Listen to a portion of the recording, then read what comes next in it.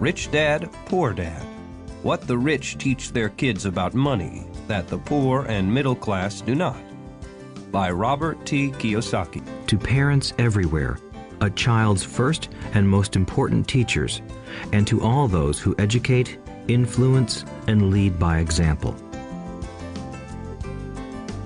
Acknowledgements. How does a person say thank you when there are so many people to thank? Obviously, this book is a thank you to my two fathers, who were powerful role models, and to my mom, who taught me love and kindness. The person most responsible for this book becoming a reality is my wife, Kim, my partner in marriage, business, and in life. She makes my life complete.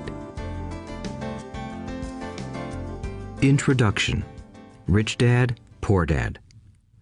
Having two dads offered me the choice of contrasting points of view, one of a rich man and one of a poor man. I had two fathers, a rich one and a poor one. One was highly educated and intelligent. He had a PhD and completed 4 years of undergraduate work in less than 2 years. He then went on to Stanford University, the University of Chicago, and Northwestern University to do his advanced studies, all on full financial scholarships. The other father never finished the 8th grade. Both men were successful in their careers, working hard all their lives. Both earned substantial incomes, yet one always struggled financially. The other would become one of the richest men in Hawaii. One died, leaving tens of millions of dollars to his family, charities, and his church. The other left bills to be paid. Both men were strong, charismatic, and influential. Both men offered me advice, but they did not advise the same things. Both men believed strongly in education, but did not recommend the same course of study. If I had had only one dad, I would have had to accept or reject his advice. Having two dads offered me the choice of contrasting points of view, one of a rich man and one of a poor man. Instead of simply accepting or rejecting one or the other, I found myself thinking more, comparing, and then choosing for myself. The problem was that the rich man was not rich yet, and the poor man was not yet poor. Both were just starting out on their careers, and both were struggling with money and families. But they had very different points of view about money. For example, one dad would say, "The love of money is the root of all evil." The other said, "The lack of money is the root of all evil." As a young boy, having two strong fathers, both influencing me, was difficult. I wanted to be a good son and listen, but the two fathers did not say the same things. The contrast in their points of view, particularly about money, was so extreme that I grew curious and intrigued. I began to start thinking for long periods of time about what each was saying. Much of my private time was spent reflecting, asking myself questions such as, "Why does he say that?" and then asking the same question of the other dad's statement. It would have been much easier to simply say, "Yeah, he's right, I agree with that," or to simply reject the point of view by saying, "The old man doesn't know what he's talking about." Instead, having two dads whom I loved forced me to think and ultimately choose a way of thinking for myself. As a process, choosing for myself turned out to be much more valuable in the long run than simply accepting or rejecting a single point of view. One of the reasons the rich get richer, the poor get poorer, and the middle class struggles in debt is that the subject of money is taught at home, not in school. Most of us learn about money from our parents, so what can poor parents tell their child about money? They simply say, "Stay in school and study hard." The child may graduate with excellent grades, but with a poor person's financial programming and mindset. Sadly, money is not taught in schools. Schools focus on scholastic and professional skills, but not on financial skills. This explains how smart bankers, doctors, and accountants who earned excellent grades may struggle financially all of their lives. Our staggering national debt is due in large part to highly educated politicians and government officials making financial decisions with little or no training in the subject of money. Today, I often wonder what will soon happen when we have millions of people who need financial and medical assistance. They will be dependent upon their families or the government for financial support. What will happen when Medicare and Social Security run out of money? How will a nation survive if teaching children about money continues to be left to parents, most of whom will be, or already are, poor? Because I had two influential fathers, I learned from both of them. I had to think about each dad's advice, and in doing so, I gained valuable insight into the power and effect of one's thoughts on one's life. For example, one dad had a habit of saying, "I can't afford it." The other dad forbade those words to be used. He insisted I ask, "How can I afford it?" One is a statement, and the other is a question. One lets you off the hook, and the other forces you to think. My soon-to-be rich dad would explain that by automatically saying the words, "I can't afford it," your brain stops working. By asking the question, "How can I afford it?" your brain is put to work. He did not mean that you should buy everything you want. He was fanatical about exercising your mind, the most powerful computer in the world. He'd say, "My brain gets stronger every day because I exercise it. The stronger it gets, the more money I can make." He believed that automatically saying, "I can't afford it," was a sign of mental laziness. Although both dads worked hard, I noticed that one dad had a habit of putting his brain to sleep when it came to finances, and the other had a habit of exercising his brain. The long-term result was that one dad grew stronger financially, and the other grew weaker. It is not much different from a person who goes to the gym to exercise on a regular basis versus someone who sits on the couch watching television. Proper physical exercise increases your chances for health, and proper mental exercise increases your chances for wealth. My two dads had opposing attitudes, and that affected the way they thought. One dad thought that the rich should pay more in taxes to take care of those less fortunate. The other said, taxes punish those who produce and reward those who don't produce. One dad recommended, study hard so you can find a good company to work for. The other recommended, study hard so you can find a good company to buy. One dad said, the reason I'm not rich is because I have you kids. The other said, the reason I must be rich is because I have you kids. One encouraged talking about money and business at the dinner table, while the other forbade the subject of money to be discussed over a meal. One said, when it comes to money, play it safe, don't take risks. The other said, learn to manage risk. One believed, our home is our largest investment and our greatest asset. The other believed, my house is a liability, and if your house is your largest investment, you're in trouble. Both dads paid their bills on time, yet one paid his bills first while the other paid his bills last. One dad believed in a company or the government taking care of you and your needs. He was always concerned about pay raises, retirement plans, medical benefits, sick leave, vacation days, and other perks. He was impressed with two of his uncles who joined the military and earned a retirement and entitlement package for life after 20 years of active service. He loved the idea of medical benefits and PX privileges the military provided its retirees. He also loved the tenure system available through the university. The idea of job protection for life and job benefits seemed more important at times than the job. He would often say, I've worked hard for the government and I'm entitled to these benefits. The other believed in total financial self-reliance. He spoke out against the entitlement mentality and how it created weak and financially needy people. He was emphatic about being financially competent. One dad struggled to save a few dollars. The other created investments. One dad taught me how to write an impressive resume so I could find a good job.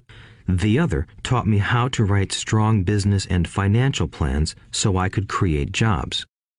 Being a product of two strong dads allowed me the luxury of observing the effects different thoughts have on one's life.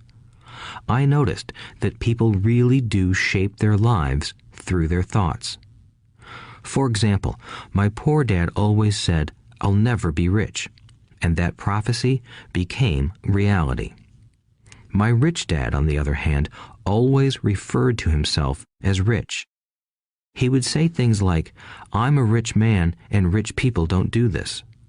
Even when he was flat broke after a major financial setback, he continued to refer to himself as a rich man. He would cover himself by saying, "There is a difference between being poor and being broke. Broke is temporary. Poor is eternal."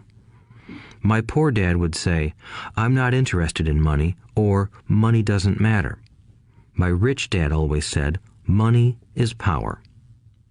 The power of our thoughts may never be measured or appreciated, but it became obvious to me as a young boy that it was important to be aware of my thoughts and how I expressed myself. I noticed that my poor dad was poor, not because of the amount of money he earned, which was significant, but because of his thoughts and actions. As a young boy having two fathers, I became acutely aware of being careful about which thoughts I chose to adopt as my own. Should I listen to my rich dad or to my poor dad? Although both men had tremendous respect for education and learning, they disagreed about what they thought was important to learn. One wanted me to study hard, earn a degree, and get a good job to earn money. He wanted me to study to become a professional, an attorney or an accountant, and to go to business school for my MBA. The other encouraged me to study to be rich, to understand how money works, and to learn how to have it work for me. "I don't work for money" were words he would repeat over and over. "Money works for me." At the age of 9, I decided to listen to and learn from my rich dad about money. In doing so, I chose not to listen to my poor dad, even though he was the one with all the college degrees. A lesson from Robert Frost. Robert Frost is my favorite poet. Although I love many of his poems, my favorite is "The Road Not Taken." I use its lesson almost daily. The road not taken. Two roads diverged in a yellow wood, and sorry I could not travel both. And be one traveler long I stood, and looked down one as far as I could, to where it bent in the undergrowth, then took the other as just as fair, and having perhaps the better claim, because it was grassy and wanted wear.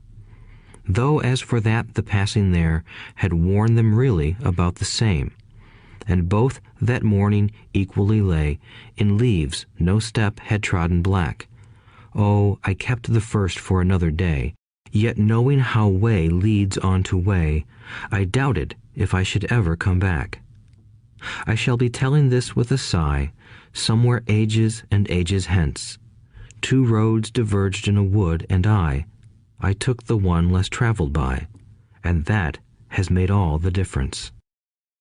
And that has made all the difference. Over the years, I have often reflected upon Robert Frost's poem. Choosing not to listen to my highly educated dad's advice and attitude about money was a painful decision, but it was a decision that shaped the rest of my life. Once I made up my mind about whom to listen to, my education about money began. My rich dad taught me over a period of 30 years until I was 39 years old.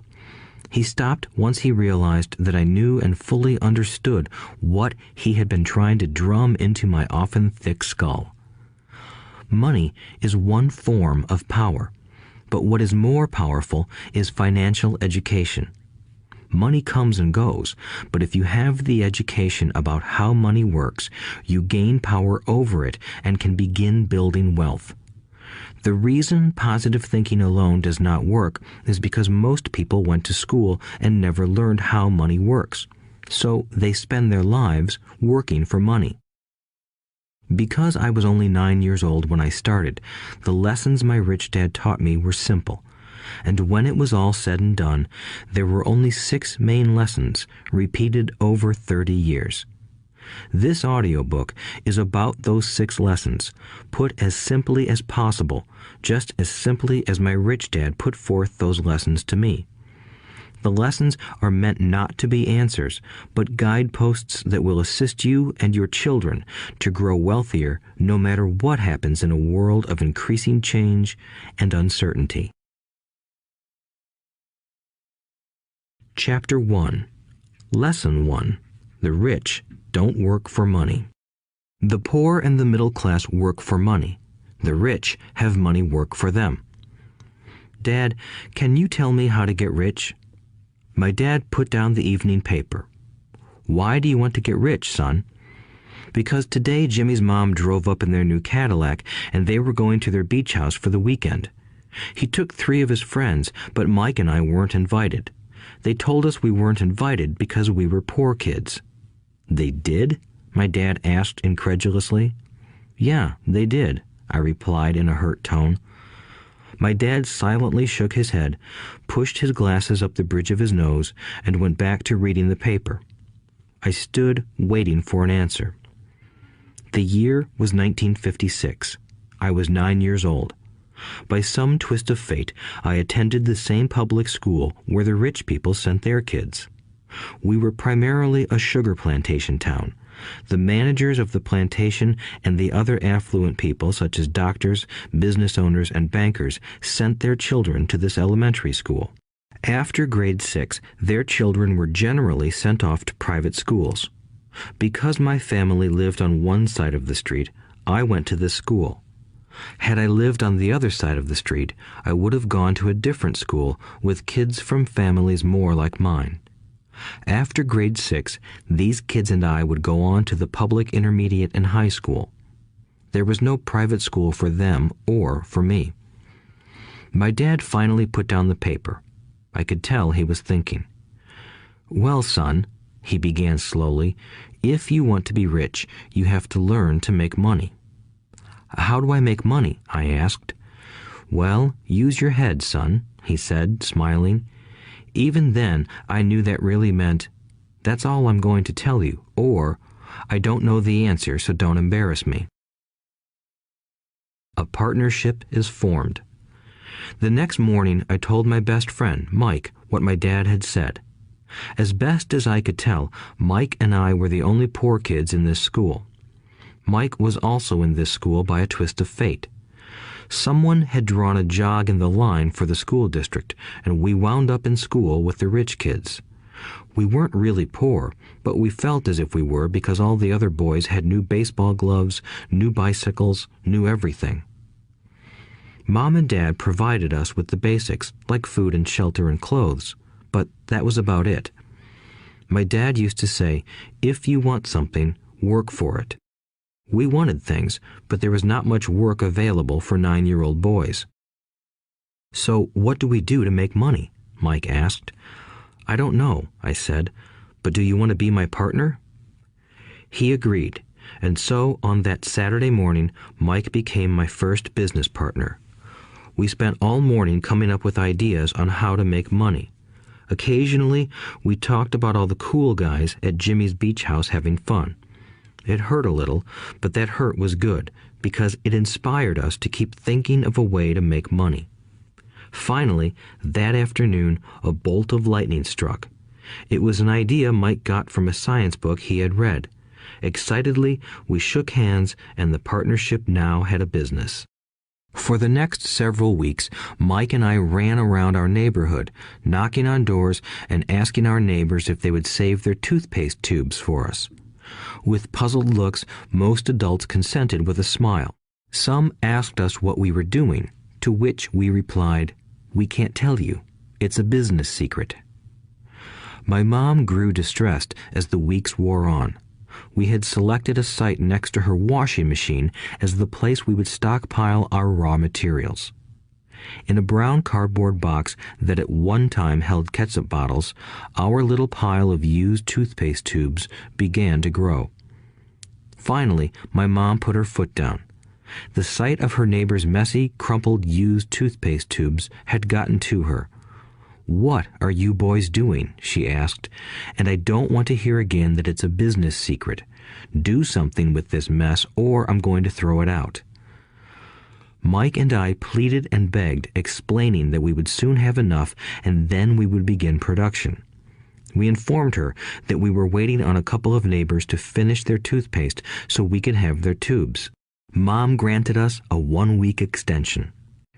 The date to begin production was moved up, and the pressure was on. My first partnership was already being threatened with an eviction notice by my own mom. It became Mike's job to tell the neighbors to quickly use up their toothpaste, saying their dentist wanted them to brush more often anyway. I began to put together the production line. One day, my dad drove up with a friend to see 2 9-year-old boys in the driveway with a production line operating at full speed. There was fine white powder everywhere. On a long table were small milk cartons from school, and our family's hibachi grill was glowing with red-hot coals at maximum heat. Dad walked up cautiously, having to park the car at the base of the driveway since the production line blocked the carport. As he and his friend got closer, they saw a steel pot sitting on top of the coals in which the toothpaste tubes were being melted down. In those days, toothpaste did not come in plastic tubes. The tubes were made of lead, so once the paint was burned off, the tubes were dropped in the small steel pot. They melted until they became liquid, and with my mom's pot holders, we poured the lead through a small hole in the top of the milk cartons. The milk cartons were filled with plaster of Paris. White powder was everywhere. In my haste, I had knocked the bag over, and the entire area looked like it had been hit by a snowstorm. The milk cartons were the outer containers for plaster of Paris molds. My dad and his friend watched as we carefully poured the molten lead through a small hole in the top of the plaster of Paris cube. "Careful," my dad said. I nodded without looking up. Finally, once the pouring was through, I put the steel pot down and smiled at my dad. "What are you boys doing?" he asked with a cautious smile. "We're doing what you told me to do. We're going to be rich," I said. "Yup," said Mike, grinning and nodding his head. "We're partners." "And what is in those plaster molds?" my dad asked. "Watch," I said. "This should be a good batch." With a small hammer, I tapped at the seal that divided the cube in half. Cautiously, I pulled up the top half of the plaster mold, and a lead nickel fell out. "Oh my God," my dad said, "you're casting nickels out of lead." "That's right," Mike said. "We're doing as you told us to do. We're making money." My dad's friend turned and burst into laughter. My dad smiled and shook his head. Along with a fire and a box of spent toothpaste tubes, in front of him were 2 little boys covered with white dust, smiling from ear to ear. He asked us to put everything down and sit with him on the front step of our house. With a smile, he gently explained what the word counterfeiting meant. Our dreams were dashed. "You mean this is illegal?" asked Mike in a quivering voice. "Let them go," my dad's friend said. "They might be developing a natural talent." My dad glared at him. "Yes, it is illegal," my dad said gently, "but you boys have shown great creativity and original thought. Keep going. I'm really proud of you." Disappointed, Mike and I sat in silence for about 20 minutes before we began cleaning up our mess. The business was over on opening day. Sweeping the powder up, I looked at Mike and said, "I guess Jimmy and his friends are right. We are poor." My father was just leaving as I said that. "Boys," he said, "you're only poor if you give up. The most important thing is that you did something. Most people only talk and dream of getting rich. You've done something. I'm very proud of the two of you. I will say it again. Keep going. Don't quit." Mike and I stood there in silence. They were nice words, but we still did not know what to do. "So how come you're not rich, Dad?" I asked. "Because I chose to be a school teacher. School teachers really don't think about being rich. We just like to teach. I wish I could help you, but I really don't know how to make money." Mike and I turned and continued our cleanup. "I know," said my dad. "If you boys want to learn how to be rich, don't ask me. Talk to your dad, Mike." "My dad?" asked Mike with a scrunched-up face. "Yeah, your dad," repeated my dad with a smile. "Your dad and I have the same banker, and he raves about your father. He's told me several times that your father is brilliant when it comes to making money." "My dad?" Mike asked again in disbelief. "Then how come we don't have a nice car and a nice house like the rich kids at school?" "A nice car and a nice house don't necessarily mean you're rich or you know how to make money," my dad replied. "Jimmy's dad works for the sugar plantation. He's not much different from me. He works for a company and I work for the government. The company buys the car for him. The sugar company is in financial trouble, and Jimmy's dad may soon have nothing. Your dad is different, Mike. He seems to be building an empire, and I suspect in a few years he will be a very rich man." With that, Mike and I got excited again. With new vigor, we began cleaning up the mess caused by our now defunct first business. As we were cleaning, we made plans for how and when to talk to Mike's dad.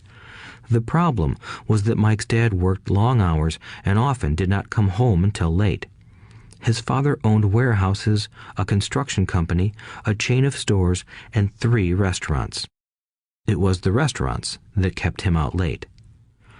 Mike caught the bus home after we had finished cleaning up.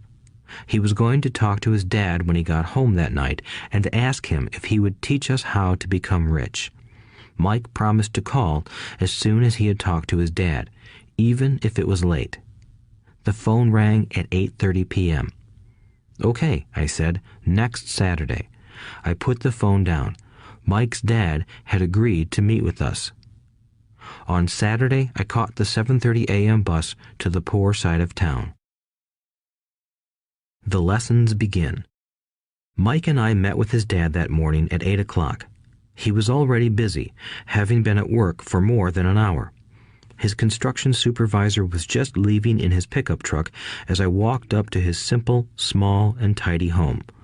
Mike met me at the door. "Dad's on the phone, and he said to wait on the back porch," Mike said as he opened the door. The old wooden floor creaked as I stepped across the threshold of the aging house. There was a cheap mat just inside the door. The mat was there to hide the years of wear from countless footsteps that the floor had supported. Although clean, it needed to be replaced. I felt claustrophobic as I entered the narrow living room that was filled with old, musty, overstuffed furniture that today would be collector's items. Sitting on the couch were 2 women, both a little older than my mom. Across from the women sat a man in workman's clothes. He wore khaki slacks and a khaki shirt, neatly pressed but without starch, and polished work boots. He was about 10 years older than my dad. They smiled as Mike and I walked past them toward the back porch. I smiled back shyly. "Who are those people?" I asked. "Oh, they work for my dad. The older man runs his warehouses, and the women are the managers of the restaurants. And as you arrived, you saw the construction supervisor who was working on a road project about 50 miles from here. His other supervisor, who was building a track of houses, left before you got here." "Does this go on all the time?" I asked. "Not always, but quite often," said Mike, smiling as he pulled up a chair to sit down next to me. "I asked my dad if he would teach us to make money," Mike said. "Oh, and what did he say to that?" I asked with cautious curiosity. "Well, he had a funny look on his face at first, and then he said he would make us an offer." "Oh," I said, rocking my chair back against the wall. I sat there, perched on two rear legs of the chair. Mike did the same thing. "Do you know what the offer is?" I asked. "No, but we'll soon find out." Suddenly, Mike's dad burst through the rickety screen door and onto the porch. Mike and I jumped to our feet, not out of respect, but because we were startled. "Ready, boys?" he asked as he pulled up a chair to sit down with us. We nodded our heads as we pulled our chairs away from the wall to sit in front of him. He was a big man, about 6 feet tall and 200 pounds. My dad was taller, about the same weight, and 5 years older than Mike's dad. They sort of looked alike, though not of the same ethnic makeup. Maybe their energy was similar. "Mike says you want to learn to make money. Is that correct, Robert?" I nodded my head quickly, but with a little trepidation. He had a lot of power behind his words and smile. "Okay, here's my offer. I'll teach you, but I won't do it classroom style. You work for me, I'll teach you. You don't work for me, I won't teach you. I can teach you faster if you work, and I'm wasting my time if you just want to sit and listen like you do in school. That's my offer. Take it or leave it." May I ask a question first?" I asked. "No. Take it or leave it. I've got too much work to do to waste my time. If you can't make up your mind decisively, then you'll never learn to make money anyway. Opportunities come and go. Being able to know when to make quick decisions is an important skill. You have the opportunity that you asked for. School is beginning, or it's over in 10 seconds, Mike's dad said with a teasing smile. "Take it," I said. "Take it," said Mike. "Good," said Mike's dad. "Mrs. Martin will be by in 10 minutes. After I'm through with her, you'll ride with her to my superette and you can begin working. I'll pay you 10 cents an hour and you'll work 3 hours every Saturday." "But I have a softball game today," I said. Mike's dad lowered his voice to a stern tone. "Take it or leave it," he said. "I'll take it," I replied, choosing to work and learn instead of playing. 30 cents later. By 9 a.m. that day, Mike and I were working for Mrs. Martin. She was a kind and patient woman. She always said that Mike and I reminded her of her 2 grown sons. Although kind, she believed in hard work and kept us moving. We spent 3 hours taking canned goods off the shelves, brushing each can with a feather duster to get the dust off, and then restacking them neatly. It was excruciatingly boring work. Mike's dad, whom I called my rich dad, owned 9 of these little superettes, each with a large parking lot. They were the early version of the 7-Eleven convenience stores, little neighborhood grocery stores where people bought items such as milk, bread, butter, and cigarettes. The problem was that this was Hawaii before air conditioning was widely used, and the stores could not close their doors because of the heat. On 2 sides of the store, the doors had to be wide open to the road and parking lot. Every time a car drove by or pulled into the parking lot, dust would swirl and settle in the store. We knew we had a job as long as there was no air conditioning. For 3 weeks, Mike and I reported to Mrs. Martin and worked our 3 hours. By noon, our work was over, and she dropped 3 little dimes in each of our hands. Now, even at the age of 9 in the mid-1950s, 30 cents was not too exciting. Comic books cost 10 cents back then, so I usually spent my money on comic books and went home. By Wednesday of the 4th week, I was ready to quit. I had agreed to work only because I wanted to learn to make money from Mike's dad, and now I was a slave for 10 cents an hour. On top of that, I had not seen Mike's dad since that first Saturday. "I'm quitting," I told Mike at lunchtime. School was boring, and now I did not even have my Saturdays to look forward to. But it was the 30 cents that really got to me. This time, Mike smiled. "What are you laughing at?" I asked with anger and frustration. "Dad said this would happen. He said to meet with him when you were ready to quit." "What?" I said indignantly. "He's been waiting for me to get fed up?" Sort of, Mike said. Dad's kind of different. He doesn't teach like your dad. Your mom and dad lecture a lot. My dad is quiet and a man of few words. You just wait till this Saturday. I'll tell him you're ready. You mean I've been set up? No, not really. But maybe. Dad will explain on Saturday. Waiting in line on Saturday. I was ready to face Mike's dad. Even my real dad was angry with him. My real dad, the one I called the poor one, thought that my rich dad was violating child labor laws and should be investigated. My educated poor dad told me to demand what I deserve, at least 25 cents an hour. My poor dad told me that if I did not get a raise, I was to quit immediately. You don't need that damn job anyway, said my poor dad with indignation. At 8 o'clock Saturday morning, I walked through the door of Mike's house when Mike's dad opened it. Take a seat and wait in line, he said as I entered. He turned and disappeared into his little office next to a bedroom. I looked around the room and didn't see Mike anywhere. Feeling awkward, I cautiously sat down next to the same two women who were there 4 weeks earlier. They smiled and slid down the couch to make room for me. 45 minutes went by, and I was steaming. The two women had met with him and left 30 minutes earlier. An older gentleman was in there for 20 minutes and was also gone. The house was empty, and here I sat in a musty, dark living room on a beautiful, sunny Hawaiian day, waiting to talk to a cheapskate who exploited children. I could hear him rustling around the office, talking on the phone, and ignoring me. I was ready to walk out, but for some reason I stayed. Finally, 15 minutes later, at exactly 9 o'clock, Rich Dad walked out of his office, said nothing, and signaled with his hand for me to enter. I understand you want a raise or you're going to quit, Rich Dad said as he swiveled in his office chair. Well, you're not keeping your end of the bargain, I blurted out, nearly in tears. It was really frightening for me to confront a grown-up. You said that you would teach me if I worked for you. Well, I've worked for you. I've worked hard. I've given up my baseball games to work for you, but you haven't kept your word, and you haven't taught me anything. You are a crook like everyone in town thinks you are. You're greedy. You want all the money and don't take care of your employees. You made me wait and don't show me any respect. I'm only a little boy, but I deserve to be treated better. Rich Dad rocked back in his swivel chair, hands up to his chin, and stared at me. Not bad, he said. In less than a month, you sound like most of my employees. What? I asked.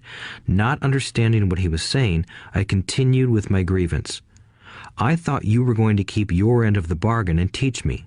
Instead, you want to torture me? That's cruel. That's really cruel. I am teaching you, Rich Dad said quietly. What have you taught me? Nothing, I said angrily. You haven't even talked to me once since I agreed to work for peanuts. 10 cents an hour. Ha! I should notify the government about you. We have child labor laws, you know. My dad works for the government, you know. Wow, said Rich Dad. Now you sound just like most of the people who used to work for me. People I've either fired or who have quit. So, what do you have to say? I demanded, feeling pretty brave for a little kid. You lied to me. I've worked for you, and you have not kept your word. You haven't taught me anything. How do you know that I've not taught you anything? Asked Rich Dad calmly. Well, you've never talked to me. I've worked for 3 weeks, and you have not taught me anything, I said with a pout. Does teaching mean talking or a lecture? Rich Dad asked. Well, yes, I replied. That's how they teach you in school, he said, smiling. But that is not how life teaches you, and I would say that life is the best teacher of all. Most of the time, life does not talk to you. It just sort of pushes you around. Each push is life saying, wake up, there's something I want you to learn. What is this man talking about? I asked myself silently. Life pushing me around was life talking to me? Now I knew I had to quit my job. I was talking to someone who needed to be locked up. If you learn life's lessons, you will do well. If not, life will just continue to push you around. People do two things. Some just let life push them around. Others get angry and push back. But they push back against their boss, or their job, or their husband or wife. They do not know it's life that's pushing. I had no idea what he was talking about. Life pushes all of us around. Some people give up and others fight. A few learn the lesson and move on. They welcome life pushing them around. To these few people, it means they need and want to learn something. They learn and move on. Most quit, and a few, like you, fight. Rich Dad stood and shut the creaky old wooden window that needed repair. If you learn this lesson, you will grow into a wise, wealthy, and happy young man. If you don't, you will spend your life blaming a job, low pay, or your boss for your problems. You'll live life always hoping for that big break that will solve all your money problems. Rich Dad looked over at me to see if I was still listening. His eyes met mine. We stared at each other, communicating through our eyes. Finally, I looked away once I had absorbed his message. I knew he was right. I was blaming him, and I did ask to learn. I was fighting. Rich Dad continued, "Or, if you are the kind of person who has no guts, you just give up every time life pushes you. If you are that kind of person, you'll live all your life playing it safe, doing the right things, saving yourself for some event that never happens. Then you die a boring old man. You'll have lots of friends who really like you because you were such a nice, hard-working guy. But the truth is that you let life push you into submission. Deep down, you were terrified of taking risks. You really wanted to win, but the fear of losing was greater than the excitement of winning. Deep inside, you and only you will know you didn't go for it. You chose to play it safe." Our eyes met again. "You've been pushing me around?" I asked. "Some people might say that," smiled Rich Dad. "I would say that I just gave you a taste of life."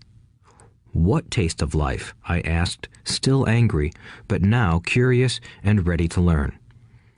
"You boys are the first people that have ever asked me to teach them how to make money. I have more than 150 employees, and not one of them has asked me what I know about money.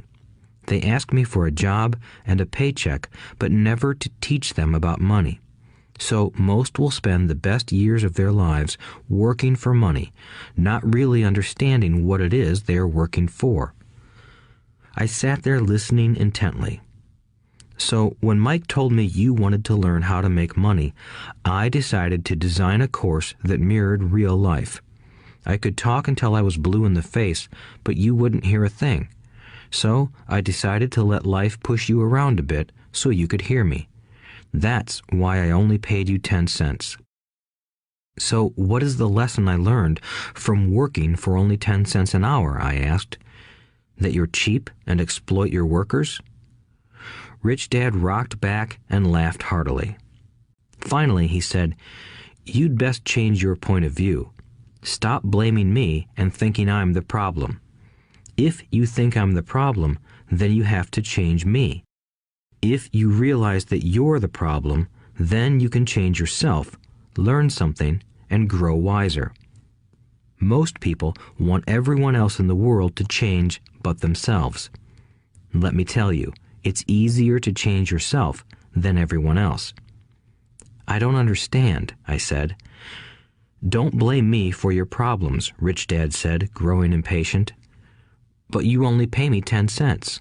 "So what are you learning?" Rich Dad asked, smiling. "That you're cheap," I said with a sly grin. "See, you think I'm the problem," said Rich Dad. "But you are. Well, keep that attitude and you'll learn nothing.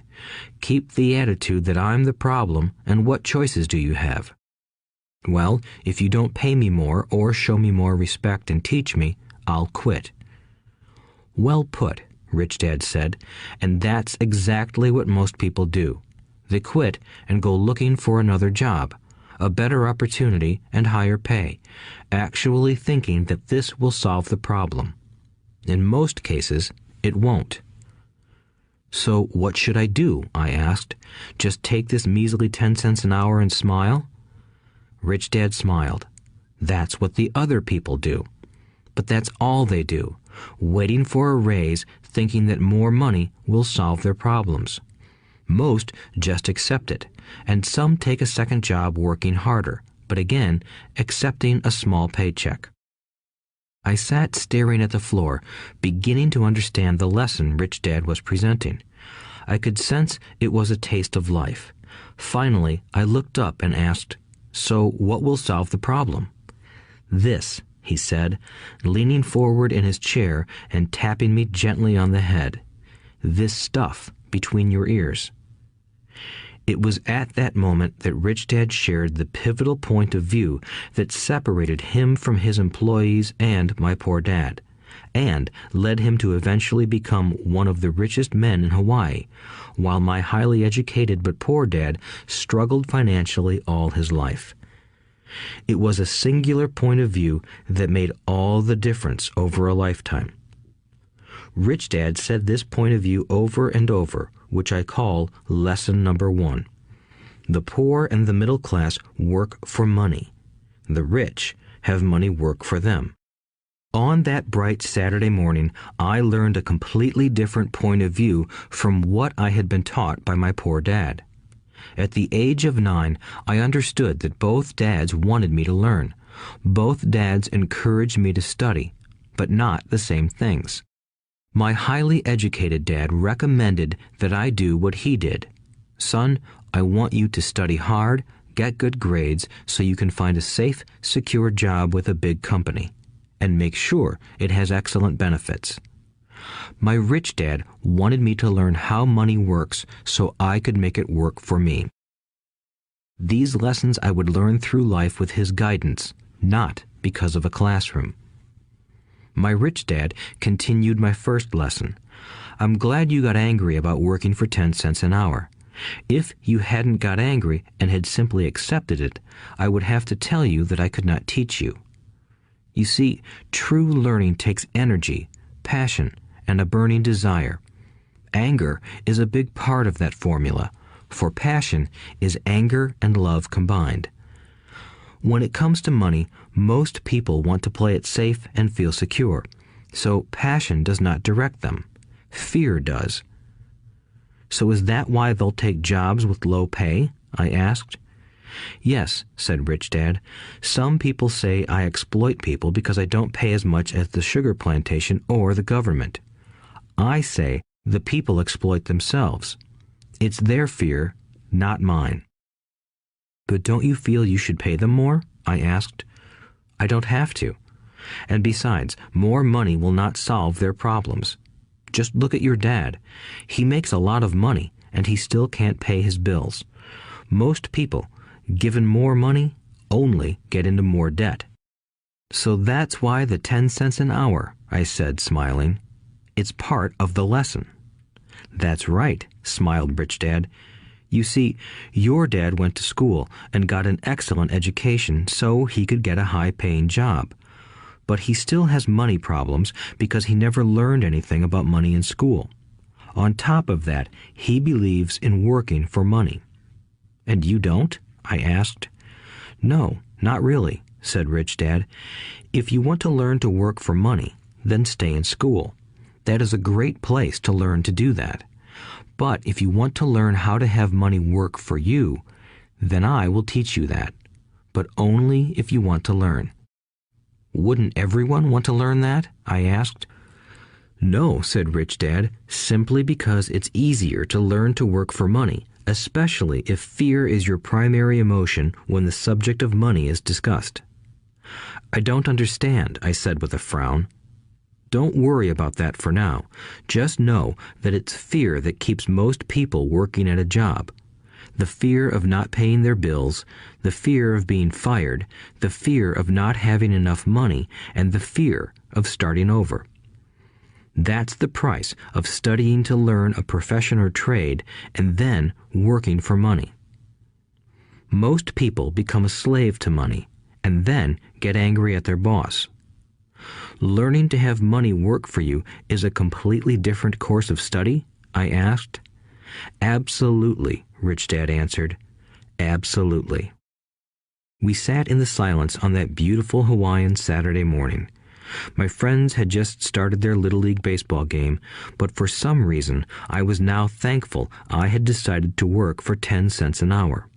I sensed that I was about to learn something my friends wouldn't learn in school. Ready to learn? Asked Rich Dad.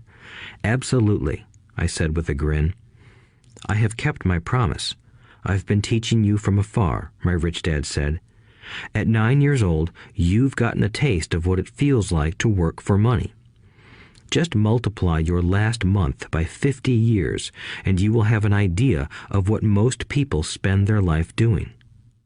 I don't understand, I said. How did you feel waiting in line to see me, once to get hired and once to ask for more money? Terrible, I said. If you choose to work for money, that is what life will be like, said Rich Dad. And how did you feel when Mrs. Martin dropped 3 dimes in your hand for 3 hours of work? I felt like it wasn't enough. It seemed like nothing. I was disappointed, I said. And that is how most employees feel when they look at their paychecks, especially after all the tax and other deductions are taken out. At least you got 100%. You mean most workers don't get paid everything? I asked with amazement. Heavens no, said Rich Dad. The government always takes its share first. How do they do that? I asked. Taxes, said Rich Dad. You're taxed when you earn. You're taxed when you spend. You're taxed when you save. You're taxed when you die. Why do people let the government do that to them? The rich don't, said Rich Dad with a smile. The poor and the middle class do. I'll bet you that I earn more than your dad, yet he pays more in taxes. How can that be? I asked. At my age, that made no sense to me. Why would someone let the government do that to them? Rich Dad rocked slowly and silently in his chair, just looking at me. Ready to learn? He asked. I nodded my head slowly. As I said, there is a lot to learn. Learning how to have money work for you is a lifetime study. Most people go to college for 4 years and their education ends. I already know that my study of money will continue over my lifetime, simply because the more I find out, the more I find out I need to know. Most people never study the subject. They go to work, get their paycheck, balance their checkbooks, and that's it. Then they wonder why they have money problems. They think that more money will solve the problem, and don't realize that it's their lack of financial education that is the problem. So my dad has tax problems because he doesn't understand money? I asked, confused. Look, said Rich Dad, taxes are just one small section on learning how to have money work for you. Today, I just wanted to find out if you still have the passion to learn about money. Most people don't. They want to go to school, learn a profession, have fun at their work, and earn lots of money. One day they wake up with big money problems, and then they can't stop working. That's the price of only knowing how to work for money instead of studying how to have money work for you. So, do you still have the passion to learn? Asked Rich Dad. I nodded my head. Good, said Rich Dad. Now get back to work. This time, I will pay you nothing. What? I asked in amazement. You heard me. Nothing. You will work the same 3 hours every Saturday, but this time you will not be paid 10 cents per hour. You said you wanted to learn to not work for money, so I'm not going to pay you anything. I couldn't believe what I was hearing. I've already had this conversation with Mike, and he's already working, dusting and stacking canned goods for free. You better hurry and get back there. That's not fair, I shouted. You've got to pay something. You said you wanted to learn. If you don't learn this now, you'll grow up to be like the two women and the older man sitting in my living room, working for money and hoping I don't fire them. Or, like your dad, earning lots of money only to be in debt up to his eyeballs, hoping more money will solve the problem. If that's what you want, I'll go back to our original deal of 10 cents an hour. Or you can do what most adults do. Complain that there is not enough pay, quit, and go looking for another job. But what do I do? I asked. Rich Dad tapped me on the head. Use this, he said. If you use it well, you will soon thank me for giving you an opportunity, and you will grow into a rich man. I stood there, still not believing what a raw deal I was handed. I came to ask for a raise, and somehow I was instead working for nothing. Rich Dad tapped me on the head again and said, "Use this. Now, get out of here and get back to work." Lesson number 1. The rich don't work for money. I didn't tell my poor dad I wasn't being paid. He wouldn't have understood, and I didn't want to try to explain something I didn't understand myself. For 3 more weeks, Mike and I worked 3 hours every Saturday for nothing. The work didn't bother me, and the routine got easier. But it was the missed baseball games and not being able to afford to buy a few comic books that got to me. Rich Dad stopped by at noon on the 3rd week. We heard his truck pull up in the parking lot and sputter when the engine was turned off. He entered the store and greeted Mrs. Martin with a hug. After finding out how things were going in the store, he reached into the ice cream freezer, pulled out 2 bars, paid for them, and signaled to Mike and me. "Let's go for a walk, boys." We crossed the street, dodging a few cars, and walked across a large grassy field where a few adults were playing softball. Sitting down at a lone picnic table, he handed Mike and me the treats. "How's it going, boys?" "Okay," Mike said. I nodded in agreement. "Learn anything yet?" Rich Dad asked. Mike and I looked at each other, shrugged our shoulders, and shook our heads in unison. Avoiding one of life's biggest traps. Well, you boys had better start thinking. You're staring at one of life's biggest lessons. If you learn it, you'll enjoy a life of great freedom and security. If you don't, you'll wind up like Mrs. Martin and most of the people playing softball in this park. They work very hard for little money, clinging to the illusion of job security and looking forward to a 3-week vacation each year and maybe a skimpy pension after 45 years of service. If that excites you, I'll give you a raise to 25 cents an hour. But these are good, hard-working people. Are you making fun of them? I demanded. A smile came over Rich Dad's face. Mrs. Martin is like a mother to me. I would never be that cruel. I may sound unkind because I'm doing my best to point something out to the 2 of you.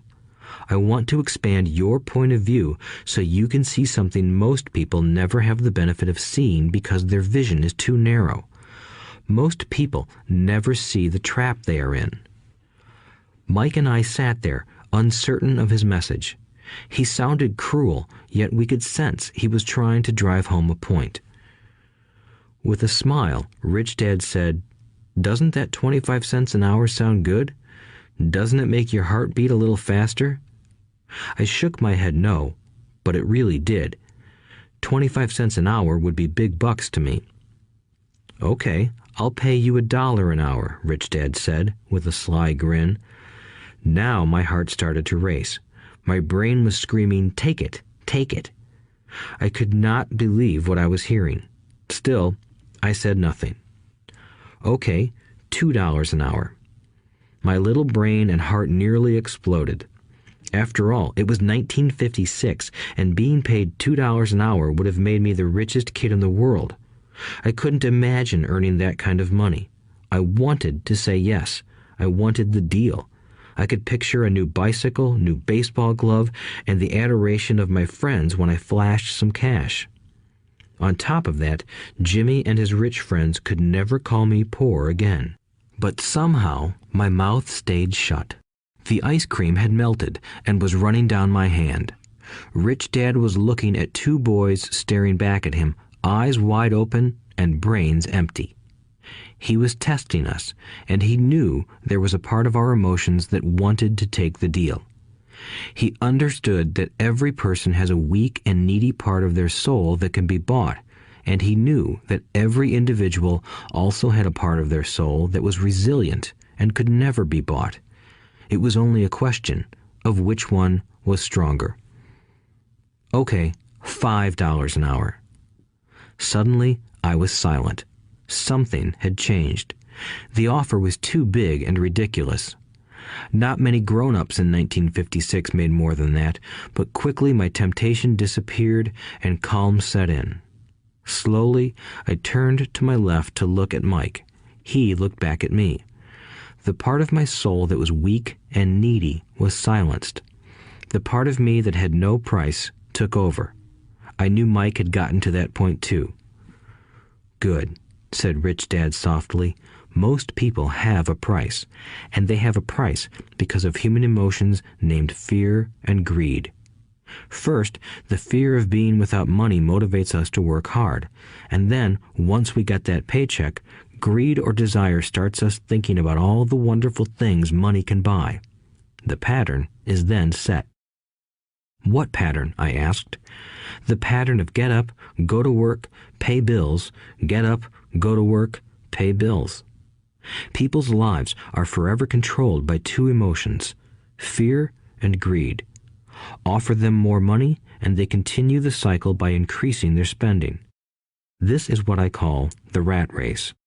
"There is another way?" Mike asked. "Yes," said Rich Dad slowly, "but only a few people find it." "And what is that way?" Mike asked.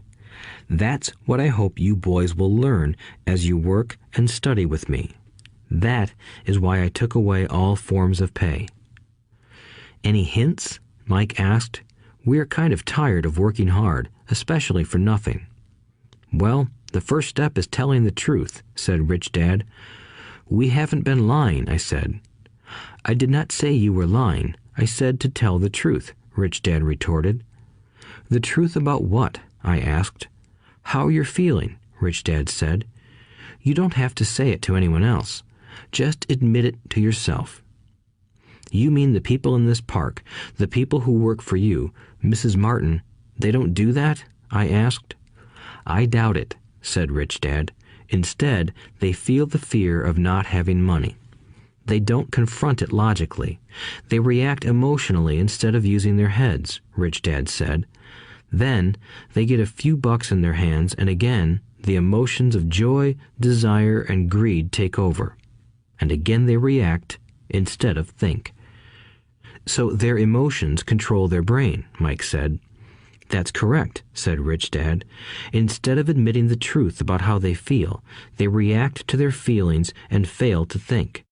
They feel the fear, so they go to work, hoping that money will soothe the fear, but it doesn't.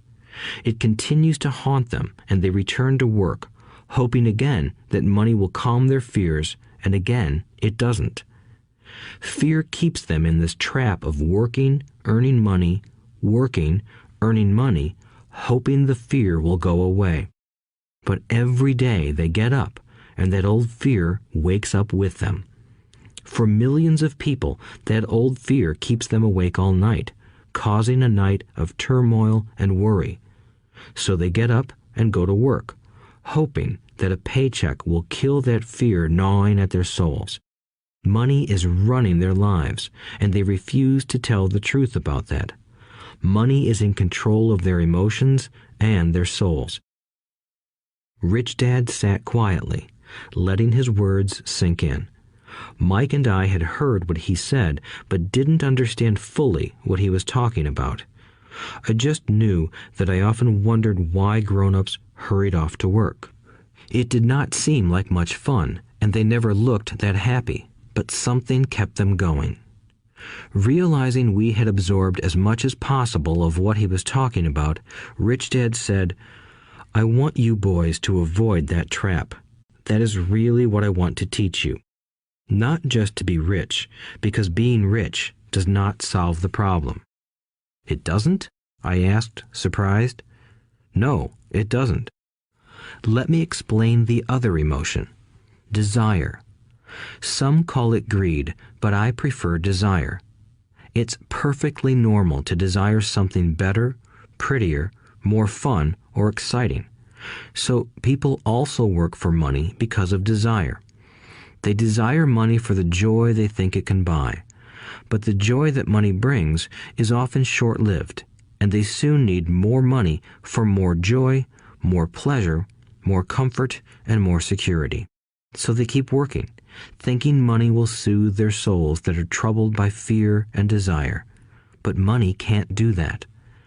Even rich people do this? Mike asked. Rich people included, said Rich Dad. In fact, the reason many rich people are rich isn't because of desire, but because of fear. They believe that money can eliminate the fear of being poor, so they amass tons of it, only to find the fear gets worse. Now they fear losing the money. I have friends who keep working even though they have plenty. I know people who have millions who are more afraid now than when they were poor. They're terrified of losing it all. The fears that drove them to get rich got worse. That weak and needy part of their soul is actually screaming louder. They don't want to lose the big houses, the cars, and the high life money has bought them. They worry about what their friends would say if they lost all their money. Many are emotionally desperate and neurotic, although they look rich and have more money. So, is a poor man happier? I asked. No, I don't think so, replied Rich Dad. The avoidance of money is just as psychotic as being attached to money. As if on cue, the town derelict went past our table, stopping by the large rubbish can and rummaging around in it. The three of us watched him with great interest, when before we probably would have just ignored him. Rich Dad pulled $1 out of his wallet and gestured to the older man. Seeing the money, the derelict came over immediately, took the bill, thanked Rich Dad profusely, and hurried off, ecstatic with his good fortune. He's not much different from most of my employees, said Rich Dad. I've met so many people who say, "Oh, I'm not interested in money," yet they'll work at a job for 8 hours a day. That's a denial of truth. If they weren't interested in money, then why are they working? That kind of thinking is probably more psychotic than a person who hoards money. As I sat there listening to my Rich Dad, my mind flashed back to the countless times my own dad said, "I'm not interested in money." He said those words often. He also covered himself by always saying, "I work because I love my job." So, what do we do? I asked.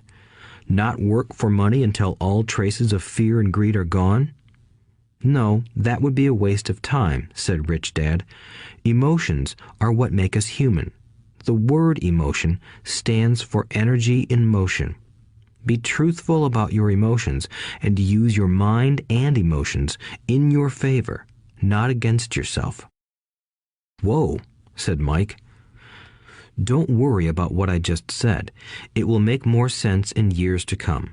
Just be an observer, not a reactor to your emotions. Most people do not know that it's their emotions that are doing the thinking. Your emotions are your emotions, but you have got to learn to do your own thinking.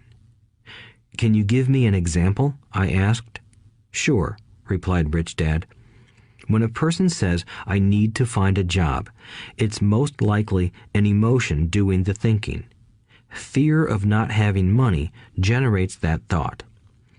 But people do need money if they have bills to pay, I said. Sure they do, smiled Rich Dad. All I'm saying is that it's fear that is all too often doing the thinking. I don't understand, said Mike. For example, said Rich Dad, if the fear of not having enough money arises, instead of immediately running out to get a job, they instead might ask themselves this question. Will a job be the best solution to this fear over the long run? In my opinion, the answer is no. A job is really a short-term solution to a long-term problem. But my dad is always saying, stay in school and get good grades so you can find a safe, secure job, I interjected, somewhat confused. Yes, I understand he says that, said Rich Dad, smiling. Most people recommend that, and it's a good path for most people. But people make that recommendation primarily out of fear. You mean my dad says that because he's afraid? Yes, said Rich Dad. He's terrified that you won't earn enough money and won't fit into society. Don't get me wrong. He loves you and wants the best for you. I, too, believe an education and a job are important, but it won't handle the fear.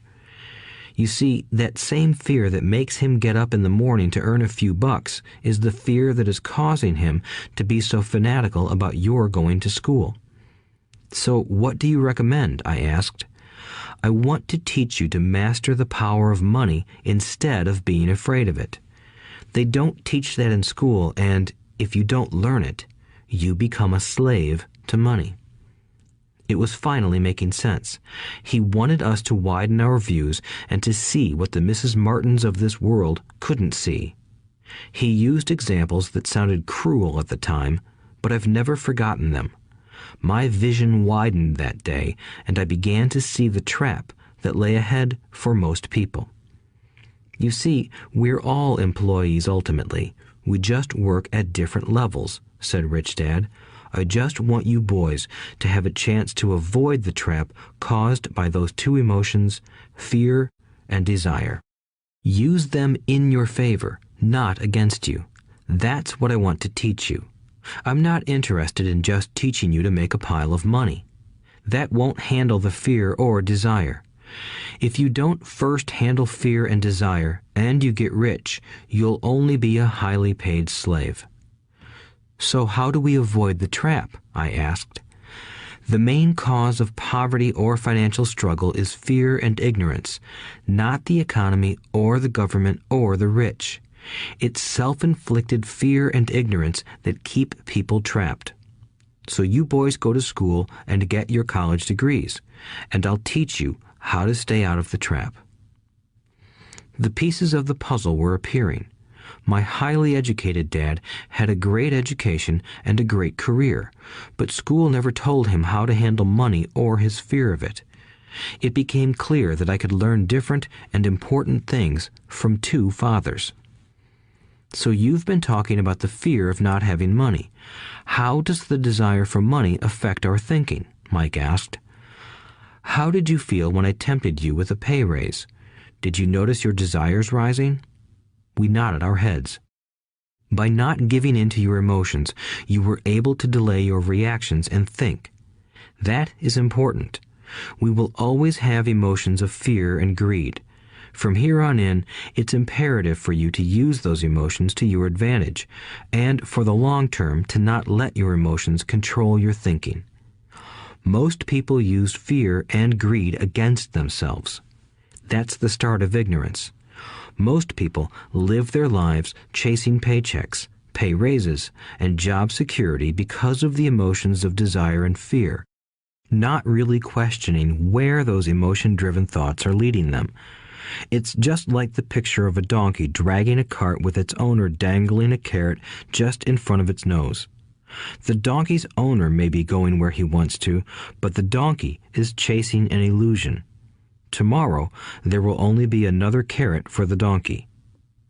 You mean the moment I pictured a new baseball glove, candy, and toys, that's like a carrot to a donkey? Mike asked. Yes, and as you get older, your toys get more expensive. A new car, a boat, and a big house to impress your friends, said Rich Dad with a smile. Fear pushes you out the door, and desire calls to you. That's the trap. So what's the answer? Mike asked. What intensifies fear and desire is ignorance. That is why rich people with lots of money often have more fear the richer they get. Money is the carrot, the illusion. If the donkey could see the whole picture, it might rethink its choice to chase the carrot. Rich Dad went on to explain that a human's life is a struggle between ignorance and illumination. He explained that once a person stops searching for information and self-knowledge, ignorance sets in.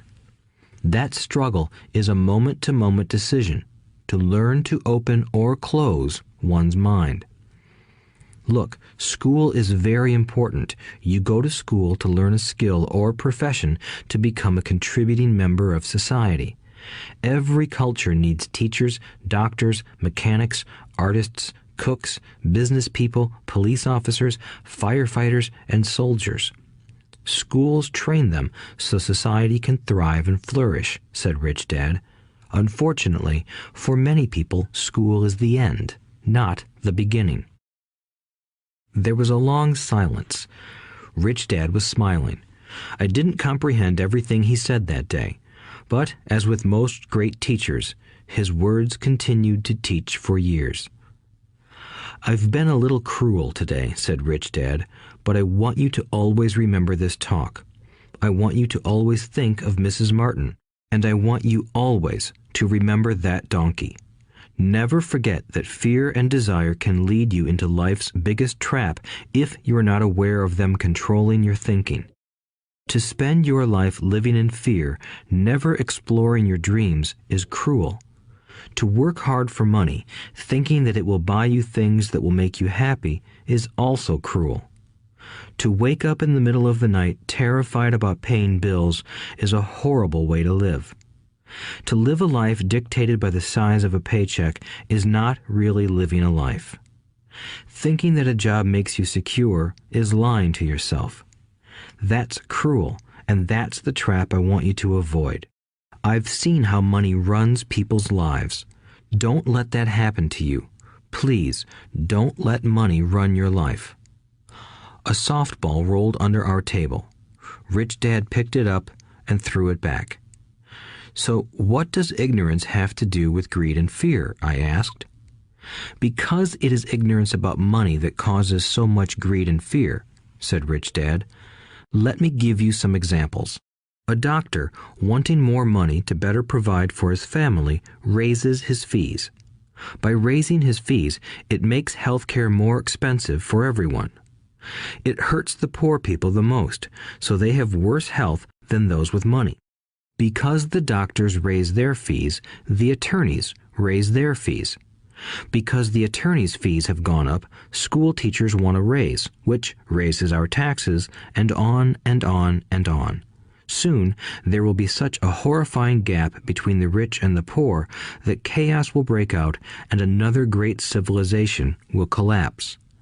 History proves that great civilizations collapse when the gap between the haves and have-nots is too great. Sadly, America is on that same course because we haven't learned from history. We only memorize historical dates and names, not the lesson. Aren't prices supposed to go up? I asked. In an educated society with a well-run government, prices should actually come down. Of course, that is often only true in theory. Prices go up because of greed and fear caused by ignorance. If schools taught people about money, there would be more money and lower prices. But schools focus only on teaching people to work for money, not how to harness money's power. But don't we have business schools? Mike asked. And haven't you encouraged me to go for my MBA? Yes, said Rich Dad, but all too often business schools train employees to become sophisticated bean counters. Heaven forbid a bean counter takes over a business. All they do is look at the numbers, fire people, and kill the business. I know this because I hire bean counters. All they think about is cutting costs and raising prices, which cause more problems. Bean counting is important. I wish more people knew it, but it, too, is not the whole picture, added Rich Dad angrily. So, is there an answer? Asked Mike. Yes, said Rich Dad. Learn to use your emotions to think, not think with your emotions. When you boys mastered your emotions by agreeing to work for free, I knew there was hope. When you again resisted your emotions when I tempted you with more money, you were again learning to think in spite of being emotionally charged. That's the first step. Why is that step so important? I asked. Well, that's up to you to find out. If you want to learn, I'll take you boys into the briar patch, a place almost everyone else avoids. If you go with me, you'll let go of the idea of working for money and instead learn to have money work for you. And what will we get if we go with you? What if we agree to learn from you? What will we get? I asked. The same thing Brer Rabbit got, said Rich Dad, referring to the classic children's story. Is there a briar patch? I asked. Yes, said Rich Dad. The briar patch is our fear and greed. Confronting fear, weaknesses, and neediness by choosing our own thoughts is the way out. Choosing our thoughts? Mike asked, puzzled. Yes, choosing what we think rather than reacting to our emotions. Instead of just getting up and going to work because not having the money to pay your bills is scaring you, ask yourself, is working harder at this the best solution to this problem? Most people are too afraid to rationally think things through and instead run out the door to a job they hate. The tar baby is in control. That's what I mean by choosing your thoughts. And how do we do that? Mike asked. That's what I will teach you. I'll teach you to have a choice of thoughts rather than a knee-jerk reaction, like gulping down your morning coffee and running out the door. Remember what I said before. A job is only a short-term solution to a long-term problem. Most people have only one problem in mind, and it's short-term. It's the bills at the end of the month, the tar baby. Money controls their lives, or should I say the fear and ignorance about money controls it. So they do as their parents did.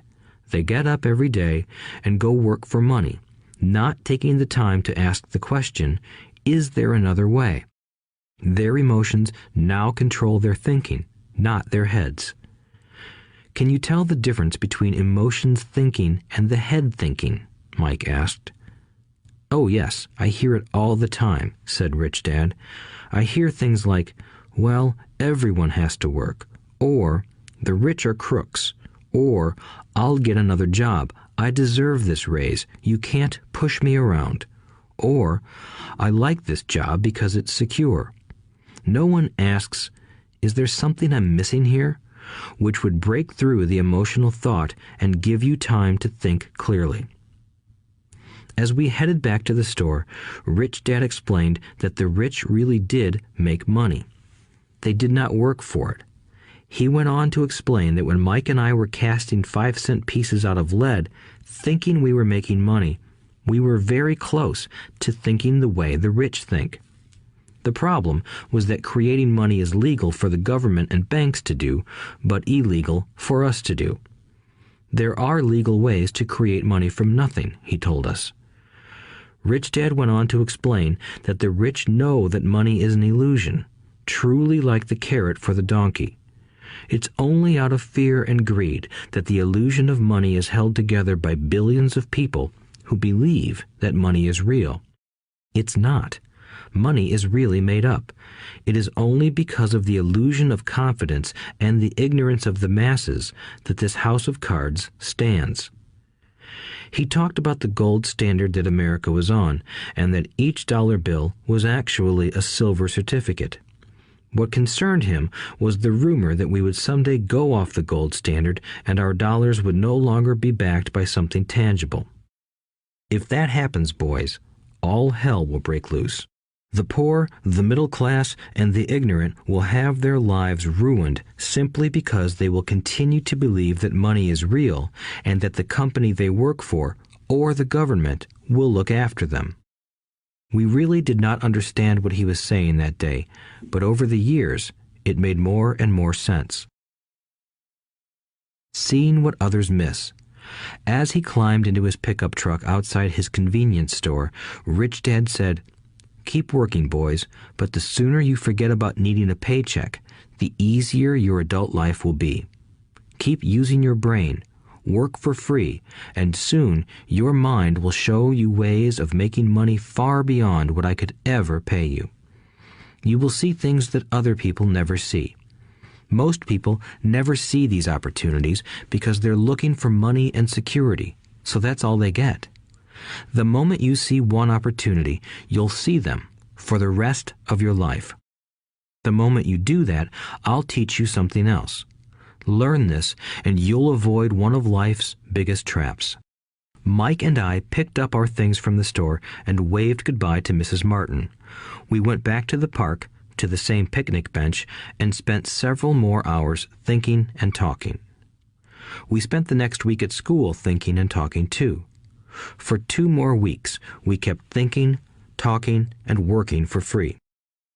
At the end of the second Saturday, I was again saying goodbye to Mrs. Martin and looking at the comic book stand with a longing gaze. The hard thing about not even getting 30 cents every Saturday was that I didn't have any money to buy comic books. Suddenly, as Mrs. Martin said goodbye to Mike and me, I saw her do something I'd never seen her do before. Mrs. Martin was cutting the front page of the comic book in half. She kept the top half of the comic book cover and threw the rest of the book into a large cardboard box. When I asked her what she did with the comic books, she said, "I throw them away. I give the top half of the cover back to the comic book distributor for credit when he brings in the new comics. He's coming in an hour." Mike and I waited for an hour. Soon the distributor arrived, and I asked him if we could have the comic books.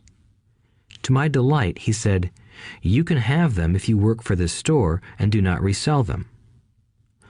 Remember our old business partnership? Well, Mike and I revived it.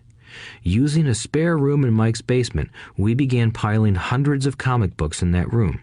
Soon, our comic book library was open to the public. We hired Mike's younger sister, who loved to study, to be head librarian. She charged each child 10 cents admission to the library, which was open from 2:30 p.m. to 4:30 p.m. every day after school. The customers, the children of the neighborhood, could read as many comics as they wanted in 2 hours. It was a bargain for them since a comic cost 10 cents each, and they could read 5 or 6 in 2 hours. Mike's sister would check the kids as they left to make sure they weren't borrowing any comic books. She also kept the books, logging in how many kids showed up each day, who they were, and any comments they might have. Mike and I averaged $9.50 per week over a 3-month period. We paid his sister $1 a week and allowed her to read the comics for free, which she rarely did since she was always studying. Mike and I kept our agreement by working in the store every Saturday and collecting all the comic books from the different stores. We kept our agreement to the distributor by not selling any comic books. We burned them once they got too tattered. We tried opening a branch office, but we could never quite find someone as trustworthy and dedicated as Mike's sister. At an early age, we found out how hard it was to find good staff. 3 months after the library first opened, a fight broke out in the room. Some bullies from another neighborhood pushed their way in, and Mike's dad suggested we shut down the business. So our comic book business shut down, and we stopped working on Saturdays at the convenience store. But Rich Dad was excited because he had new things he wanted to teach us. He was happy because we had learned our first lessons so well. We learned to make money work for us. By not getting paid for our work at the store, we were forced to use our imaginations to identify an opportunity to make money. By starting our own business, the comic book library, we were in control of our own finances, not dependent on an employer. The best part was that our business generated money for us even when we weren't physically there. Our money worked for us. Instead of paying us money, Rich Dad had given us so much more. Chapter 2. Lesson 2. Why teach financial literacy? It's not how much money you make, it's how much money you keep. In 1990, Mike took over his father's empire and is, in fact, doing a better job than his dad did. We see each other once or twice a year on the golf course. He and his wife are wealthier than you can imagine. Rich Dad's empire is in great hands, and Mike is now grooming his son to take his place, as his dad had groomed us. In 1994, I retired at the age of 47, and my wife Kim was 37. Retirement does not mean not working. For us, it means that, barring unforeseen cataclysmic changes, we can work or not work, and our wealth grows automatically, staying ahead of inflation. Our assets are large enough to grow by themselves. It's like planting a tree. You water it for years, and then one day it doesn't need you anymore. Its roots are implanted deep enough. Then the tree provides shade for your enjoyment. Mike chose to run the empire, and I chose to retire.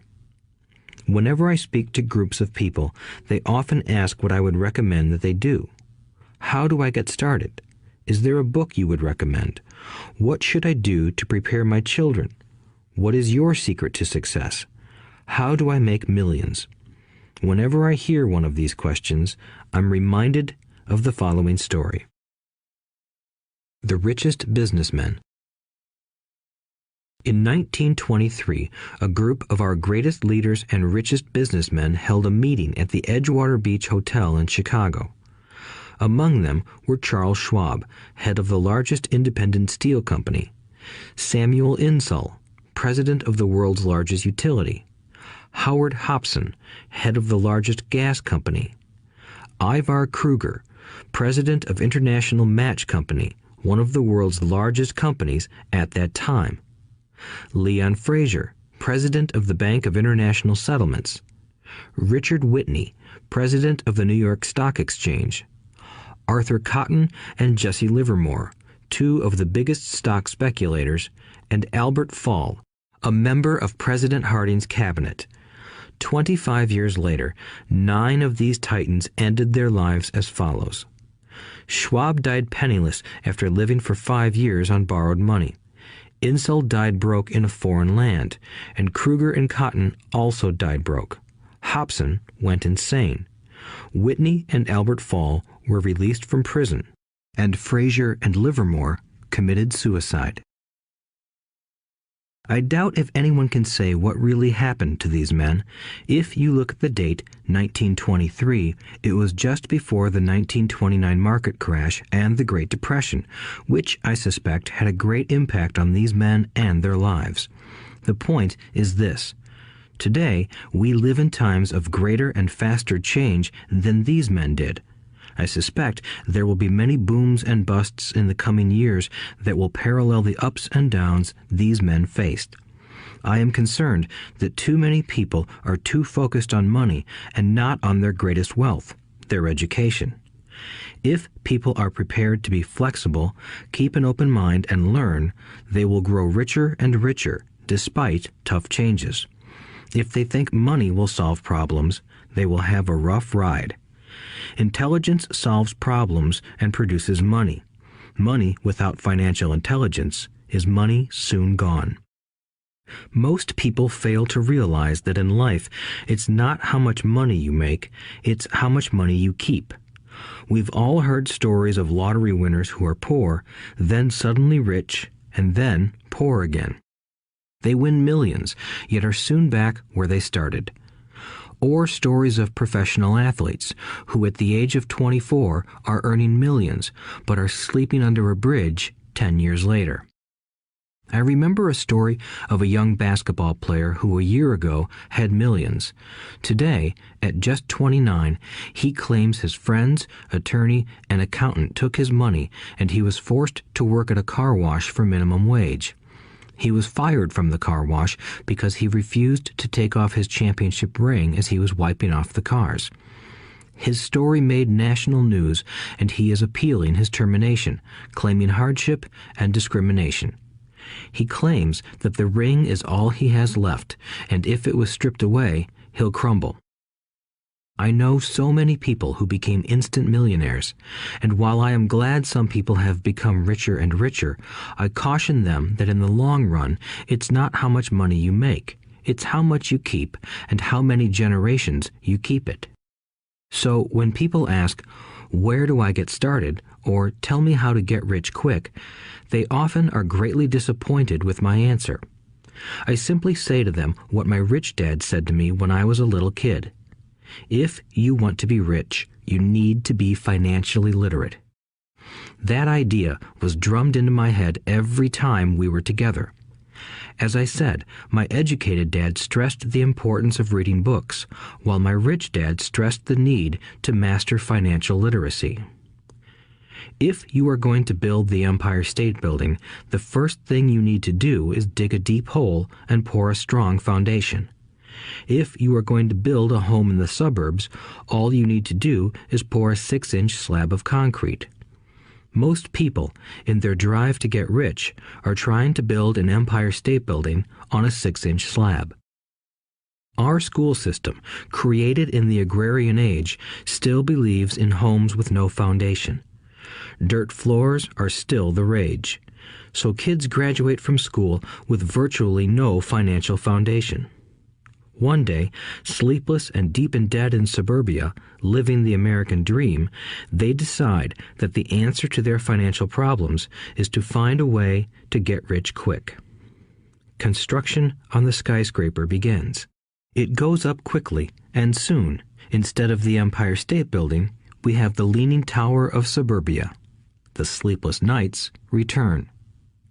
As for Mike and me in our adult years, both of our choices were possible because we were taught to pour a strong financial foundation when we were just kids.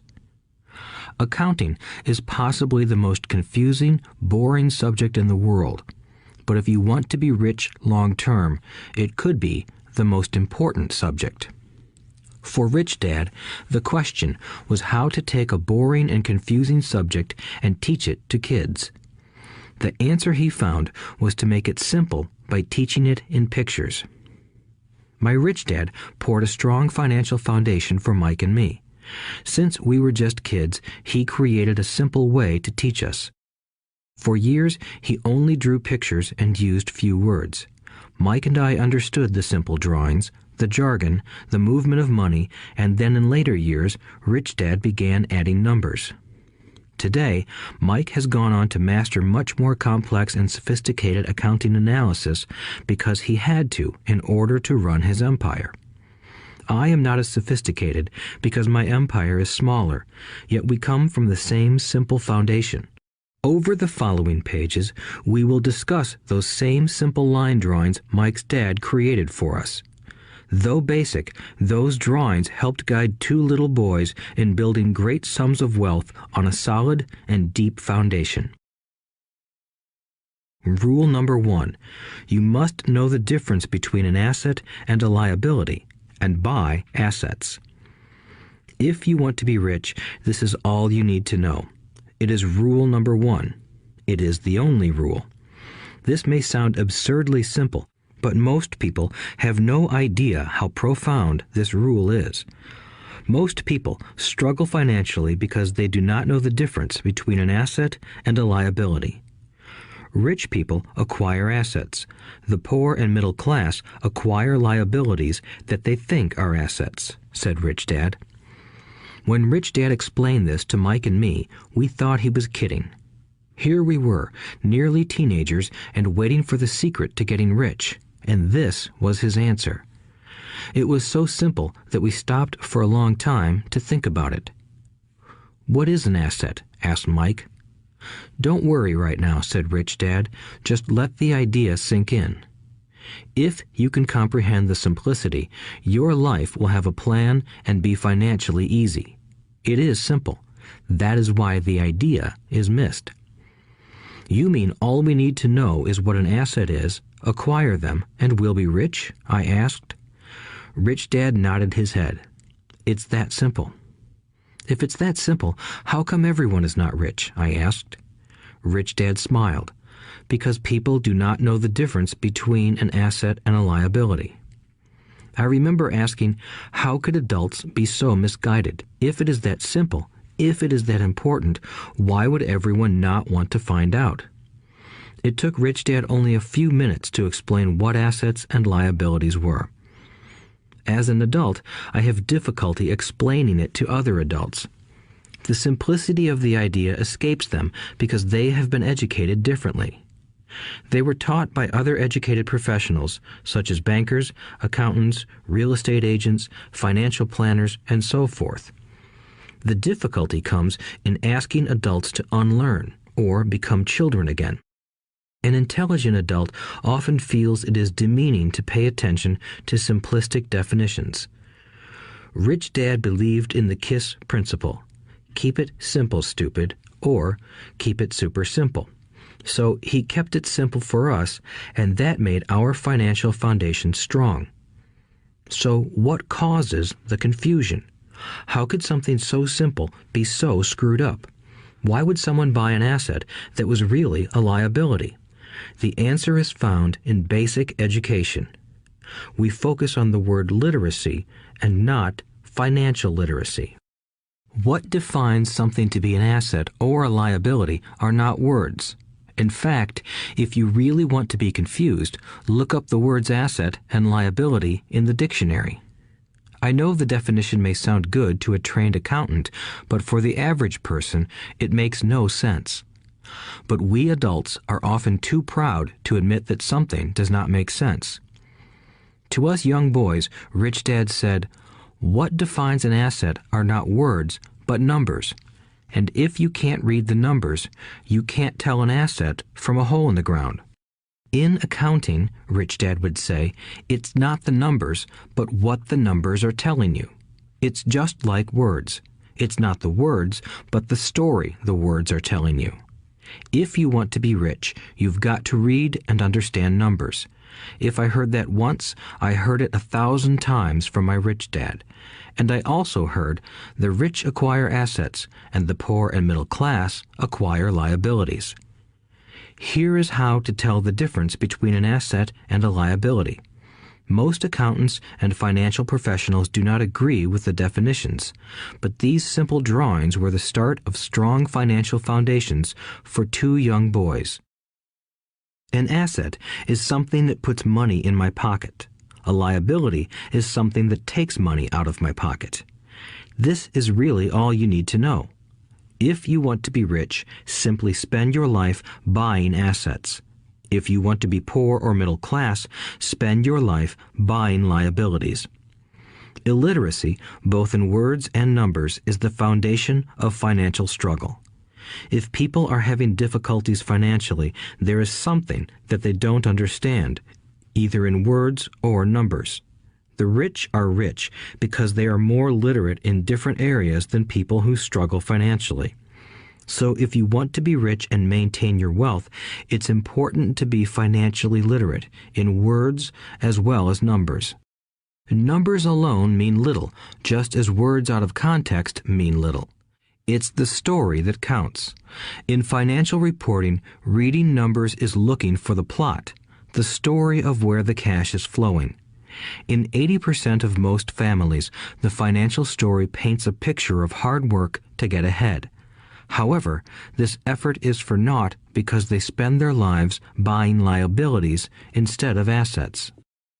Everyone has living expenses, the need for food, shelter, and clothing. It is the cash flow that tells the story of how a person handles their money. The reason I started with the story of the richest men in America is to illustrate the flaw in believing that money will solve all problems. That is why I cringe whenever I hear people ask me how to get rich quicker or where they should start. I often hear, "I'm in debt, so I need to make more money." But more money will often not solve the problem. In fact, it may compound the problem. Money often makes obvious our tragic human flaws, putting a spotlight on what we don't know. That is why, all too often, a person who comes into a sudden windfall of cash, let's say an inheritance, a pay raise, or lottery winnings, soon returns to the same financial mess, if not worse than the mess they were in before. Money only accentuates the cash flow pattern running in your head. If your pattern is to spend everything you get, most likely an increase in cash will just result in an increase in spending. Thus the saying, "A fool and his money is one big party." I have said many times that we go to school to gain scholastic and professional skills, both of which are important. We learn to make money with our professional skills. In the 1960s, when I was in high school, if someone did well academically, people assumed this bright student would go on to be a medical doctor because it was the profession with the promise of the greatest financial reward. Today, doctors face financial challenges I wouldn't wish on my worst enemy. Insurance companies taking control of the business, managed health care, government intervention, and malpractice suits. Today, kids want to be famous athletes, movie stars, rock stars, beauty queens, or CEOs because that is where the fame, money, and prestige are. That is the reason it is so hard to motivate kids in school today. They know that professional success is no longer solely linked to academic success, as it once was. Because students leave school without financial skills, millions of educated people pursue their profession successfully, but later find themselves struggling financially. They work harder, but don't get ahead. What is missing from their education is not how to make money, but how to manage money. It's called financial aptitude, what you do with the money once you make it, how to keep people from taking it from you, how to keep it longer, and how to make that money work hard for you. Most people don't understand why they struggle financially because they don't understand cash flow. A person can be highly educated, professionally successful, and financially illiterate. These people often work harder than they need to because they learned how to work hard, but not how to have their money work hard for them. The story of how the quest for a financial dream turns into a financial nightmare. The classic story of hardworking people has set a pattern. Recently married, the happy, highly educated young couple moves into one of their cramped, rented apartments. Immediately, they realize that they are saving money because two can live as cheaply as one. The problem is the apartment is cramped. They decide to save money to buy their dream home so they can have kids. They now have two incomes, and they begin to focus on their careers. Their incomes begin to increase. As their incomes go up, their expenses go up as well. The number one expense for most people is taxes. Many people think it's income tax, but for most Americans, their highest tax is Social Security. As an employee, it appears as if the Social Security tax combined with the Medicare tax rate is roughly 7.5%, but it's really 15% since the employer must match the Social Security amount. In essence, it is money the employer can't pay you.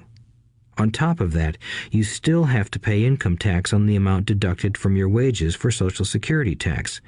Income you never received because it went directly to Social Security through withholding. Going back to the young couple, as a result of their incomes increasing, they decide to buy the house of their dreams. Once in their house, they have a new tax called property tax. Then they buy a new car, new furniture, and new appliances to match their new house. All of a sudden, they wake up and their liabilities column is full of mortgage and credit card debt. Their liabilities go up. They're now trapped in the rat race. Pretty soon, a baby comes along and they work harder. The process repeats itself. Higher incomes cause higher taxes, also called bracket creep. A credit card comes in the mail. They use it. It maxes out. A loan company calls and says their greatest asset, their home, has appreciated in value. Because their credit is so good, the company offers a bill consolidation loan and tells them the intelligent thing to do is clear off the high-interest consumer debt by paying off their credit card. And besides, interest on their home is a tax deduction. They go for it and pay off those high-interest credit cards. They breathe a sigh of relief. Their credit cards are paid off. They've now folded their consumer debt into their home mortgage. Their payments go down because they extend their debt over 30 years. It is the smart thing to do. Their neighbor calls to invite them to go shopping. The Memorial Day sale is on. They promise themselves they'll just window shop, but they take a credit card, just in case. I run into this young couple all the time. Their names change, but their financial dilemma is the same. They come to one of my talks to hear what I have to say. They ask me, "Can you tell us how to make more money?" They don't understand that their trouble is really how they choose to spend the money they do have. It is caused by financial illiteracy and not understanding the difference between an asset and a liability. More money seldom solves someone's money problems. Intelligence solves problems. There is a saying a friend of mine says over and over to people in debt. If you find you have dug yourself into a hole, stop digging. As a child, my dad often told us that the Japanese were aware of 3 powers: the power of the sword, the jewel, and the mirror. The sword symbolizes the power of weapons. America has spent trillions of dollars on weapons, and because of this is a powerful military presence in the world. The jewel symbolizes the power of money.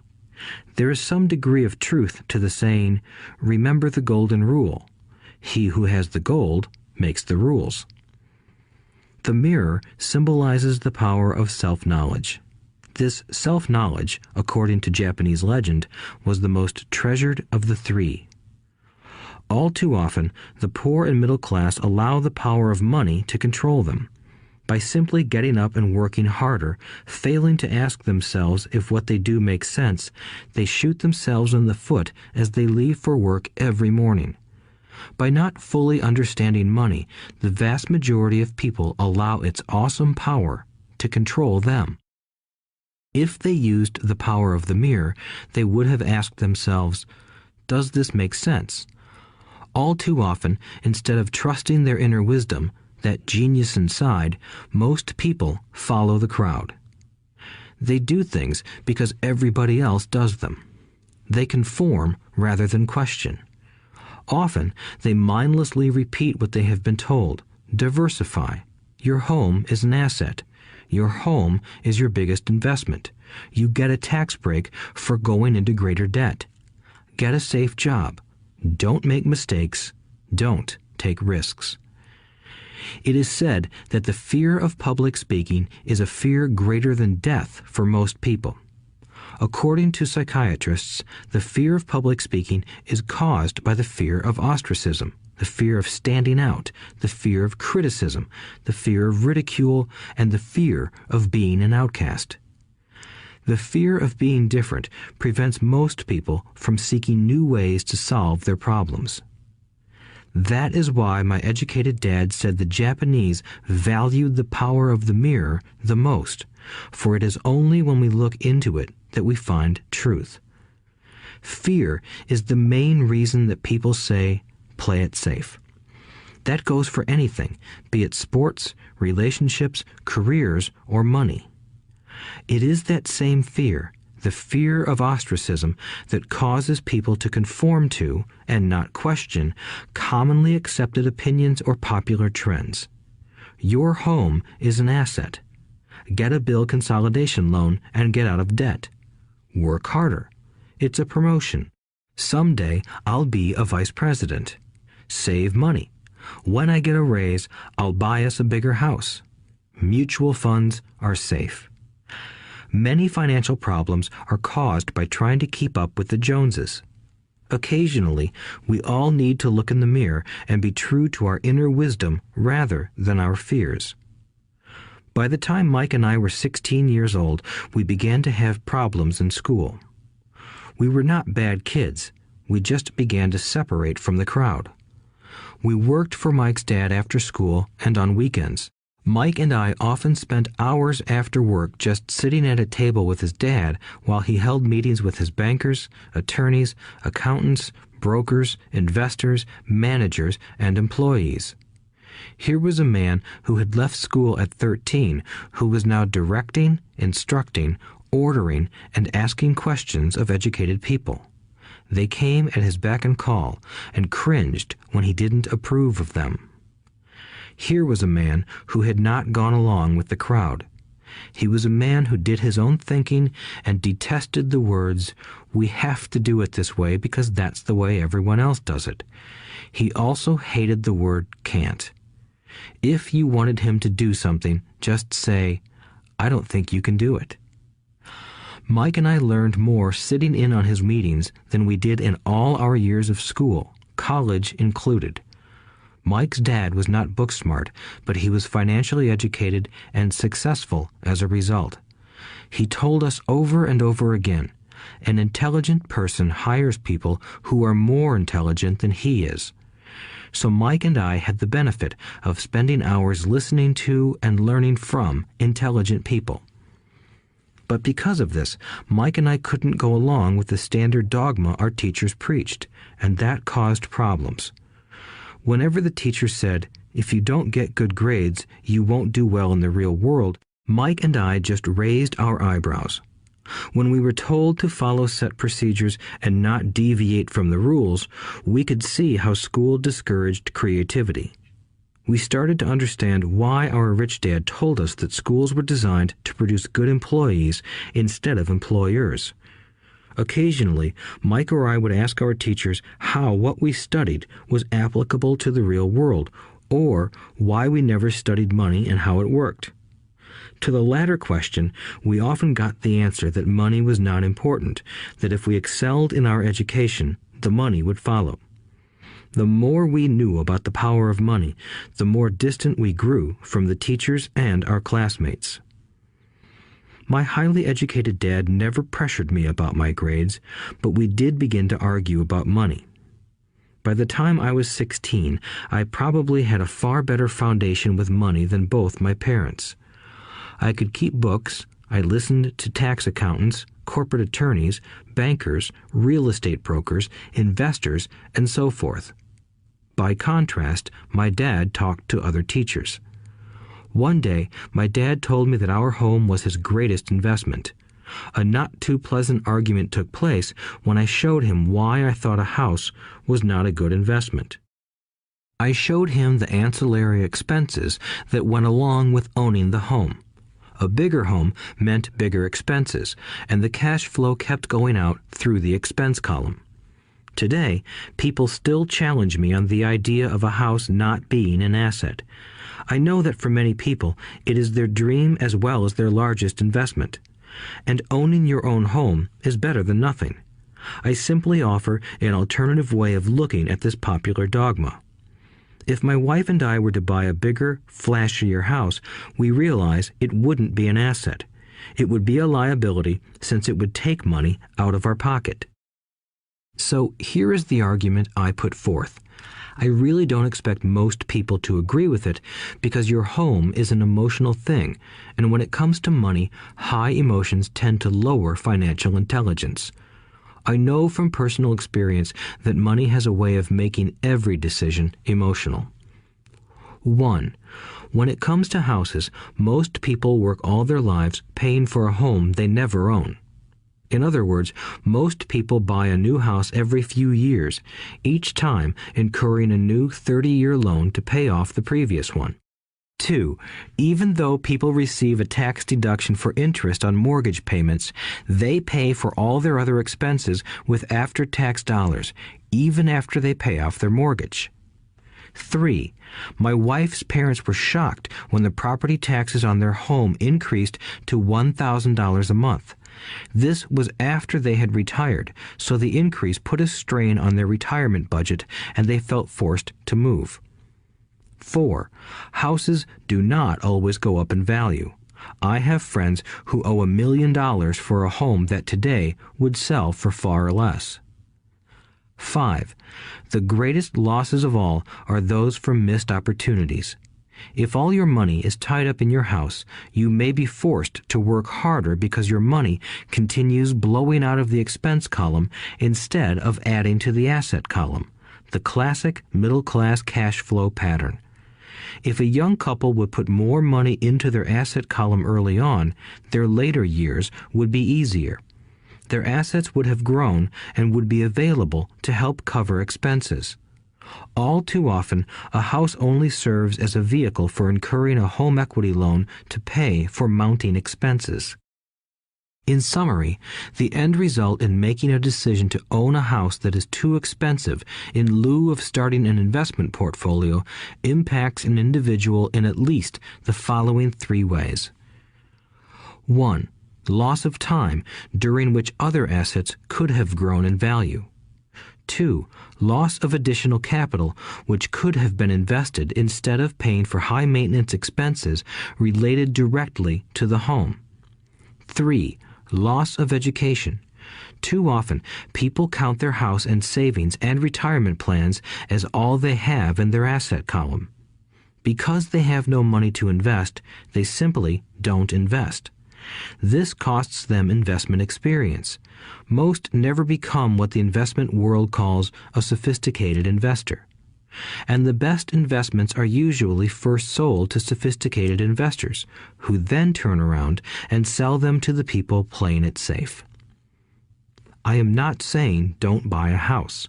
What I'm saying is that you should understand the difference between an asset and a liability. When I want a bigger house, I first buy assets that will generate the cash flow to pay for the house. My educated dad's personal financial statement best demonstrates the life of someone caught in the rat race. His expenses match his income, never allowing him enough left over to invest in assets. As a result, his liabilities are larger than his assets. Why the rich get richer. A review of my rich dad's financial statement shows why the rich get richer. The asset column generates more than enough income to cover expenses, with the balance reinvested into the asset column. The asset column continues to grow, and therefore the income it produces grows with it. The result is that the rich get richer. Why the middle class struggle. The middle class finds itself in a constant state of financial struggle. Their primary income is through their salary. As their wages increase, so do their taxes. Their expenses tend to increase in proportion to their salary increase, hence the phrase, the rat race. They treat their home as their primary asset instead of investing in income-producing assets. This pattern of treating your home as an investment and the philosophy that a pay raise means you can buy a larger home or spend more is the foundation of today's debt-ridden society.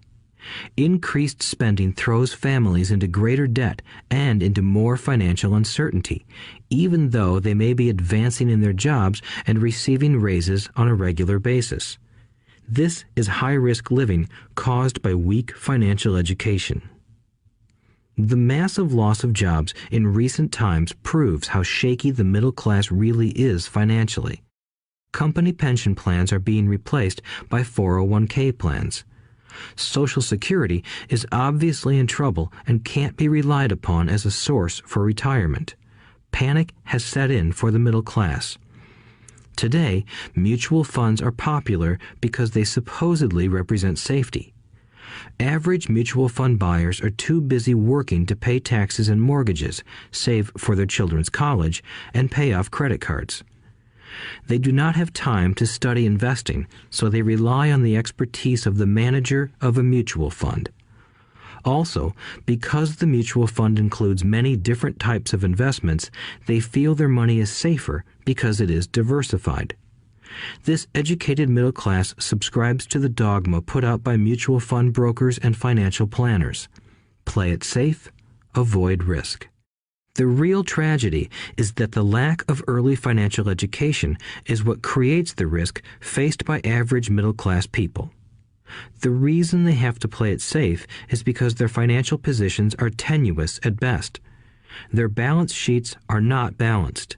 Instead, they are loaded with liabilities and have no real assets that generate income. Typically, their only source of income is their paycheck. Their livelihood becomes entirely dependent on their employer. So when genuine deals of a lifetime come along, these people can't take advantage of them because they are working so hard, are taxed to the max, and are loaded with debt. As I said at the start of this section, the most important rule is to know the difference between an asset and a liability. Once you understand the difference, concentrate your efforts on buying income-generating assets. That's the best way to get started on a path to becoming rich. Keep doing that and your asset column will grow.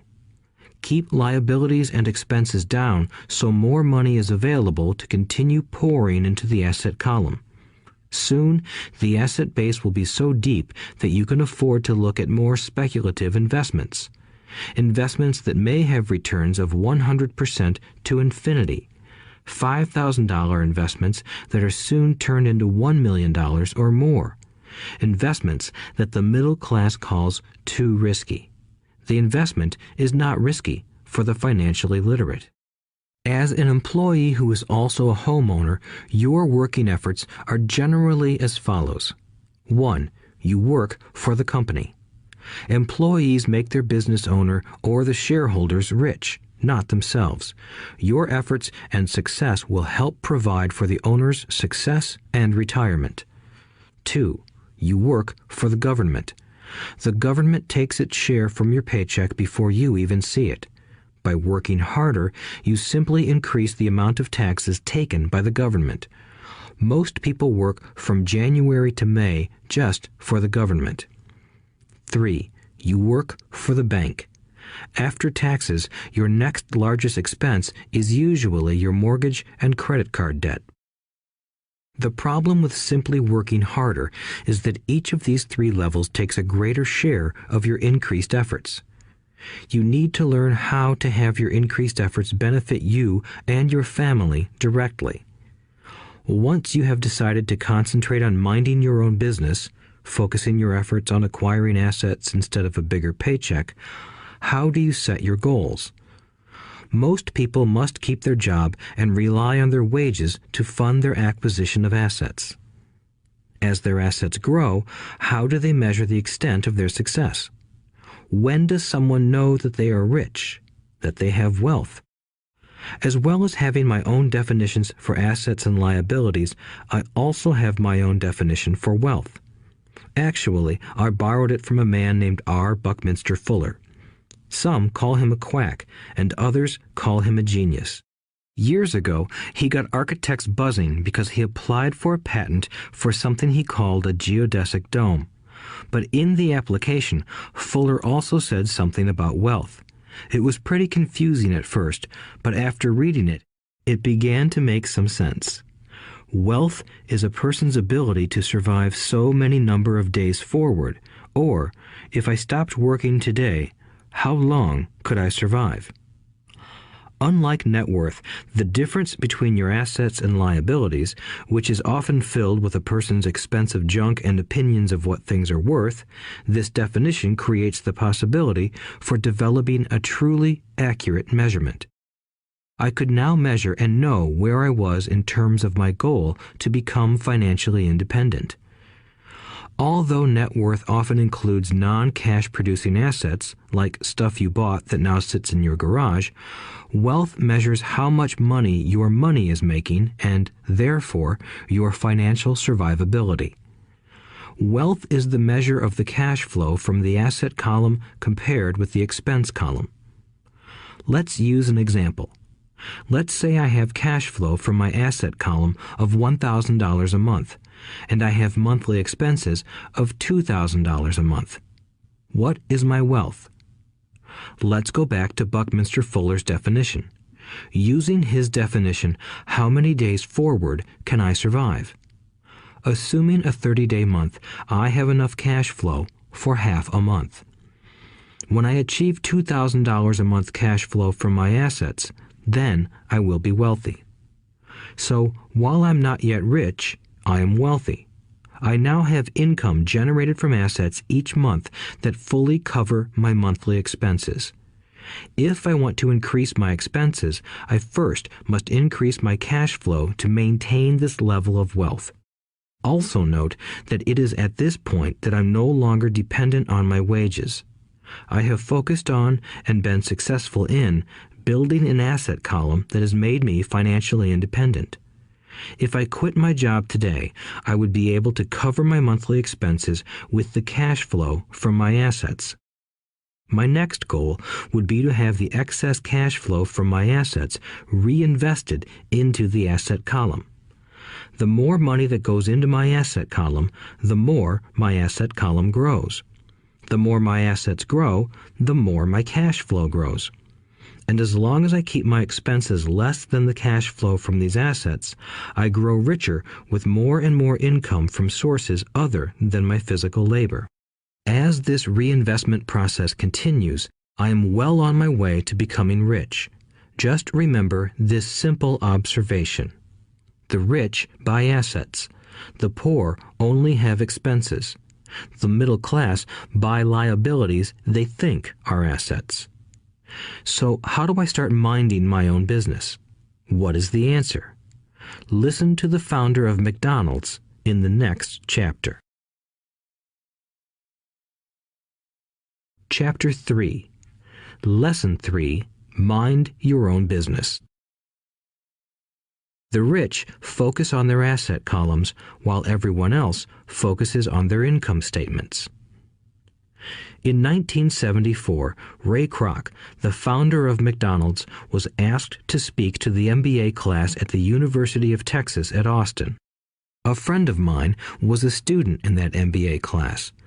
After a powerful and inspiring talk, the class adjourned and the students asked Ray if he would join them at their favorite hangout to have a few beers. Ray graciously accepted. "What business am I in?" Ray asked once the group had all their beers in hand. Everyone laughed, my friend said. Most of the MBA students thought Ray was just fooling around. No one answered, so Ray asked again. "What business do you think I'm in?" The students laughed again, and finally one brave soul yelled out, "Ray, who in the world doesn't know that you're in the hamburger business?" Ray chuckled. "That's what I thought you would say." He paused and then quickly added, "Ladies and gentlemen, I'm not in the hamburger business. My business is real estate." As my friend tells the story, Ray spent a good amount of time explaining his viewpoint. In his business plan, Ray knew that the primary business focus was to sell hamburger franchises, but what he never lost sight of was the location of each franchise. He knew that the land and its location were the most significant factors in the success of each franchise. Basically, the person who bought the franchise was also buying the real estate under the franchise for Ray Kroc's organization. Today, McDonald's is the largest single owner of real estate in the world, owning even more than the Catholic Church. McDonald's owns some of the most valuable intersections and street corners in America and around the globe. My friend considers this as one of the most important lessons in his life.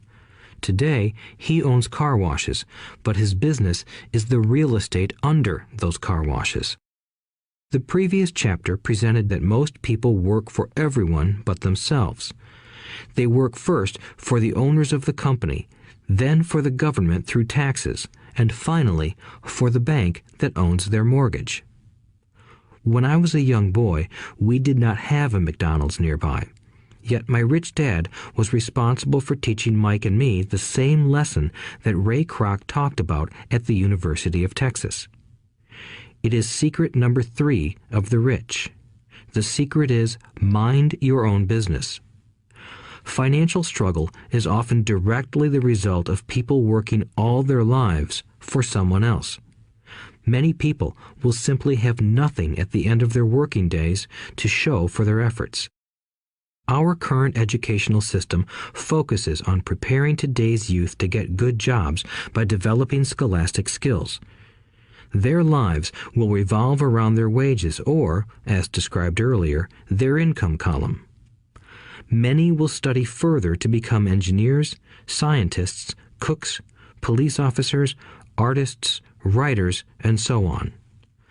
These professional skills allow them to enter the workforce and work for money. But there is a big difference between your profession and your business. Often I ask people, "What is your business?" And they will say, "Oh, I'm a banker." Then I ask them if they own the bank, and they usually respond, "No, I work there." In that instance, they have confused their profession with their business. Their profession may be a banker, but they still need their own business. A problem with school is that you often become what you study. So if you study cooking, you become a chef. If you study the law, you become an attorney. And a study of auto mechanics makes you a mechanic. The mistake in becoming what you study is that too many people forget to mind their own business. They spend their lives minding someone else's business and making that person rich. To become financially secure, a person needs to mind their own business. Your business revolves around your asset column, not your income column. As stated earlier, the number one rule is to know the difference between an asset and a liability and to buy assets. The rich focus on their asset columns, while everyone else focuses on their income statements. That is why we hear so often, "I need a raise. If only I had a promotion. I am going back to school to get more training so I can get a better job. I am going to work overtime. Maybe I can get a second job." In some circles, these are sensible ideas, but you are still not minding your own business. These ideas all still focus on the income column and will only help a person become more financially secure if the additional money is used to purchase income-generating assets. The primary reason the majority of the poor and middle class are fiscally conservative, which means I can't afford to take risks, is that they have no financial foundation. They have to cling to their jobs and play it safe. When downsizing became the in thing to do, millions of workers found out their largest so-called asset, their home, was eating them alive. Their asset was costing them money every month. Their car, another asset, was eating them alive. The golf clubs in the garage that cost $1,000 were not worth $1,000 anymore. Without job security, they had nothing to fall back on. What they thought were assets could not help them survive in a time of financial crisis. I assume most of us have filled out a credit application to buy a house or a car. It's always interesting to look at the net worth section because of what accepted banking and accounting practices allow a person to count as assets. One day when I wanted a loan, my financial position did not look too good. So I added my new golf clubs, my art collection, books, electronics, Armani suits, wristwatches, shoes, and other personal effects to boost the number in the asset column. But I was turned down because I had too much investment real estate. The loan committee didn't like that I made so much money from rent. They wanted to know why I did not have a normal job with a salary. They did not question the Armani suits, golf clubs, or art collection. Life is sometimes tough when you do not fit the standard profile. I cringe every time I hear someone say to me that their net worth is $1 million or $100,000 or whatever. One of the main reasons net worth is not accurate is simply because the moment you begin selling your assets, you are taxed for any gains. So many people have put themselves in deep financial trouble when they run short of income. To raise cash, they sell their assets, but their personal assets can generally be sold for only a fraction of the value that is listed on their personal balance sheet. Or, if there is a gain on the sale of the assets, they are taxed on the gain. So again, the government takes its share, thus reducing the amount available to help them out of debt. That is why I say someone's net worth is often worth less than they think. Start minding your own business. Keep your daytime job, but start buying real assets, not liabilities or personal effects that have no real value once you get them home. A new car loses nearly 25% of the price you pay for it the moment you drive it off the lot. It is not a true asset even if your banker lets you list it as one. My $400 new titanium driver was worth $150 the moment I teed off. Keep expenses low, reduce liabilities, and diligently build a base of solid assets. For young people who have not yet left home, it is important for parents to teach them the difference between an asset and a liability. Get them to start building a solid asset column before they leave home, get married, buy a house, have kids, and get stuck in a risky financial position, clinging to a job and buying everything on credit. I see so many young couples who get married and trap themselves into a lifestyle that will not let them get out of debt for most of their working years. For many people, just as the last child leaves home, the parents realize they have not adequately prepared for retirement and they begin to scramble to put some money away. Then their own parents become ill and they find themselves with new responsibilities. So what kind of assets am I suggesting that you or your children acquire? In my world, real assets fall into the following categories. Businesses that do not require my presence. I own them, but they are managed or run by other people. If I have to work there, it's not a business. It becomes my job. Stocks, bonds, income-generating real estate, notes, IOUs, royalties from intellectual property such as music, scripts, and patents. Anything else that has value, produces income, or appreciates, and has a ready market. As a young boy, my educated dad encouraged me to find a safe job, but my rich dad encouraged me to begin acquiring assets that I loved. If you don't love it, you won't take care of it. I collect real estate simply because I love buildings and land. I love shopping for them, and I could look at them all day long. When problems arise, the problems aren't so bad that it changes my love for real estate. For people who hate real estate, they shouldn't buy it. I also love stocks of small companies, especially startups, because I am an entrepreneur, not a corporate person. In my early years, I worked in large organizations such as Standard Oil of California, the U.S. Marine Corps, and Xerox Corporation. I enjoyed my time with those organizations and have fond memories, but I know deep down I am not a company man. I like starting companies, not running them. So my stock buys are usually of small companies. Sometimes I even start the company and take it public. Fortunes are made in new stock issues, and I love the game. Many people are afraid of small cap companies and call them risky, and they are. But that risk is diminished if you love what the investment is, understand it, and know the game. With small companies, my investment strategy is to be out of the stock in a year. On the other hand, my real estate strategy is to start small and keep trading up for bigger properties, and, therefore, delay paying taxes on the gain. This allows the value to increase dramatically. I generally hold real estate less than 7 years. For years, even while I was with the Marine Corps and Xerox, I did what my rich dad recommended. I kept my day job, but I still minded my own business.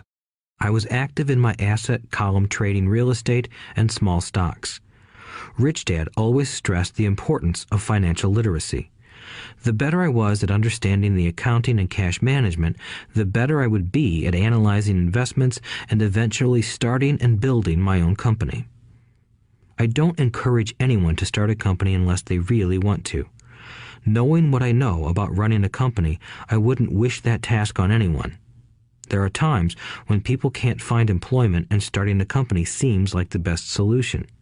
But the odds are against success. 9 out of 10 companies fail in 5 years. Of those that survive the first 5 years, 9 out of every 10 of those eventually fail as well. So only if you really have the desire to own your own company do I recommend it. Otherwise, keep your day job and mind your own business. When I say mind your own business, I mean to build and keep your asset column strong. Once a dollar goes into it, never let it come out. Think of it this way. Once a dollar goes into your asset column, it becomes your employee. The best thing about money is that it works 24 hours a day and can work for generations. Keep your day job, be a great hard-working employee, but keep building that asset column. As your cash flow grows, you can indulge in some luxuries. An important distinction is that rich people buy luxuries last, while the poor and middle class tend to buy luxuries first. The poor and the middle class often buy luxury items like big houses, diamonds, furs, jewelry, or boats because they want to look rich. They look rich, but in reality they just get deeper in debt on credit. The old money people, the long-term rich, build their asset column first. Then the income generated from the asset column buys their luxuries. The poor and middle class buy luxuries with their own sweat, blood, and children's inheritance. A true luxury is a reward for investing in and developing a real asset. For example, when my wife Kim and I had extra money coming from our apartment houses, she went out and bought her Mercedes. It didn't take any extra work or risk on her part because the apartment house bought the car. She did, however, have to wait 4 years while the real estate investment portfolio grew and began generating enough extra cash flow to pay for the car. But the luxury, the Mercedes, was a true reward because she proved she knew how to grow her asset column. That car now means a lot more to her than simply another pretty car. It means she used her financial intelligence to afford it. Instead, most people impulsively go out and buy a new car or some other luxury on credit. They may feel bored and just want a new toy. Buying a luxury on credit often causes a person to eventually resent that luxury because the debt becomes a financial burden. After you've taken the time and invested in and built your own business, you are now ready to learn the biggest secret of the rich, the secret that puts the rich way ahead of the pack. Chapter 4. Lesson 4. The History of Taxes and the Power of Corporations. My rich dad just played the game smart, and he did it through corporations, the biggest secret of the rich. I remember in school being told the story of Robin Hood and his merry men. My teacher thought it was a wonderful story of a romantic hero who robbed from the rich and gave to the poor. My rich dad did not see Robin Hood as a hero. He called Robin Hood a crook. Robin Hood may be long gone, but his followers live on. I often still hear people say, "Why don't the rich pay for it?" Or, "The rich should pay more in taxes and give it to the poor." It is this Robin Hood fantasy, or taking from the rich to give to the poor, that has caused the most pain for the poor and the middle class. The reason the middle class is so heavily taxed is because of the Robin Hood ideal. The reality is that the rich are not taxed. It's the middle class who pays for the poor, especially the educated, upper-income middle class. Again, to understand fully how things happen, we need to look at the history of taxes. Although my highly educated dad was an expert on the history of education, my rich dad fashioned himself an expert on the history of taxes. Rich Dad explained to Mike and me that originally in England and America, there were no taxes. Occasionally, there were temporary taxes levied in order to pay for wars. The king or the president would put the word out and ask everyone to chip in. Taxes were levied in Britain for the fight against Napoleon from 1799 to 1816, and in America to pay for the Civil War from 1861 to 1865. In 1874, England made income tax a permanent levy on its citizens. In 1913, an income tax became permanent in the United States with the adoption of the 16th Amendment to the U.S. Constitution. At one time, Americans were anti-tax. It had been the tax on tea that led to the famous Tea Party in Boston Harbor, an incident that helped ignite the Revolutionary War. It took approximately 50 years in both England and the United States to sell the idea of a regular income tax. What these historical dates fail to reveal is that both of these taxes were initially levied against only the rich. It was this point that Rich Dad wanted Mike and me to understand. He explained that the idea of taxes was made popular and accepted by the majority by telling the poor and the middle class that taxes were created only to punish the rich. This is how the masses voted for the law, and it became constitutionally legal. Although it was intended to punish the rich, in reality it wound up punishing the very people who voted for it, the poor and middle class. Once government got a taste of money, its appetite grew, said Rich Dad. Your dad and I are exactly opposite. He's a government bureaucrat, and I am a capitalist. We get paid, and our success is measured on opposite behaviors. He gets paid to spend money and hire people. The more he spends and the more people he hires, the larger his organization becomes. In the government, a large organization is a respected organization.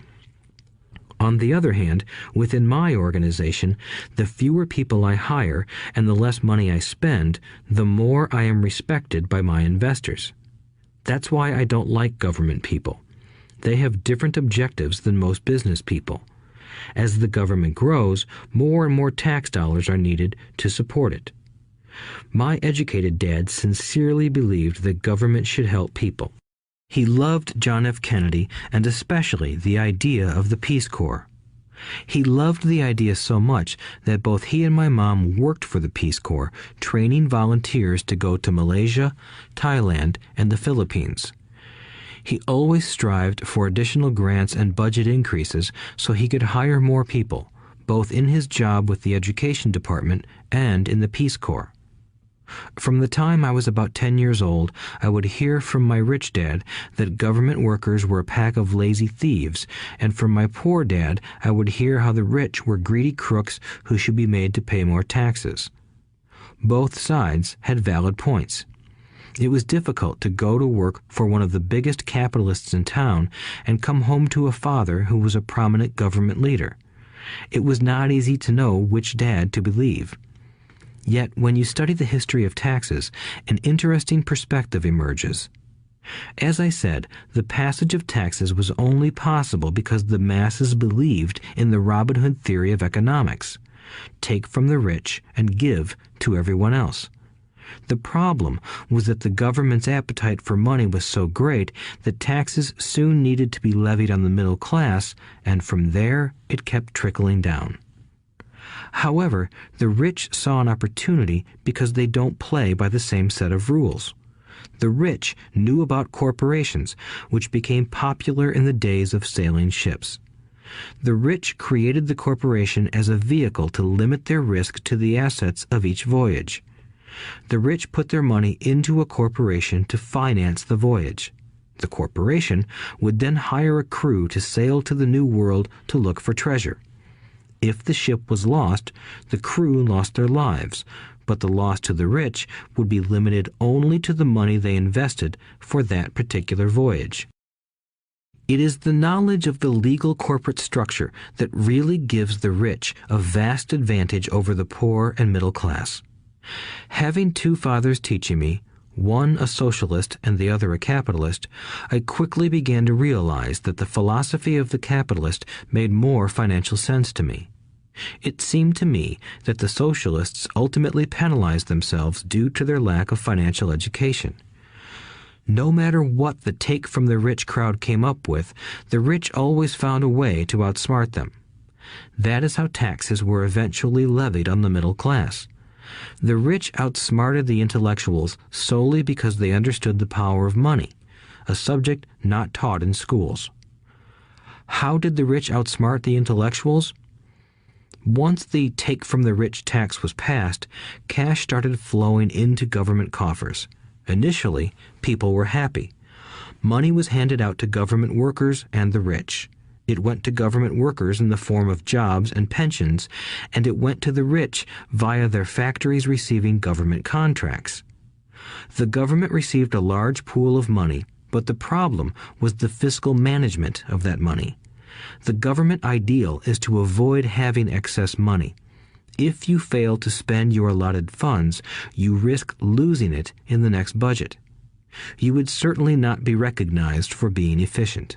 Business people, on the other hand, are rewarded for having excess money and are applauded for their efficiency. As this cycle of growing government spending continued, the demand for money increased, and the tax the rich idea was adjusted to include lower income levels down to the very people who voted it in, the poor and the middle class. True capitalists used their financial knowledge to simply find an escape. They headed back to the protection of a corporation. But what many people who have never formed a corporation don't know is that a corporation is not really a thing. A corporation is merely a file folder with some legal documents in it, sitting in some attorney's office and registered with a state government agency. It's not a big building or a factory or a group of people. A corporation is merely a legal document that creates a legal body without a soul. Using it, the wealth of the rich was once again protected. It was popular because the income tax rate of a corporation is less than the individual income tax rates. In addition, certain expenses could be paid by a corporation with pre-tax dollars. This war between the haves and have-nots has raged for hundreds of years. The battle is waged whenever and wherever laws are made, and it will go on forever. The problem is that the people who lose are the uninformed, the ones who get up every day and diligently go to work and pay taxes. If they only understood the way the rich play the game, they could play it too. Then they would be on their way to their own financial independence. This is why I cringe every time I hear a parent advise their children to go to school so they can find a safe, secure job. An employee with a safe, secure job without financial aptitude has no escape. Average Americans today work 5 to 6 months for the government just to cover their taxes. In my opinion, that is simply too long. The harder you work, the more you pay the government. That is why I believe that the idea of take from the rich backfired on the very people who voted it in. Every time people try to punish the rich don't simply comply. They react. They have the money, power, and intent to change things. They don't just sit there and voluntarily pay more taxes. Instead, they search for ways to minimize their tax burden. They hire smart attorneys and accountants and persuade politicians to change laws or create legal loopholes. They use their resources to effect change. The tax code of the United States also allows other ways to reduce taxes. Most of these vehicles are available to anyone, but it is the rich who find them because they are minding their own business. For example, 1031 is jargon for Section 1031 of the Internal Revenue Code, which allows a seller to delay paying taxes on a piece of real estate that is sold for a capital gain through an exchange for a more expensive piece of real estate. Real estate is one investment vehicle that has a great tax advantage. As long as you keep trading up in value, you will not be taxed on the gains until you liquidate. People who don't take advantage of these legal tax savings are missing a great opportunity to build their asset columns. The poor and middle class don't have the same resources. They sit there and let the government's needles enter their arm and allow the blood donation to begin. Today, I am constantly shocked at the number of people who pay more taxes or take fewer deductions simply because they are afraid of the government. I have friends who have had their businesses shut down and destroyed, only to find out it was a mistake on the part of the government. I realize all that, but the price of working from January to May is a high price to pay for that intimidation. My poor dad never fought back. My rich dad didn't either. He just played the game smarter, and he did it through corporations, the biggest secret of the rich. You may remember the first lesson I learned from my rich dad. I was a little boy of 9 who had to sit and wait for him to choose to talk to me. I sat in his office waiting for him to get to me. He was ignoring me on purpose. He wanted me to recognize his power and to desire to have that power for myself one day. During all the years I studied and learned from him, he always reminded me that knowledge is power. and with money comes great power that requires the right knowledge to keep it and make it multiply. Without that knowledge, the world pushes you around. Rich Dad constantly reminded Mike and me that the biggest bully was not the boss or the supervisor, but the tax man. The tax man will always take more if you let him. The first lesson of having money work for you, as opposed to you working for money, is all about power. If you work for money, you give the power to your employer. If money works for you, you keep the power and control it. Once we had this knowledge of the power of money working for us, he wanted us to be financially smart and not let anyone or anything push us around. If you're ignorant, it's easy to be bullied. If you know what you're talking about, you have a fighting chance. That is why he paid so much for smart tax accountants and attorneys. It was less expensive to pay them than to pay the government. His best lesson to me was, be smart and you won't be pushed around as much. He knew the law because he was a law-abiding citizen and because it was expensive to not know the law. If you know you're right, you're not afraid of fighting back, even if you are taking on Robin Hood and his band of merry men. My highly educated dad always encouraged me to land a good job with a strong corporation. He spoke of the virtues of working your way up the corporate ladder.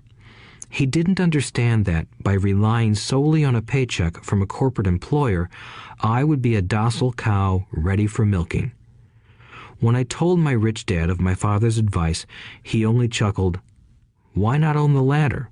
was all he said. As a young boy, I did not understand what Rich Dad meant by owning my own corporation. It was an idea that seemed impossible and intimidating. Although I was excited by the idea, my inexperience wouldn't let me envision the possibility that grown-ups would someday work for a company I would own. The point is that, if not for my rich dad, I would have probably followed my educated dad's advice. It was merely the occasional reminder of my rich dad that kept the idea of owning my own corporation alive and kept me on a different path. By the time I was 15 or 16, I knew I wasn't going to continue down the path my educated dad recommended.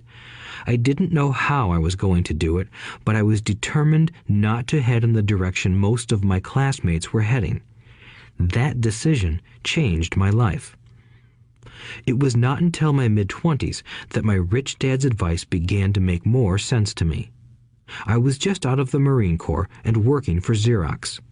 I was making a lot of money, but every time I looked at my paycheck, I was disappointed. The deductions were so large, and the more I worked, the greater they became. As I became more successful, my bosses talked about promotions and raises. It was flattering, but I could hear my rich dad asking in my ear, "Who are you working for? Who are you making rich?" In 1974, while still an employee for Xerox, I formed my first corporation and began minding my own business. There were already a few assets in my asset column, but now I was determined to focus on making it bigger. Those paychecks, with all the deductions, made all the years of my rich dad's advice make total sense.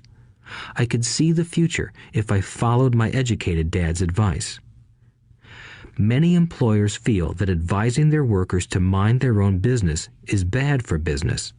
But for me, focusing on my own business and developing assets made me a better employee because I now had a purpose. I came in early and worked diligently, amassing as much money as possible so I could invest in real estate.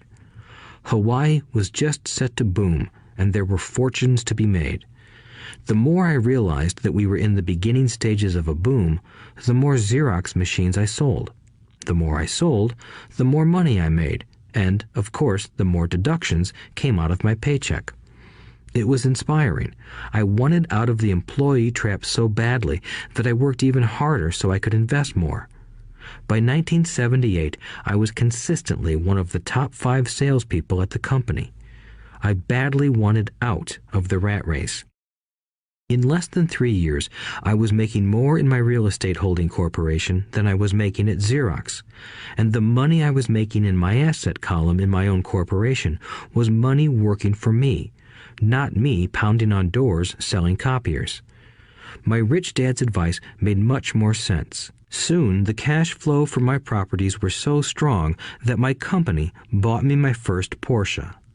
My fellow Xerox salespeople thought I was spending my commissions. I wasn't.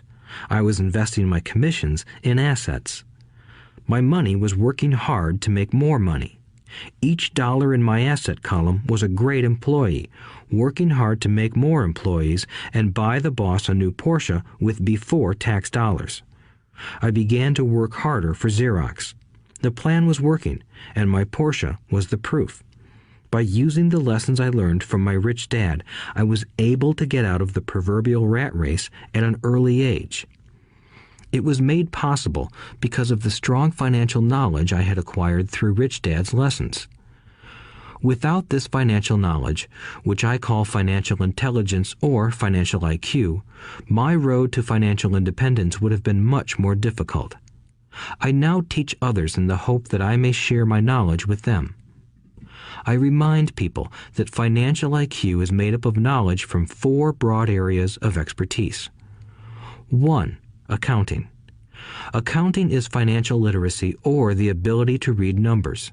This is a vital skill if you want to build an empire. The more money you are responsible for, the more accuracy is required, or the house comes tumbling down. This is the left brain side, or the details. Financial literacy is the ability to read and understand financial statements, which allows you to identify the strengths and weaknesses of any business. 2. Investing. Investing is the science of money making money. This involves strategies and formulas which use the creative right brain side. 3. Understanding markets. Understanding markets is the science of supply and demand. You need to know the technical aspects of the market, which are emotion-driven, in addition to the fundamental or economic aspects of an investment. Does an investment make sense or does it not make sense based on current market conditions? 4. The law. A corporation wrapped around the technical skills of accounting, investing, and markets can contribute to explosive growth. A person who understands the tax advantages and protections provided by a corporation can get rich so much faster than someone who is an employee or a small business sole proprietor. It's like the difference between someone walking and someone flying. The difference is profound when it comes to long-term wealth. Tax advantages. A corporation can do many things that an employee cannot, like pay expenses before paying taxes. That is a whole area of expertise that is very exciting. Employees earn and get taxed and then try to live on what is left. A corporation earns, spends everything it can, and is taxed on anything that is left. It's one of the biggest legal tax loopholes that the rich use.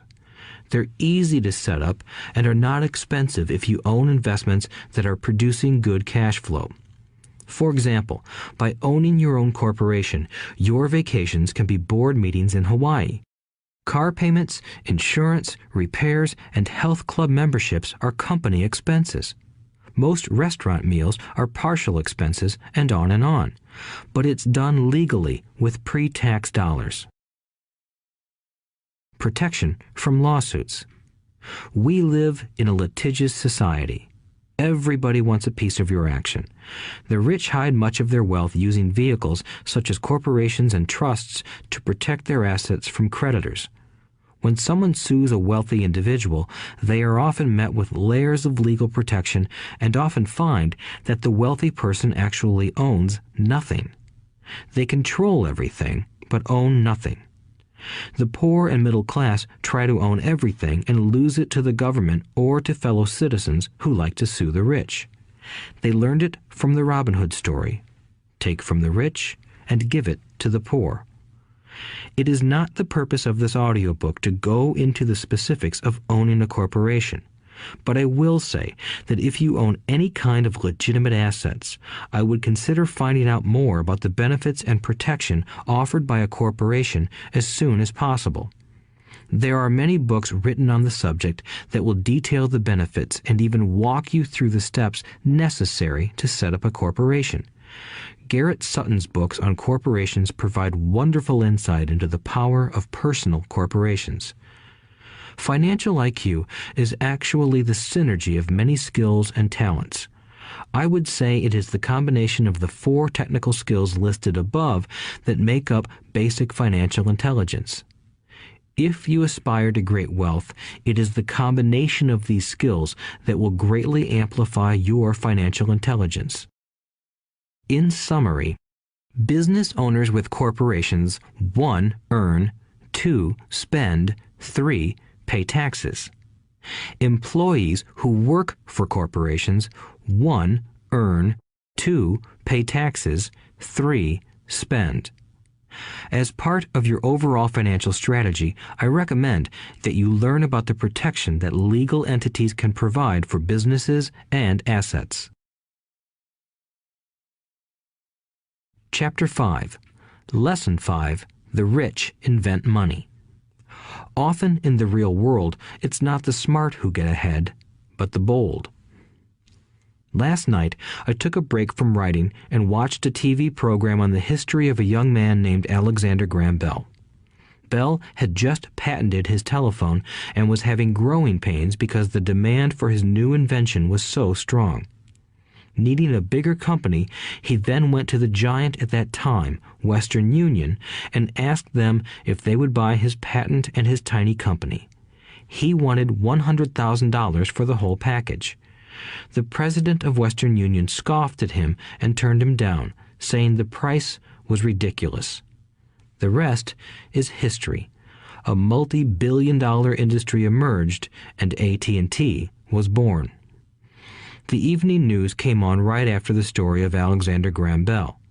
On the news was a story of another downsizing at a local company. The workers were angry and complained that the company ownership was unfair. A terminated manager of about 45 years of age had his wife and 2 babies at the plant and was begging the guards to let him talk to the owners to ask if they would reconsider his termination. He had just bought a house and was afraid of losing it. The camera focused in on his pleading for all the world to see. Needless to say, it held my attention. I have been teaching professionally since 1984. It has been a great experience and a rewarding one. It is also a disturbing profession, for I have taught thousands of individuals and I see one thing in common in all of us, myself included. We all have tremendous potential, and we all are blessed with gifts. Yet the one thing that holds all of us back is some degree of self-doubt. It is not so much the lack of technical information that holds us back, but more the lack of self-confidence. Some are more affected than others. Once we leave school, most of us know that it is not so much a matter of college degrees or good grades that count. In the real world, outside of academics, something more than just grades is required. I have heard it called many things: guts, chutzpah, balls, audacity, bravado, cunning, daring, tenacity, and brilliance. This factor, whatever it is labeled, ultimately decides one's future much more than school grades do. Inside each of us is one of these brave, brilliant, and daring characters. There is also the flip side of that character, people who could get down on their knees and beg if necessary. After a year in Vietnam as a Marine Corps pilot, I got to know both of those characters inside of me intimately. One is not better than the other. Yet, as a teacher, I recognized that it was excessive fear and self-doubt that were the greatest detractors of personal genius. It broke my heart to see students know the answers, yet lack the courage to act on the answer. Often in the real world, it's not the smart who get ahead, but the bold. In my personal experience, your financial genius requires both technical knowledge as well as courage. If fear is too strong, the genius is suppressed. In my classes, I strongly urge students to learn to take risks, to be bold, and to let their genius convert that fear into power and brilliance. It works for some and just terrifies others. I have come to realize that for most people, when it comes to the subject of money, they would rather play it safe. I have had to field questions such as, why take risks? Why should I bother developing my financial IQ? Why should I become financially literate? And I answer, just to have more options. There are huge changes up ahead. In the coming years, there will be more people just like the young inventor Alexander Graham Bell. There will be 100 people like Bill Gates and hugely successful companies like Microsoft created every year all over the world. And there will also be many more bankruptcies, layoffs, and downsizings. So why bother developing your financial IQ? No one can answer that but you. Yet I can tell you why I myself do it. I do it because it is the most exciting time to be alive. I'd rather be welcoming change than dreading change. I'd rather be excited about making millions than worrying about not getting a raise. This period we are in now is a most exciting time, unprecedented in our world's history. Generations from now, people will look back at this period of time and remark at what an exciting era it must have been. It was the death of the old and birth of the new.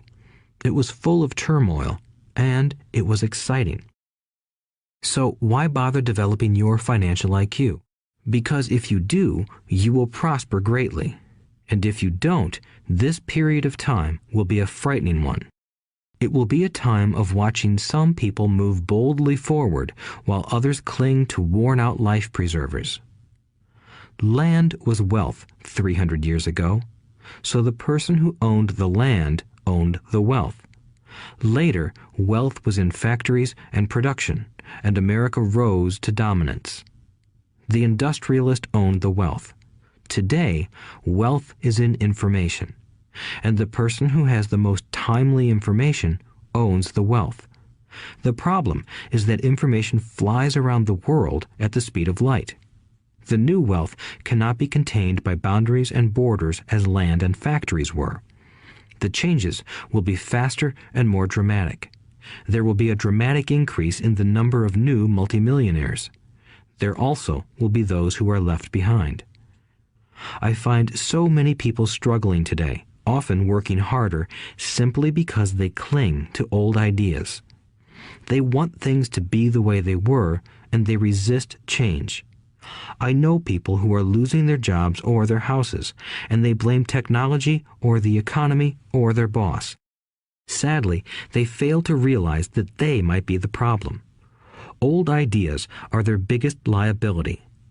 It is a liability simply because they fail to realize that while that idea or way of doing something was an asset yesterday, yesterday is gone. One afternoon, I was teaching how to invest using a board game I had invented, Cash Flow, as a teaching tool.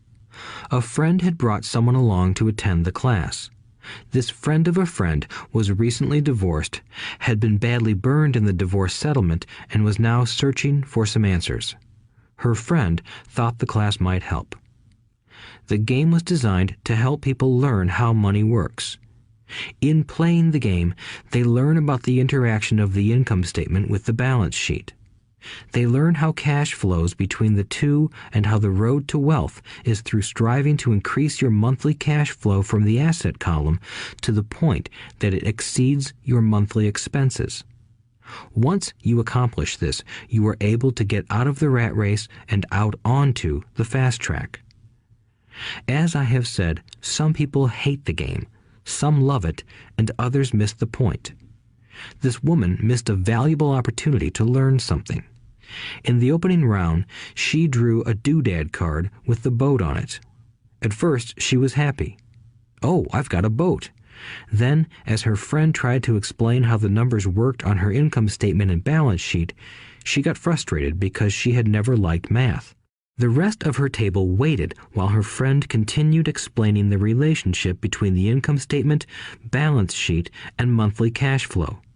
Suddenly, when she realized how the numbers worked, it dawned on her that her boat was eating her alive. Later on in the game, she was also downsized and had a child. It was a horrible game for her. After the class, her friend came by and told me that she was upset. She had come to the class to learn about investing and did not like the idea that it took so long to play a silly game. Her friend attempted to tell her to look within herself to see if the game reflected her in any way. With that suggestion, the woman demanded her money back. She said that the very idea that a game could be a reflection of her was ridiculous. Her money was promptly refunded, and she left. Since 1984, I have made millions simply by doing what the school system does not do. In school, most teachers lecture. I hated lectures as a student. I was soon bored, and my mind would drift. In 1984, I began teaching via games and simulations, and I still rely on these tools today. I always encourage adult students to look at games as reflecting back to them what they know and what they need to learn. Most importantly, games reflect behavior. They are instant feedback systems. Instead of the teacher lecturing you, the game is giving you a personalized lecture, one that is custom-made just for you. The friend of the woman who left later called to give me an update. She said her friend was fine and had calmed down. In her cooling-off period, she could see some slight relationship between the game and her life. Although she and her husband did not own a boat, they did own everything else imaginable. She was angry after their divorce, both because he had run off with a younger woman and because, after 20 years of marriage, they had accumulated little in the way of assets. There was virtually nothing for them to split. Their 20 years of married life had been incredible fun, but all they had accumulated was a ton of doodads. She realized that her anger at doing the numbers, the income statement and balance sheet, came from her embarrassment about not understanding them. She believed that finances were the man's job. She maintained the house and did the entertaining, and he handled the finances. She was now quite certain that in the last 5 years of their marriage, he had hidden money from her. She was angry at herself for not being more aware of where the money was going, as well as for not knowing about the other woman. Just like a board game, the world is always providing us with instant feedback. We could learn a lot if we tuned in more. One day, not long ago, I complained to my wife that the cleaners must have shrunk my pants. My wife gently smiled and poked me in the stomach to inform me that the pants had not shrunk. Something else had expanded. Me. The cash flow game was designed to give every player personal feedback. Its purpose is to give you options. If you draw the boat card and it puts you into debt, the question is, now what can you do? How many different financial options can you come up with? That is the purpose of the game, to teach players to think and create new and various financial options.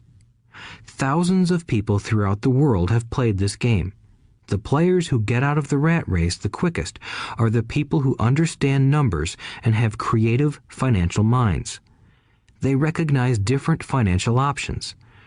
Rich people are often creative and take calculated risks. People who take the longest are people who are not familiar with numbers and often do not understand the power of investing. Some people playing cash flow gain lots of money in the game, but they don't know what to do with it. Even though they have money, everyone else seems to be getting ahead of them. And that is true in real life. There are a lot of people who have a lot of money and do not get ahead financially. Limiting your options is the same as hanging on to old ideas. I have a friend from high school who now works at 3 jobs. Years ago, he was the richest of all my classmates. When the local sugar plantation closed, the company he worked for went down with the plantation. In his mind, he had but one option, and that was the old option: work hard. The problem was that he couldn't find an equivalent job that recognized his seniority from the old company.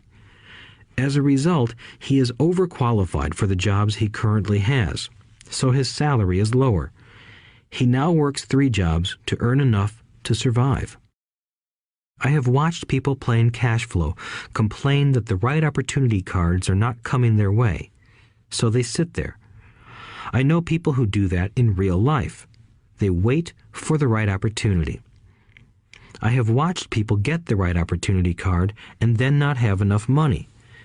Then they complain that they would have gotten out of the rat race if they had had more money. So they sit there. I know people in real life who do that also. They see all the great deals, but they have no money. And I have seen people pull a great opportunity card, read it out loud, and have no idea that it is a great opportunity. They have the money, the time is right, they have the card, but they can't see the opportunity staring them in the face. They fail to see how it fits into their financial plan for escaping the rat race. And I know more people like that than all the others combined. Most people have an opportunity of a lifetime flash right in front of them, and they fail to see it. A year later, they find out about it, after everyone else got rich. Financial intelligence is simply having more options. If the opportunities aren't coming your way, what else can you do to improve your financial position? If an opportunity lands in your lap and you have no money and the bank won't talk to you, what else can you do to get the opportunity to work in your favor? If your hunch is wrong and what you've been counting on doesn't happen, how can you turn a lemon into millions? That is financial intelligence. It is not so much what happens, but how many different financial solutions you can think of to turn a lemon into millions. It is how creative you are in solving financial problems. Most people only know one solution: work hard, save, and borrow. So why would you want to increase your financial intelligence? Because you want to be the kind of person who creates your own luck. You take whatever happens and make it better. Few people realize that luck is created, just as money is. And if you want to be luckier and create money instead of working hard, then your financial intelligence is important. If you are the kind of person who is waiting for the right thing to happen, you might wait for a long time. It's like waiting for all the traffic lights to be green for 5 miles before you'll start your trip. As young boys, Mike and I were constantly told by my rich dad that money is not real. Rich Dad occasionally reminded us of how close we came to the secret of money on that first day we got together and began making money out of plaster of Paris. The poor and middle class work for money, he would say. The rich make money. The more real you think money is, the harder you will work for it. If you can grasp the idea that money is not real, you will grow richer faster. What is it? Was a question Mike and I often came back with. What is money if it is not real? What we agree it is, was all Rich Dad would say. The single most powerful asset we all have is our mind. If it is trained well, it can create enormous wealth seemingly instantaneously. An untrained mind can also create extreme poverty that can crush a family for generations. In the information age, money is increasing exponentially. A few individuals are getting ridiculously rich from nothing, just ideas and agreements. If you ask many people who trade stocks or other investments for a living, they see it done all the time. Often, millions can be made instantaneously from nothing. And by nothing, I mean no money was exchanged. It is done via agreement, a hand signal in a trading pit, a blip on a trader's screen in Lisbon from a trader's screen in Toronto and back to Lisbon, a call to my broker to buy and a moment later to sell. Money did not change hands. Agreements did. So why develop your financial genius? Only you can answer that. I can tell you why I have been developing this area of my intelligence. I do it because I want to make money fast. Not because I need to, but because I want to. It is a fascinating learning process. I develop my financial IQ because I want to participate in the fastest game and biggest game in the world. And, in my own small way, I would like to be part of this unprecedented evolution of humanity, the era where humans work purely with their minds and not with their bodies. Besides, it is where the action is. It is what is happening. It's hip, it's scary, and it's fun.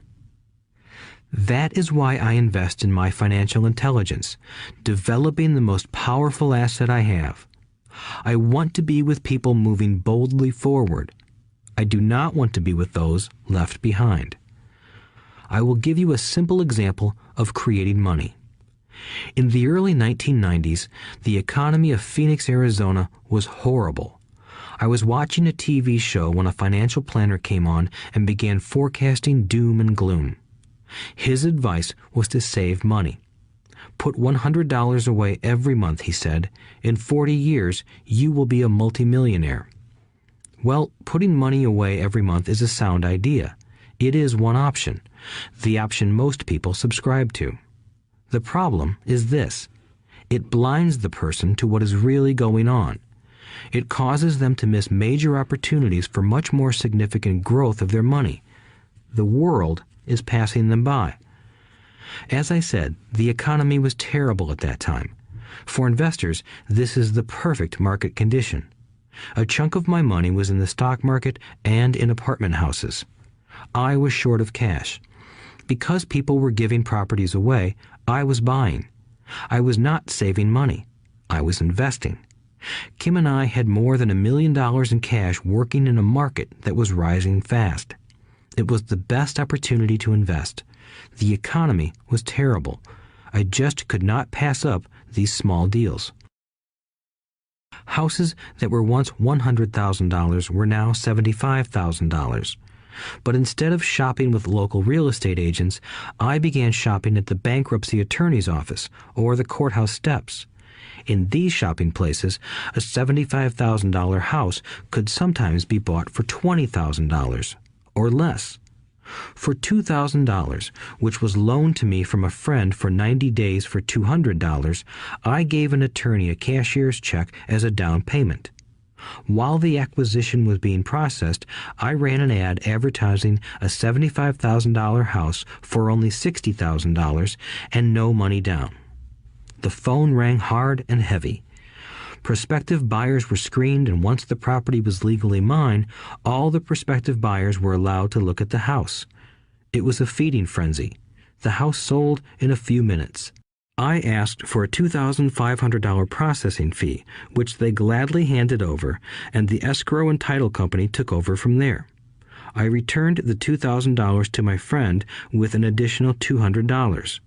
He was happy, the home buyer was happy, the attorney was happy, and I was happy. I had sold a house for $60,000 that cost me $20,000. The $40,000 was created from money in my asset column in the form of a promissory note from the buyer. Total working time, 5 hours. So, now that you are on your way to becoming more financially literate and skilled at reading numbers, I will tell you why this is an example of money being invented. During this depressed market, Kim and I were able to do 6 of these simple transactions in our spare time.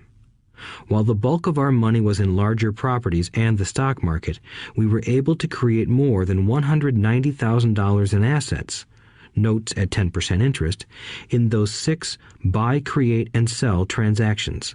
That comes to approximately $19,000 a year income, much of it sheltered through our private corporation. Much of that $19,000 a year goes to pay for our company cars, gas, trips, insurance, dinners with clients, and other things. By the time the government gets a chance to tax that income, it's been spent on legally allowed pre-tax expenses. This was a simple example of how money is invented, created, and protected using financial intelligence. Ask yourself, how long would it take to save $190,000? Would the bank pay you 10% interest on your money? And the promissory note is good for 30 years. I hope they never pay me the $190,000. I have to pay a tax if they pay me the principal, and besides, $19,000 paid over 30 years is a little over $500,000 in income. I have people ask what happens if the person doesn't pay. That does happen, and it's good news. That $60,000 home could be taken back and resold for $70,000 and another $2,500 collected as a loan processing fee. It would still be a zero-down transaction in the mind of the new buyer, and the process would go on. The first time I sold the house, I paid back the $2,000, so technically I have no money in the transaction. My return on investment, ROI, is infinity. It's an example of no money making a lot of money. In the second transaction, when resold, I would have put $2,000 in my pocket and re-extended the loan to 30 years. What would my ROI be if I got paid money to make money? I do not know, but it sure beats saving $100 a month, which actually starts out as $150 because it's after-tax income for 40 years earning low interest. And again, you're taxed on the interest. That is not too intelligent. It may be safe, but it's not smart. A few years later, as the Phoenix real estate market strengthened, those houses we sold for $60,000 became worth $110,000. Foreclosure opportunities were still available, but became rare. It cost a valuable asset, my time, to go out looking for them. Thousands of buyers were looking for the few available deals. The market had changed. It was time to move on and look for other opportunities to put in the asset column. You cannot do that here. That is against the law. You're lying. I hear those comments much more often than, "Can you show me how to do that?" The math is simple. You do not need algebra or calculus, and the escrow company handles the legal transaction and the servicing of the payments. I have no roofs to fix or toilets to unplug because the owners do that. It's their house. Occasionally, someone does not pay, and that is wonderful because there are late fees, or they move out and the property is sold again. The court system handles that. And it may not work in your area. The market conditions may be different, but the example illustrates how a simple financial process can create hundreds of thousands of dollars with little money and low risk. It is an example of money being only an agreement. Anyone with a high school education can do it. Yet most people won't. Most people listen to the standard advice of work hard and save money. For about 30 hours of work, approximately $190,000 was created in the asset column, and no taxes were paid. Which one sounds harder to you? 1. Work hard, pay 50% in taxes, save what is left, your savings, then earn 5%, which is also taxed. Or 2. Take the time to develop your financial intelligence, harness the power of your brain and the asset column. If you use option number 1, be sure to factor in how much time it takes you to save $190,000. Time is one of your greatest assets. Now, you may understand why I silently shake my head when I hear parents say, "My child is doing well in school and receiving a good education." It may be good, but is it adequate? I know the above investment strategy is a small one. It is used to illustrate how small can grow into big. Again, my success reflects the importance of a strong financial foundation, which starts with a strong financial education. I have said it before, but it's worth repeating. Financial intelligence is made up of these 4 main technical skills. 1. Accounting. Accounting is financial literacy, or the ability to read numbers. This is a vital skill if you want to build businesses or investments. 2. Investing. Investing is the science of money making money. 3. Understanding markets. Understanding markets is the science of supply and demand. Alexander Graham Bell gave the market what it wanted. So did Bill Gates. A $75,000 house offered for $60,000 that cost $20,000 was also the result of seizing an opportunity created by the market. Somebody was buying, and someone was selling. 4. The law. The law is the awareness of accounting, corporate, state, and federal regulations. I recommend playing by the rules. It is this basic foundation, or the combination of these skills, that is needed to be successful in the pursuit of wealth, whether it be through the buying of small homes, apartment buildings, companies, stocks, bonds, precious metals, baseball cards, or the like. A few years later, the real estate market rebounded and everyone else was getting in. The stock market was booming and everyone was getting in. The U.S. economy was getting back on its feet. I began selling and was now traveling to Peru, Norway, Malaysia, and the Philippines. The investment landscape had changed. We were no longer buying real estate. Now I just watch the values climb inside the asset column and will probably begin selling. I suspect that some of those 6 little house deals will sell and the $40,000 note will be converted to cash. I need to call my accountant to be prepared for cash and seek ways to shelter it. The point I would like to make is that investments come and go. The market goes up and comes down. Economies improve and crash. The world is always handing you opportunities of a lifetime, every day of your life, but all too often we fail to see them. But they are there. And the more the world changes and the more technology changes, the more opportunities there will be to allow you and your family to be financially secure for generations to come. So why bother developing your financial intelligence? Again, only you can answer that. I know why I continue to learn and develop. I do it because I know there are changes coming. I'd rather welcome change than cling to the past. I know there will be market booms and market crashes.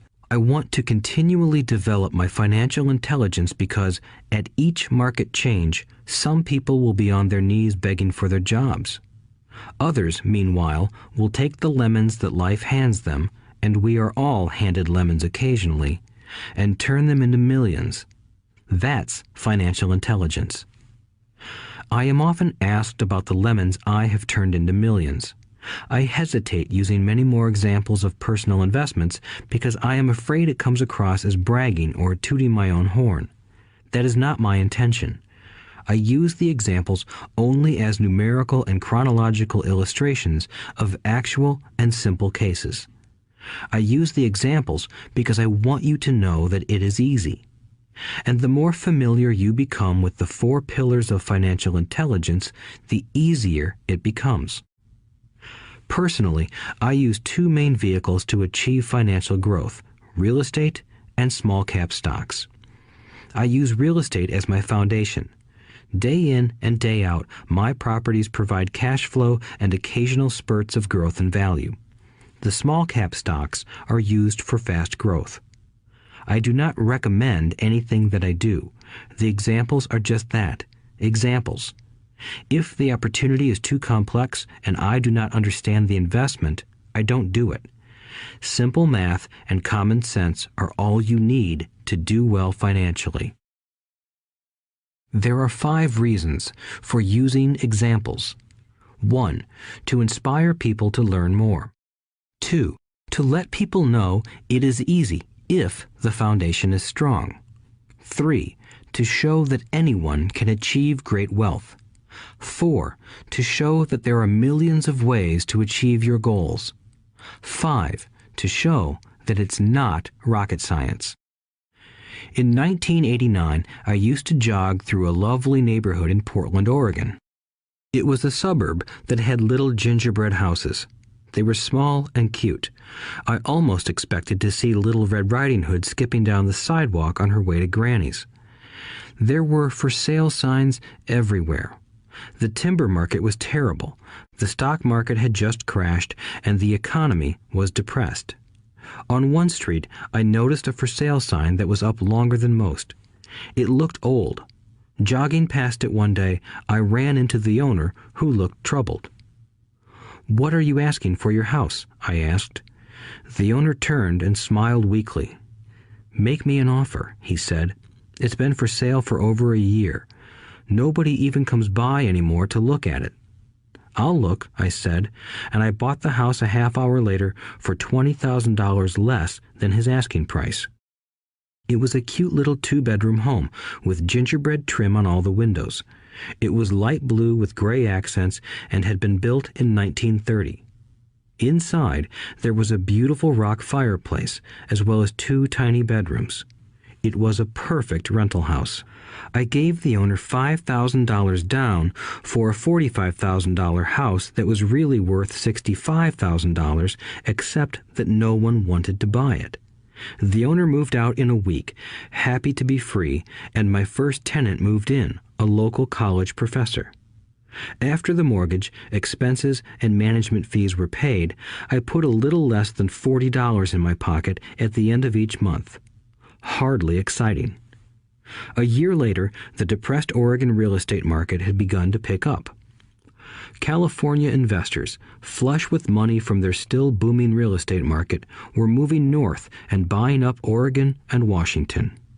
I sold that little house for $95,000 to a young couple from California who thought it was a bargain. My capital gains of approximately $40,000 were placed into a 1031 tax-deferred exchange, and I went shopping for a place to put my money. In about a month, I found a 12-unit apartment house right next to the Intel plant in Beaverton, Oregon. The owners lived in Germany, had no idea what the place was worth, and again, just wanted to get out of it. I offered $275,000 for a $450,000 building. They agreed to $300,000. I bought it and held it for 2 years. Utilizing the same 1031 exchange process, we sold the building for $495,000 and bought a 30-unit apartment building in Phoenix, Arizona. We had moved to Phoenix by then to get out of the rain and needed to sell anyway. Like the former Oregon market, the real estate market in Phoenix was depressed. The price of the 30-unit apartment building in Phoenix was $875,000, with $225,000 down. The cash flow from the 30 units was a little over $5,000 a month. The Arizona market began moving up, and a few years later, a Colorado investor offered us $1.2 million for the property. The point of this example is how a small amount can grow into a large amount. Again, it is a matter of understanding financial statements, investment strategies, a sense of the market, and the laws. If people are not versed in these subjects, then obviously they must follow standard dogma, which is to play it safe, diversify, and only invest in secure investments. The problem with secure investments is that they are often sanitized, that is, made so safe that the gains are less. Most large brokerage houses will not touch speculative transactions in order to protect themselves and their clients, and that is a wise policy. The really hot deals are not offered to people who are novices. Often, the best deals that make the rich even richer are reserved for those who understand the game. It is technically illegal to offer speculative deals to someone who is considered not sophisticated, but of course, it happens. The more sophisticated I get, the more opportunities come my way. Another case for developing your financial intelligence over a lifetime is simply that more opportunities are presented to you. And the greater your financial intelligence, the easier it is to tell whether a deal is good. It's your intelligence that can spot a bad deal or make a bad deal good. The more I learn, and there is a lot to learn, the more money I make simply because I gain experience and wisdom as the years go on. I have friends who are playing it safe, working hard at their profession and failing to gain financial wisdom, which does take time to develop. My overall philosophy is to plant seeds inside my asset column. That is my formula. I start small and plant seeds. Some grow, some don't. Inside our real estate corporation, we have property worth several $1 million. It is our own right, or real estate investment trust. The point I'm making is that most of those millions started out as little $5,000 to $10,000 investments. All of those down payments were fortunate to catch a fast-rising market and increase tax-free. We traded in and out several times over a number of years. We also own a stock portfolio, surrounded by a corporation that Kim and I call our personal mutual fund. We have friends who deal specifically with investors like us who have extra money each month to invest. We buy high-risk, speculative private companies that are just about to go public on a stock exchange in the United States or Canada. An example of how fast gains can be made are 100,000 shares purchased for 25 cents each before the company goes public. 6 months later, the company is listed, and the 100,000 shares now are worth $2 each. If the company is well managed, the price keeps going up, and the stock may go to $20 or more per share. There are years when our $25,000 has gone to $1 million in less than a year. It is not gambling if you know what you're doing. It is gambling if you're just throwing money into a deal and praying. The idea in anything is to use your technical knowledge, wisdom, and love of the game to cut the odds down, to lower the risk. Of course, there is always risk. It is financial intelligence that improves the odds. Thus, what is risky for one person is less risky to someone else. That is the primary reason I constantly encourage people to invest more in their financial education than in stocks, real estate, or other markets.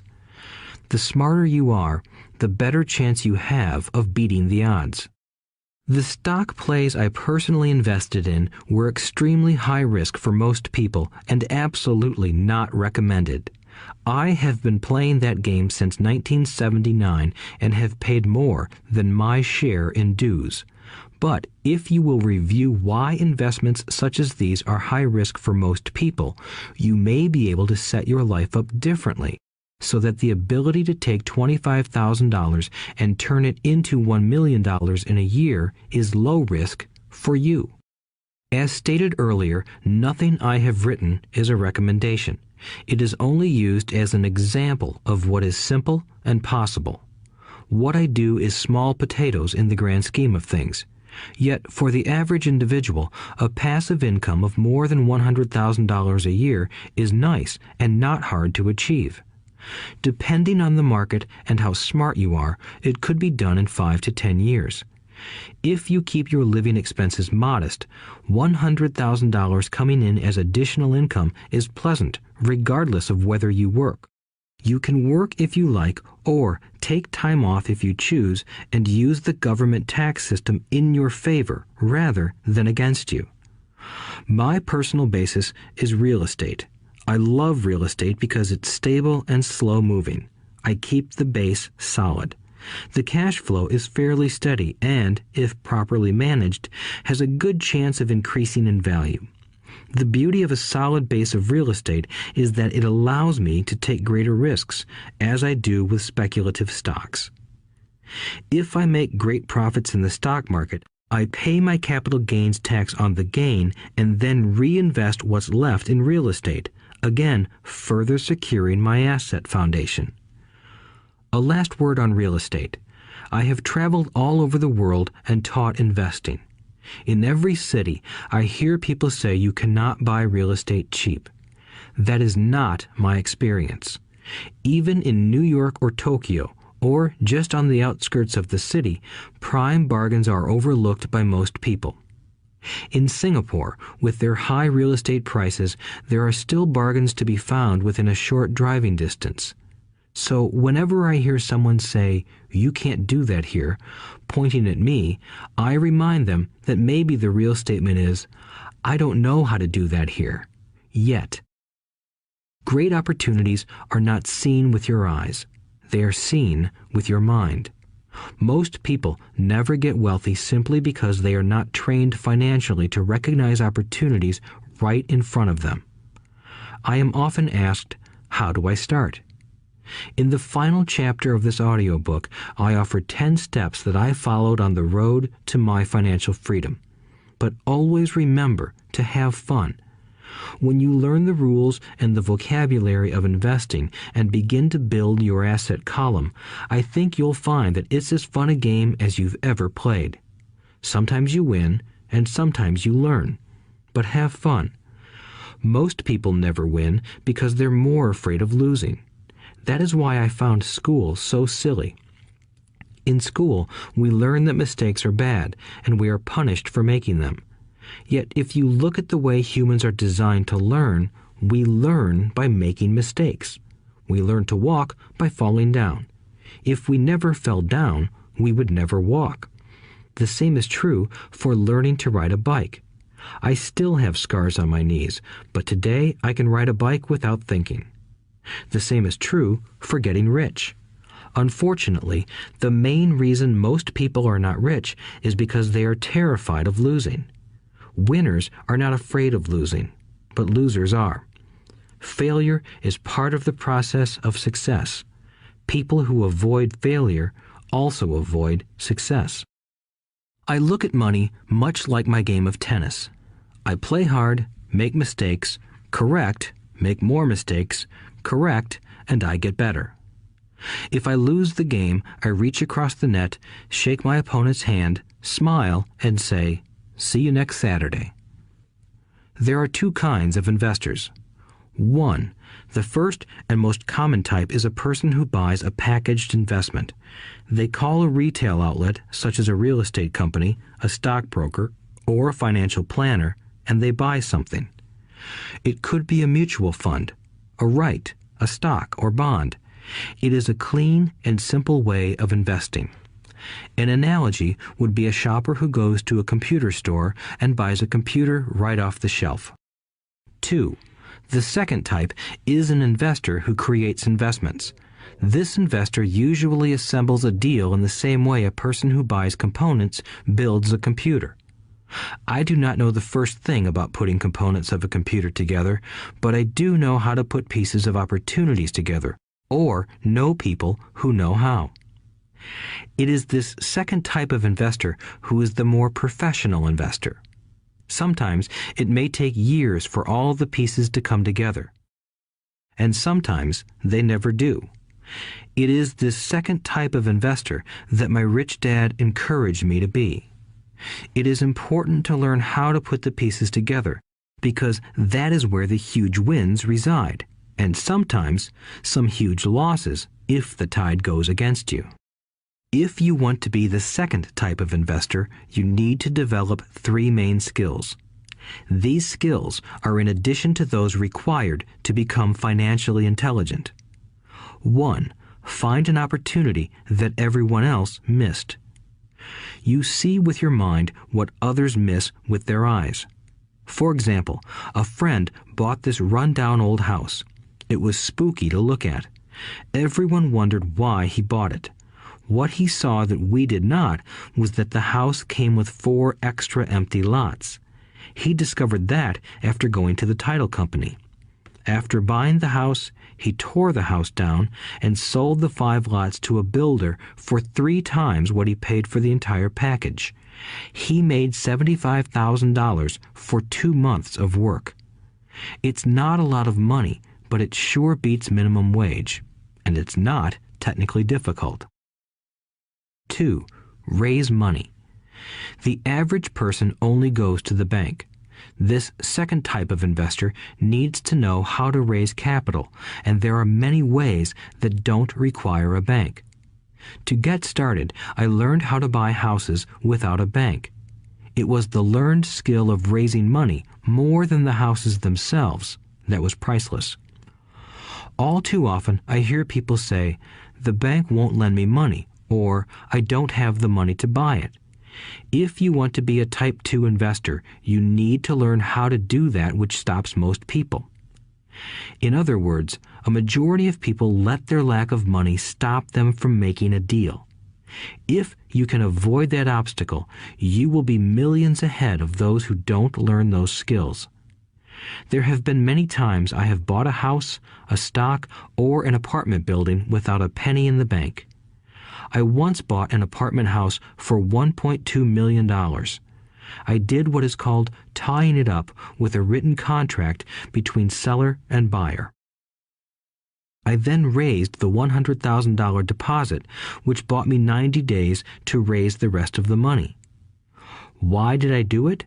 Simply because I knew it was worth $2 million. I never raised the money. Instead, the person who put up the $100,000 gave me $50,000 for finding the deal, took over my position, and I walked away. Total working time? 3 days. Again, it's what you know more than what you buy. Investing is not buying. It's more a case of knowing. 3. Organize smart people. Intelligent people are those who work with or hire a person who is more intelligent than they are. When you need advice, make sure you choose your advisor wisely. There is a lot to learn, but the rewards can be astronomical. If you do not want to learn those skills, then being a Type 1 investor is highly recommended. It is what you know that is your greatest wealth. It is what you do not know that is your greatest risk. There is always risk, so learn to manage risk instead of avoiding it. Chapter 6. Lesson 6. Work to learn, don't work for money. Job security meant everything to my educated dad. Learning meant everything to my rich dad. A few years ago, I granted an interview with a newspaper in Singapore. The young female reporter was on time, and the interview got underway immediately.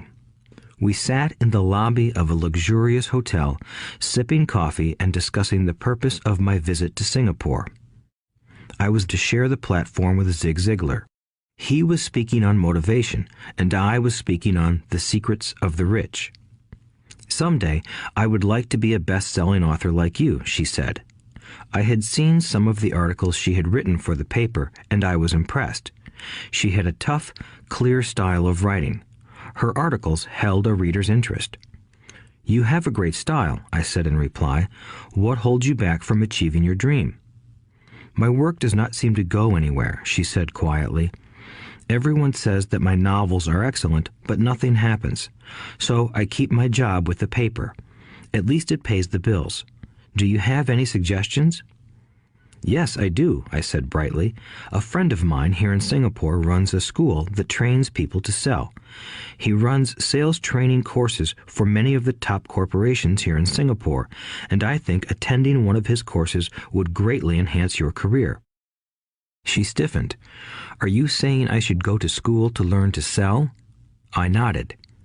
You aren't serious, are you? Again, I nodded. What is wrong with that? I was now backpedaling. She was offended by something, and now I was wishing I had not said anything. In my attempt to be helpful, I found myself defending my suggestion.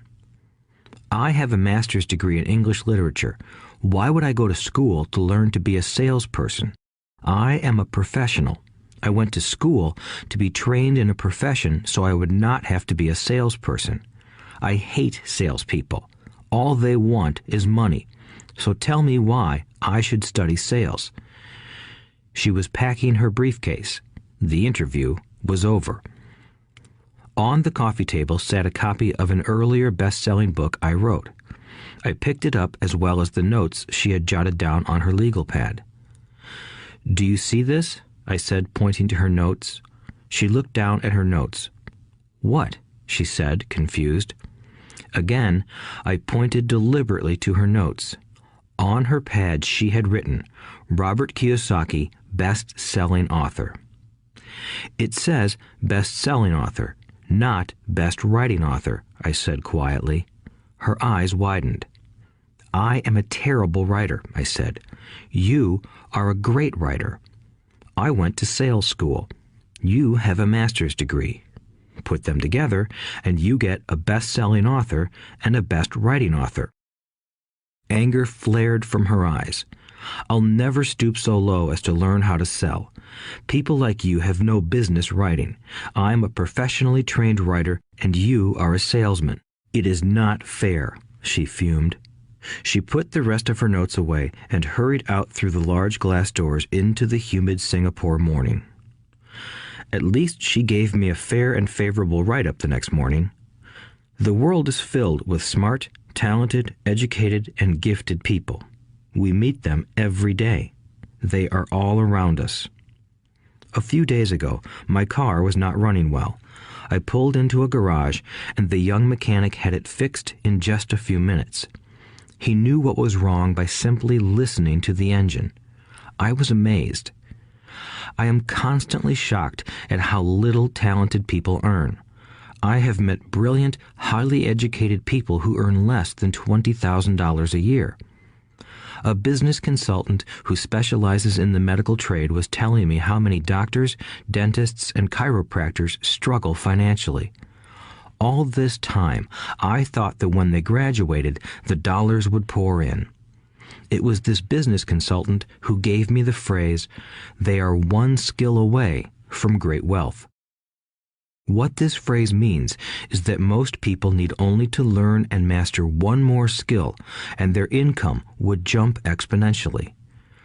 I have mentioned before that financial intelligence is a synergy of accounting, investing, marketing, and law. Combine those 4 technical skills, and making money with money is easier than most people would believe. When it comes to money, the only skill most people know is to work hard. The classic example of a synergy of skills was that young writer for the newspaper. If she diligently learned the skills of sales and marketing, her income would jump dramatically. If I were her, I would take some courses in advertising copywriting as well as sales. Then, instead of working at the newspaper, I would seek a job at an advertising agency. Even if it were a cut in pay, she would learn how to communicate in shortcuts that are used in successful advertising. She also would spend time learning public relations, an important skill. She would learn how to get millions in free publicity. Then, at night and on weekends, she could be writing her great novel. When it was finished, she would be better able to sell her book. Then, in a short while, she could be a best-selling author. When I came out with my first book, If You Want to Be Rich and Happy, Don't Go to School, a publisher suggested I change the title to The Economics of Education. I told the publisher that, with a title like that, I would sell 2 books, one to my family and one to my best friend. The problem is that they would expect it for free. The obnoxious title, If You Want to Be Rich and Happy, Don't Go to School, was chosen because we knew it would get tons of publicity. I am pro-education and believe in education reform. If I were not pro-education, why would I continue to press for changing our antiquated educational system? So I chose a title that would get me on more TV and radio shows simply because I was willing to be controversial. Many people thought I was a fruitcake, but the book sold and sold. When I graduated from the U.S. Merchant Marine Academy in 1969, my educated dad was happy. Standard Oil of California had hired me for its oil tanker fleet as a third mate. The pay was low compared with my classmates, but it was okay for a first real job after college. My starting pay was about $42,000 a year, including overtime, and I only had to work for 7 months. I had 5 months of vacation.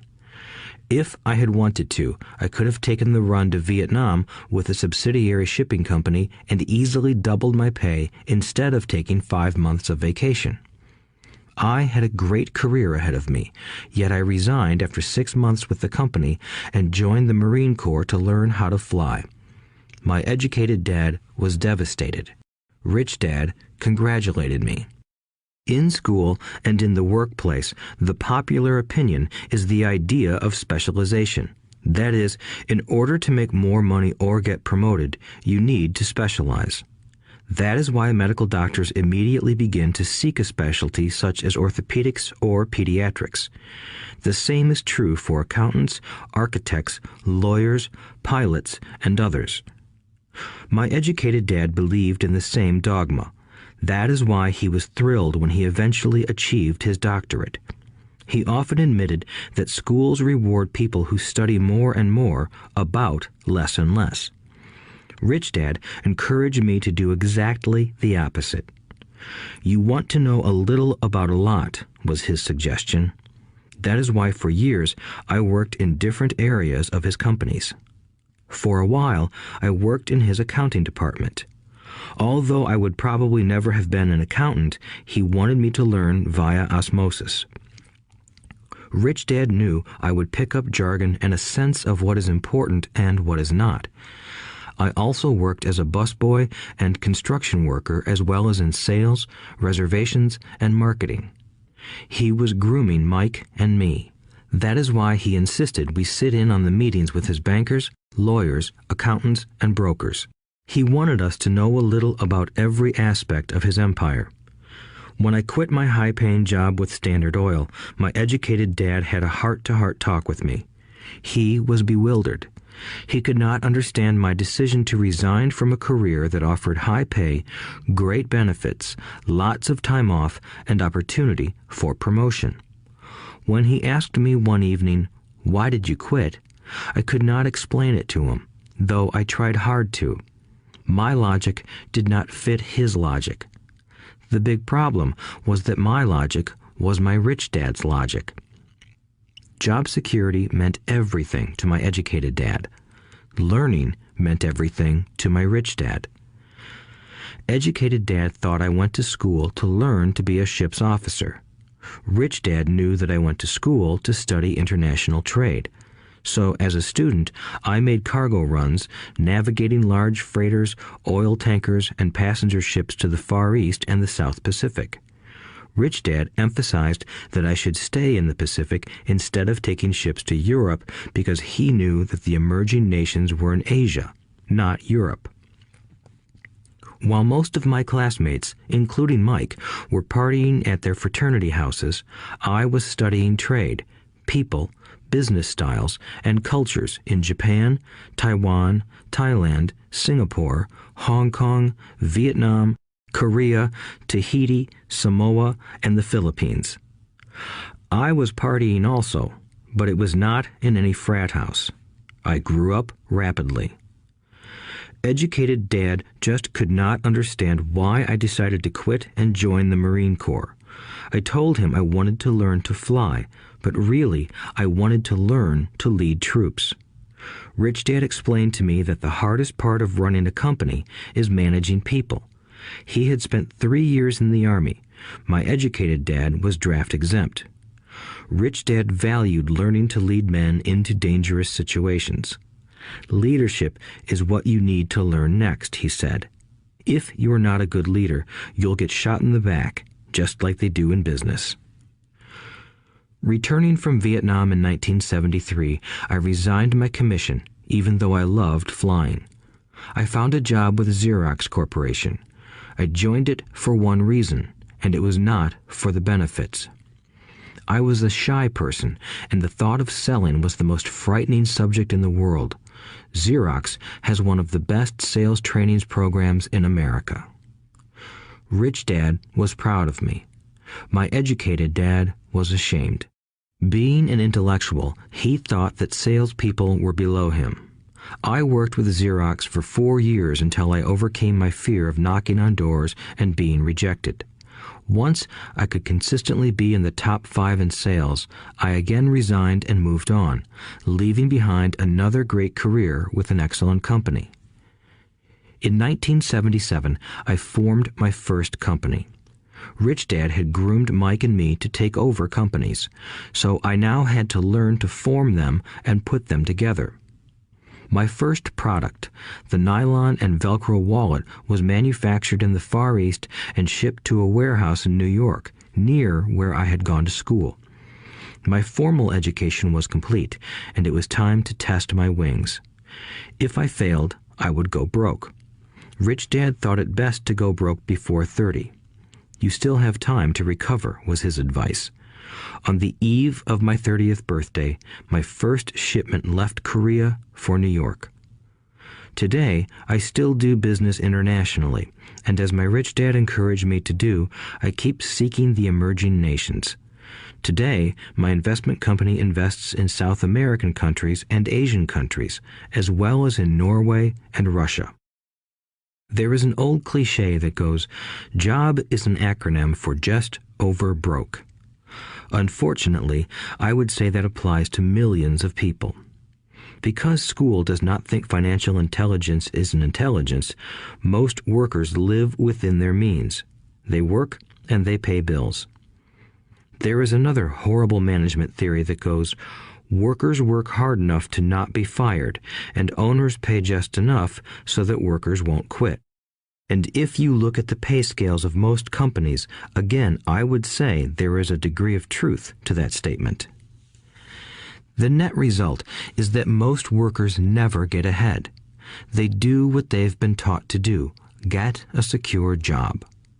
Most workers focus on working for pay and benefits that reward them in the short term, but are often disastrous in the long run. Instead, I recommend to young people to seek work for what they will learn more than what they will earn. Look down the road at what skills they want to acquire before choosing a specific profession and before getting trapped in the rat race. Once people are trapped in the lifelong process of bill paying, they become like those little hamsters running around in those metal wheels. Their little furry legs are spinning furiously, the wheel is turning furiously, but come tomorrow morning, they'll still be in the same cage. Great job. In the movie Jerry Maguire, starring Tom Cruise, there are many great one-liners. Probably the most memorable is, "Show me the money." But there is one line I thought most truthful. It comes from the scene where Tom Cruise is leaving the firm. He has just been fired, and he is asking the entire company, "Who wants to come with me?" And the whole place is silent and frozen. Only one woman speaks up and says, "I'd like to, but I'm due for a promotion in 3 months." That statement is probably the most truthful statement in the whole movie. It is the type of statement that people use to keep themselves busy, working away to pay bills. I know my educated dad looked forward to his pay raise every year, and every year he was disappointed. So he would go back to school to earn more qualifications so he could get another raise. Then, once again, there would be another disappointment. The question I often ask people is, where is this daily activity taking you? Just like the little hamster, I wonder if people look at where their hard work is taking them. What does the future hold? In his book, The Retirement Myth, Craig S. Carpel writes, "I visited the headquarters of a major national pension consulting firm and met with a managing director who specializes in designing lush retirement plans for top management. When I asked her what people who don't have corner offices will be able to expect in the way of pension income, she said with a confident smile, 'The silver bullet.'" "What," I asked, "is the silver bullet?"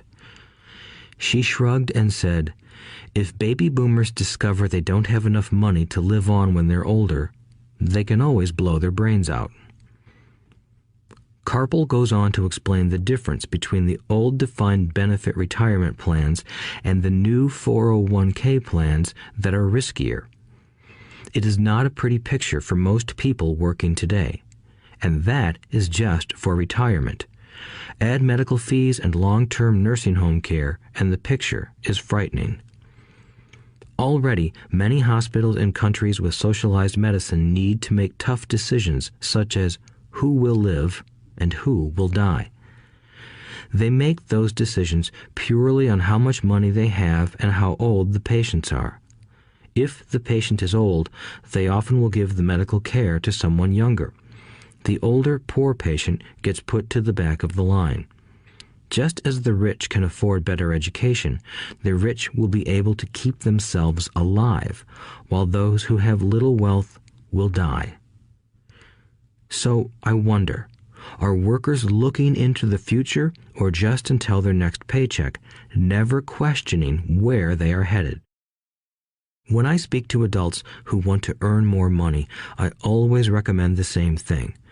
I suggest taking a long view of their life. Instead of simply working for the money and security, which I admit are important, I suggest they take a second job that will teach them a second skill.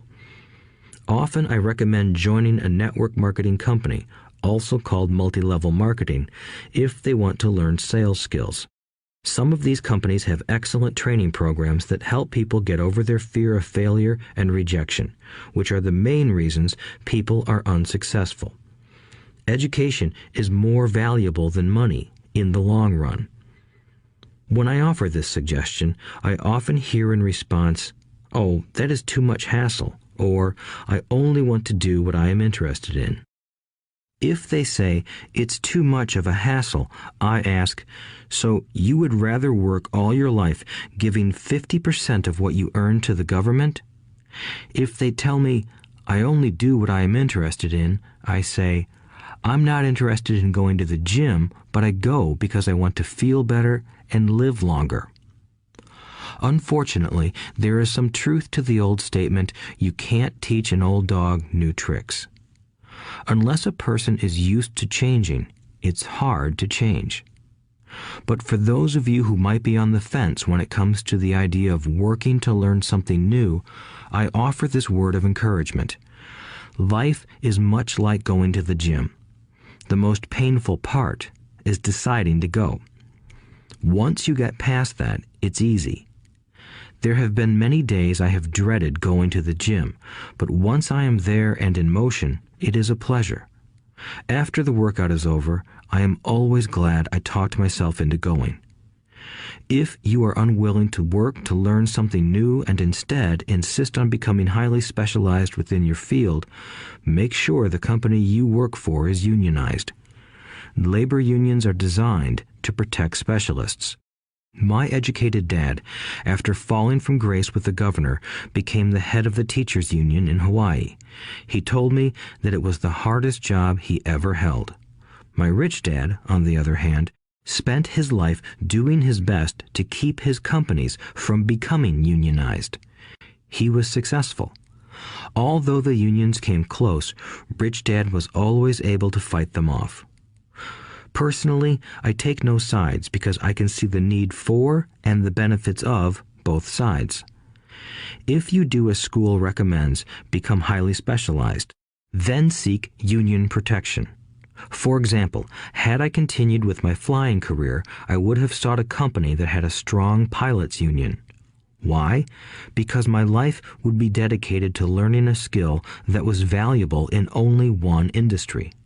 If I were pushed out of that industry, my life's skills would not be as valuable to another industry.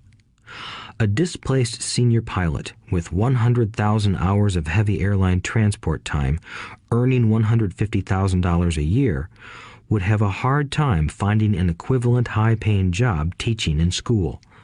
Skills do not necessarily transfer from industry to industry. Skills the pilots are paid for in the airline industry are not as important in, say, the school system. The same is true even for doctors today. With all the changes in medicine, many medical specialists are needing to conform to medical organizations such as HMOs. School teachers definitely need to be union members. Today in America, the teachers' union is the largest and the richest labor union of all. The NEA, the National Education Association, has tremendous political clout. Teachers need the protection of their union because their skills are also of limited value to an industry outside of education. So the rule of thumb is highly specialized, then unionize. It's the smart thing to do. When I ask the classes I teach, how many of you can cook a better hamburger than McDonald's, almost all the students raise their hands. I then ask, so if most of you can cook a better hamburger, how come McDonald's makes more money than you? The answer is obvious. McDonald's is excellent at business systems. The reason so many talented people are poor is because they focus on building a better hamburger and know little to nothing about business systems. A friend of mine in Hawaii is a great artist. He makes a sizable amount of money. One day, his mother's attorney called to tell him that she had left him $35,000. That is what was left of her estate after the attorney and the government took their shares. Immediately, he saw an opportunity to increase his business by using some of this money to advertise. 2 months later, his first 4-color full-page ad appeared in an expensive magazine that targeted the very rich. The ad ran for 3 months. He received no replies from the ad, and all of his inheritance is now gone. He now wants to sue the magazine for misrepresentation. This is a common case of someone who can build a beautiful hamburger but knows little about business. When I asked him what he learned, his only reply was, "Advertising salespeople are crooks." I then asked him if he would be willing to take a course in sales and a course in direct marketing. His reply, "I don't have the time, and I don't want to waste my money." The world is filled with talented poor people.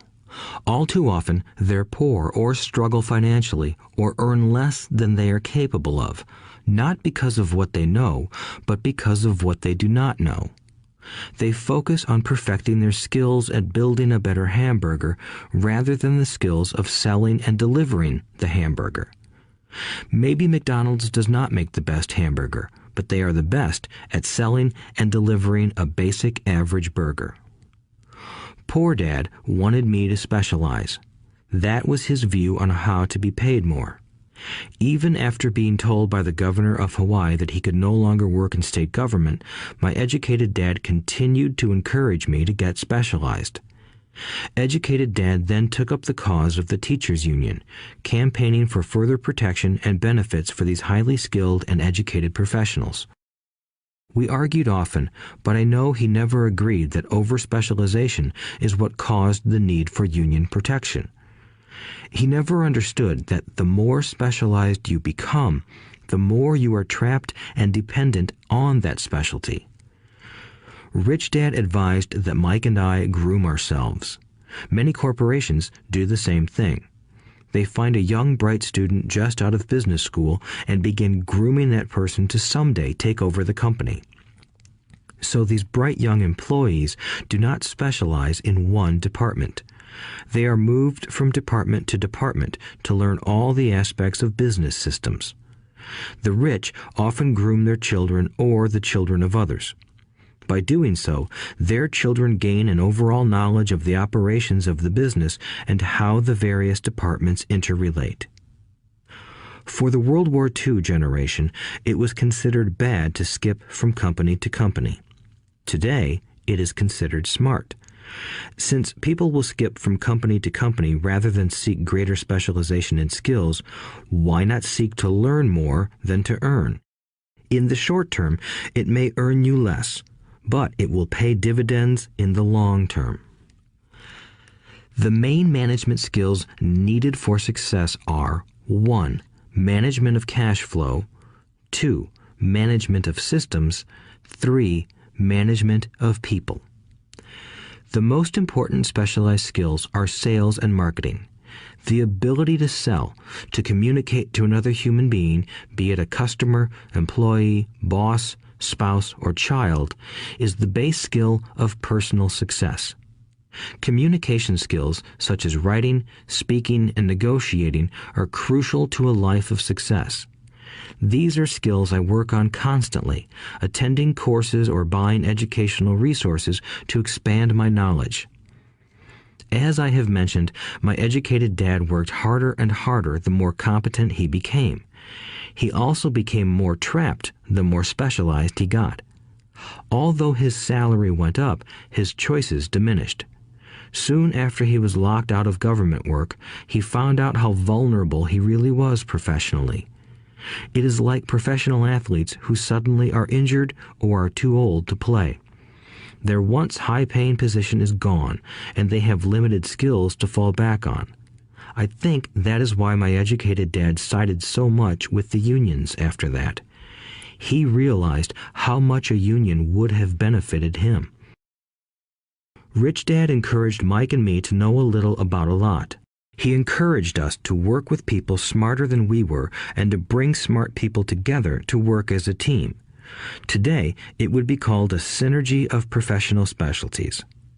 Today, I meet ex-school teachers earning hundreds of thousands of dollars a year. They earn that much because they have specialized skills in their field as well as other skills. They can teach as well as sell and market.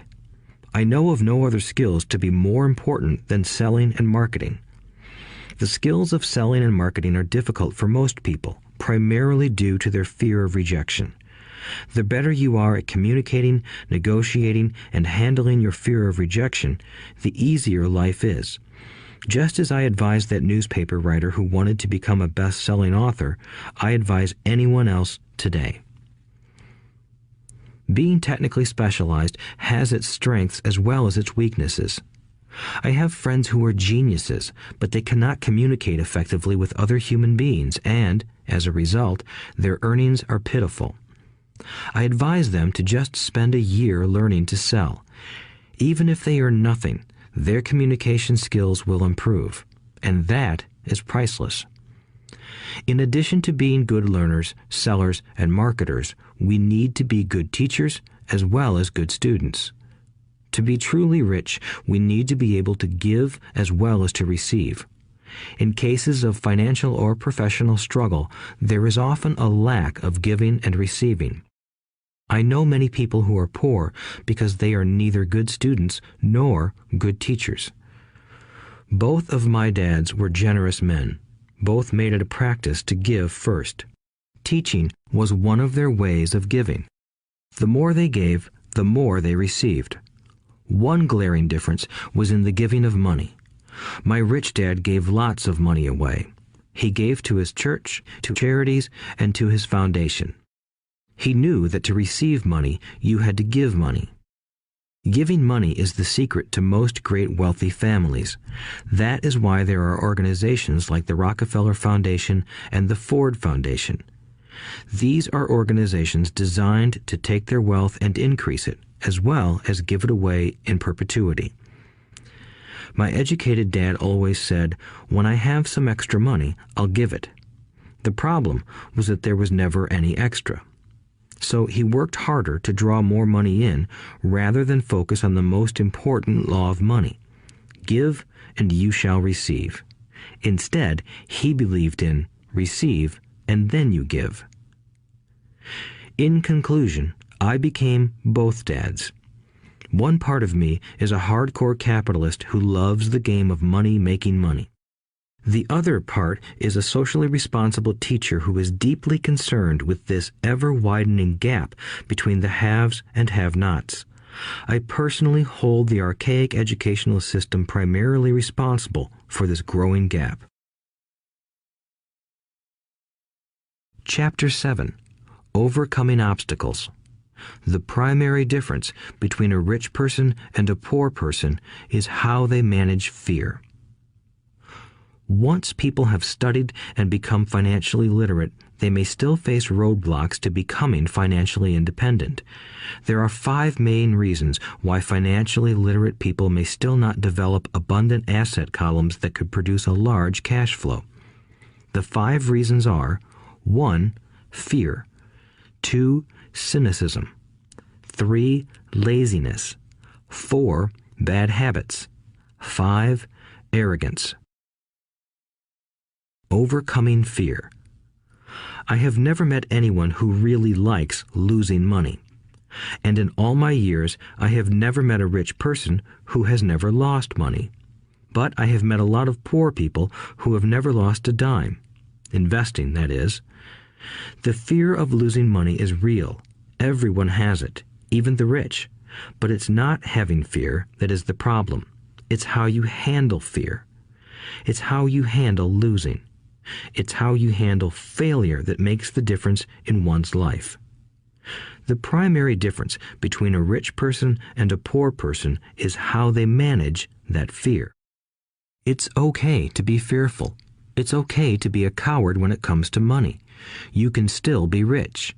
We're all heroes at something and cowards at something else. My friend's wife is an emergency room nurse. When she sees blood, she flies into action. When I mention investing, she runs away. When I see blood, I don't run. I pass out.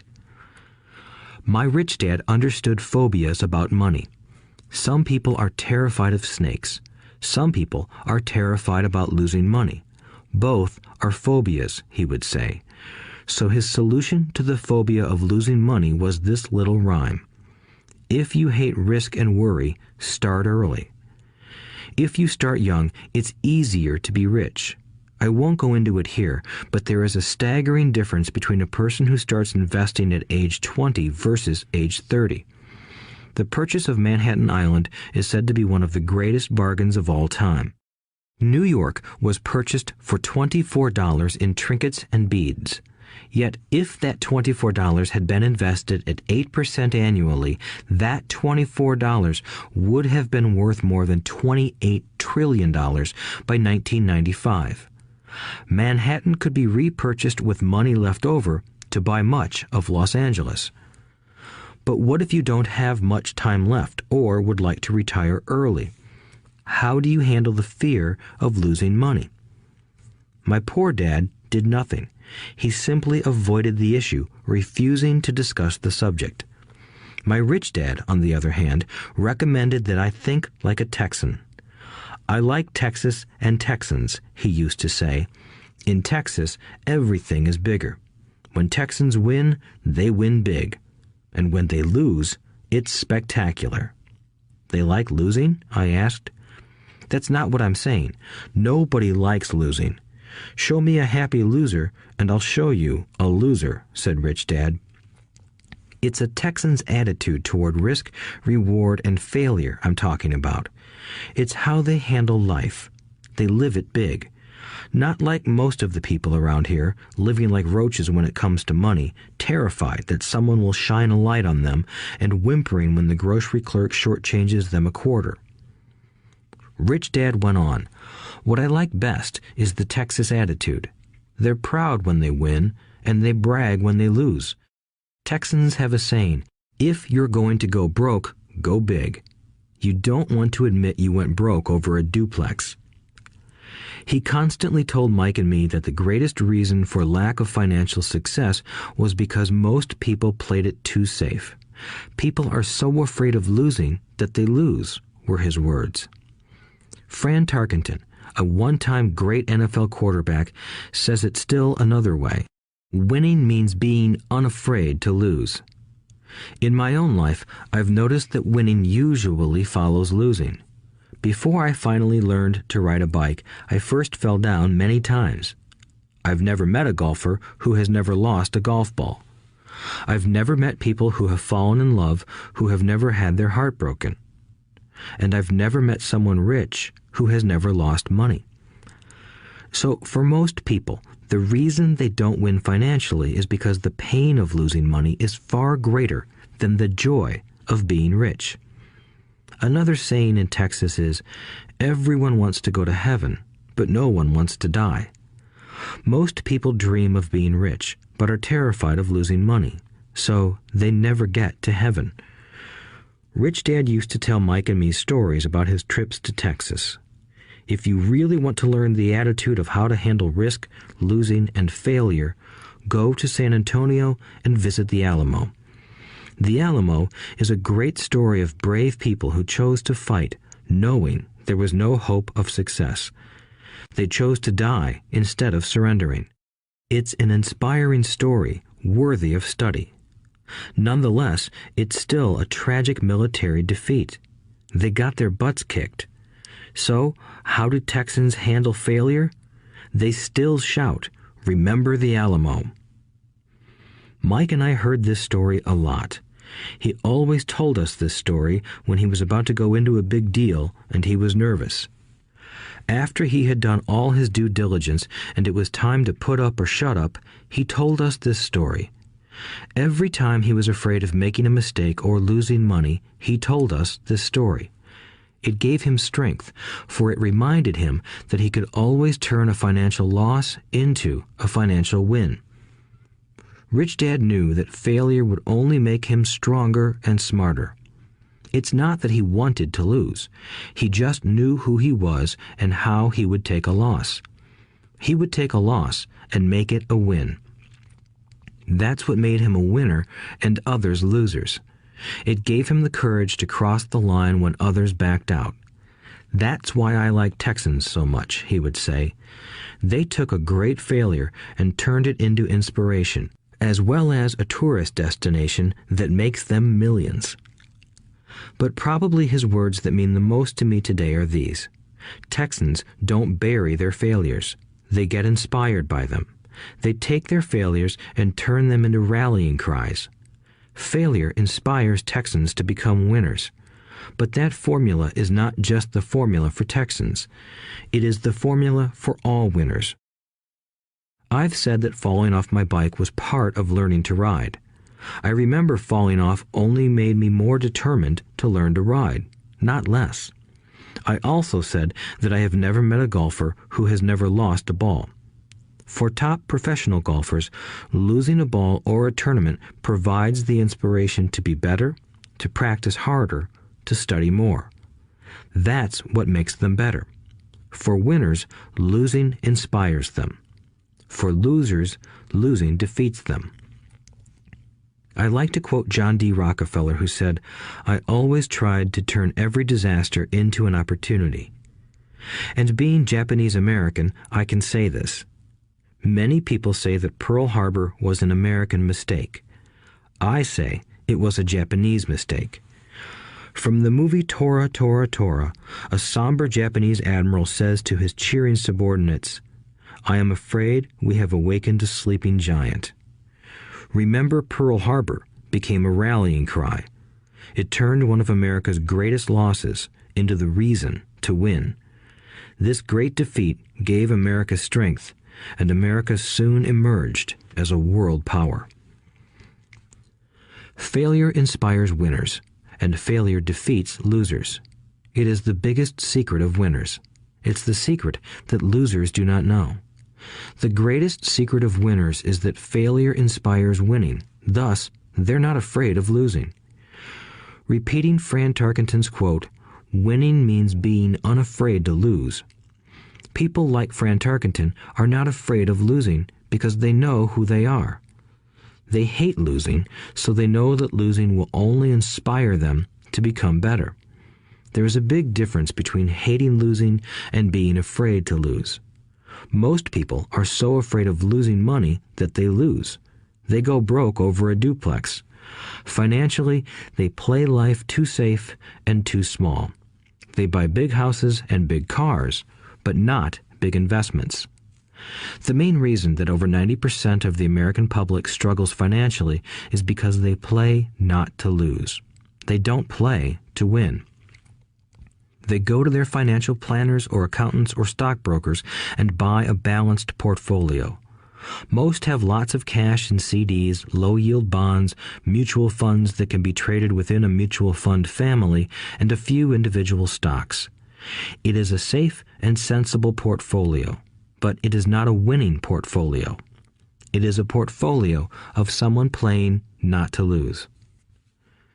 Don't get me wrong, it's probably a better portfolio than more than 70% of the population has, and that's frightening. It's a great portfolio for someone who loves safety. But playing it safe and balanced on your investment portfolio is not the way successful investors play the game. If you have little money and you want to be rich, you must first be focused, not balanced. If you look at any successful person, at the start they were not balanced. Balanced people go nowhere. They stay in one spot.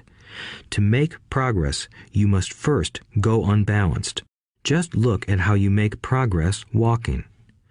Thomas Edison was not balanced. He was focused. Bill Gates was not balanced. He was focused. Donald Trump is focused. George Soros is focused. George Patton did not take his tanks wide. He focused them and blew through the weak spots in the German line. The French went wide with the Maginot Line, and you know what happened to them. If you have any desire to be rich, you must focus. Do not do what poor and middle-class people do, put their few eggs in many baskets. Put a lot of your eggs in a few baskets and focus. Follow one course until successful. If you hate losing, play it safe. If losing makes you weak, play it safe. Go with balanced investments. If you're over 25 years old and are terrified of taking risks, don't change. Play it safe, but start early. Start accumulating your nest egg early because it will take time. But if you have dreams of freedom, of getting out of the rat race, the first question to ask yourself is, how do I respond to failure? If failure inspires you to win, maybe you should go for it, but only maybe. If failure makes you weak or causes you to throw temper tantrums, like spoiled brats who call attorneys to file lawsuits every time something doesn't go their way, then play it safe. Keep your daytime job, or buy bonds or mutual funds. But remember, there is risk in those financial instruments also, even though they may appear safe. I say all this, mentioning Texas and Fran Tarkenton, because stacking the asset column is easy. It's really a low-aptitude game. It doesn't take much education. Fifth-grade math will do. But building your asset column is a game in which attitude plays a major role. It takes guts, patience, and a great attitude toward failure. Losers avoid failing, and failure turns losers into winners. Just remember the Alamo. Overcoming cynicism. The sky is falling. The sky is falling. Most of us know the story of Chicken Little, who ran around warning the barnyard of impending doom. We all know people who are that way. There's a Chicken Little inside each of us. As I stated earlier, the cynic is really a little chicken. We all get a little chicken when fear and doubt cloud our thoughts. All of us have doubts. I'm not smart. I'm not good enough. So-and-so is better than me. Our doubts often paralyze us. We play the what-if game. What if the economy crashes right after I invest? What if I lose control and I can't pay the money back? What if things don't go as I planned? Or we have friends or loved ones who will remind us of our shortcomings. They often say, "What makes you think you can do that? If it's such a good idea, how come someone else hasn't done it? That will never work. You don't know what you're talking about." These words of doubt often get so loud that we fail to act. A horrible feeling builds in our stomach. Sometimes we can't sleep. We fail to move forward. So we stay with what is safe, and opportunities pass us by. We watch life passing by as we sit immobilized with a cold knot in our body. We have all felt this at one time in our lives, some more than others. Peter Lynch of Fidelity Magellan Mutual Fund fame refers to warnings about the sky falling as noise, and we all hear it. Noise is either created inside our heads or comes from outside, often from friends, family, co-workers, and the media. Lynch recalls the time during the 1950s when the threat of nuclear war was so prevalent in the news that people began building fallout shelters and storing food and water. If they had invested that money wisely in the market, instead of building a fallout shelter, they'd probably be financially independent today. When violence breaks out in a city, gun sales go up all over the country. A person dies from rare hamburger meat in the state of Washington, and the Arizona Health Department orders restaurants to have all beef cooked well done. A drug company runs a TV commercial in February showing people catching the flu. Colds go up as well as sales of cold medicine. Most people are poor because when it comes to investing, the world is filled with Chicken Littles running around yelling, "The sky is falling, the sky is falling." And Chicken Littles are effective because every one of us is a little chicken. It often takes great courage to not let rumors and talk of doom and gloom affect your doubts and fears. But a savvy investor knows that the seemingly worst of times is actually the best of times to make money. When everyone else is too afraid to act, they pull the trigger and are rewarded. Some time ago, a friend named Richard came from Boston to visit Kim and me in Phoenix. He was impressed with what we had done through stocks and real estate. The Phoenix real estate prices were depressed. We spent 2 days showing him what we thought were excellent opportunities for cash flow and capital appreciation. Kim and I are not real estate agents. We are strictly investors. After identifying a unit in a resort community, we called an agent who sold it to him that afternoon. The price was a mere $42,000 for a 2-bedroom townhome. Similar units were going for $65,000. He had found a bargain. Excited, he bought it and returned to Boston. 2 weeks later, the agent called to say that our friend had backed out. I called immediately to find out why. All he said was that he talked to his neighbor, and his neighbor told him it was a bad deal. He was paying too much. I asked Richard if his neighbor was an investor. Richard said he was not. When I asked why he listened to him, Richard got defensive and simply said he wanted to keep looking. The real estate market in Phoenix turned, and a few years later, that little unit was renting for $1,000 a month, $2,500 in the peak winter months. The unit was worth $95,000. All Richard had to put down was $5,000, and he would have had a start at getting out of the rat race. Today, he still has done nothing. Richard's backing out did not surprise me. It's called buyer's remorse, and it affects all of us. The little chicken won, and a chance at freedom was lost. In another example, I hold a small portion of my assets in tax lien certificates instead of CDs. I earn 16% per year on my money, which certainly beats the interest rates banks offer on CDs. The certificates are secured by real estate and enforced by state law, which is also better than most banks. The formula they're bought on makes them safe. They just lack liquidity.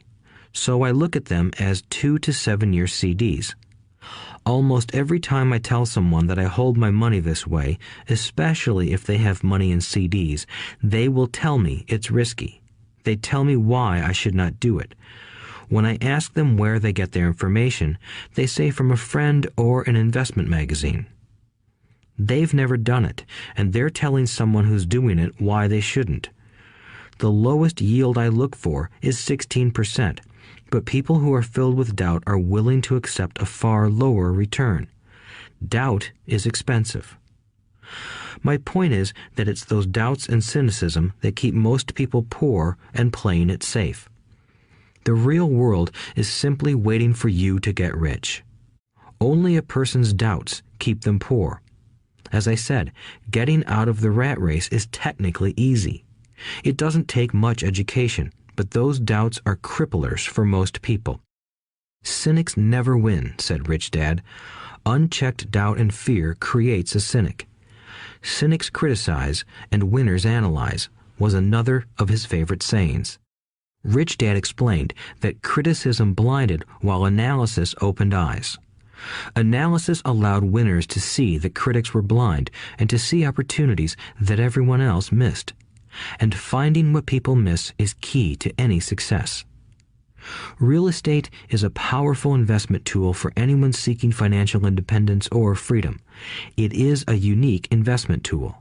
Yet every time I mention real estate as a vehicle, I often hear, "I don't want to fix toilets." That's what Peter Lynch calls noise. That's what my rich dad would say is the cynic talking, someone who criticizes and does not analyze, someone who lets their doubts and fears close their mind instead of open their eyes.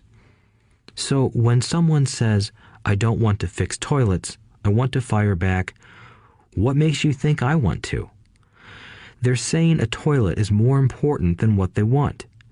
I talk about freedom from the rat race, and they focus on toilets. That is the thought pattern that keeps most people poor. They criticize instead of analyze. I don't once hold the key to your success, Rich Dad would say, because I too do not want to fix toilets. I shop hard for a property manager who does fix toilets. And by finding a great property manager who runs houses or apartments, well, my cash flow goes up.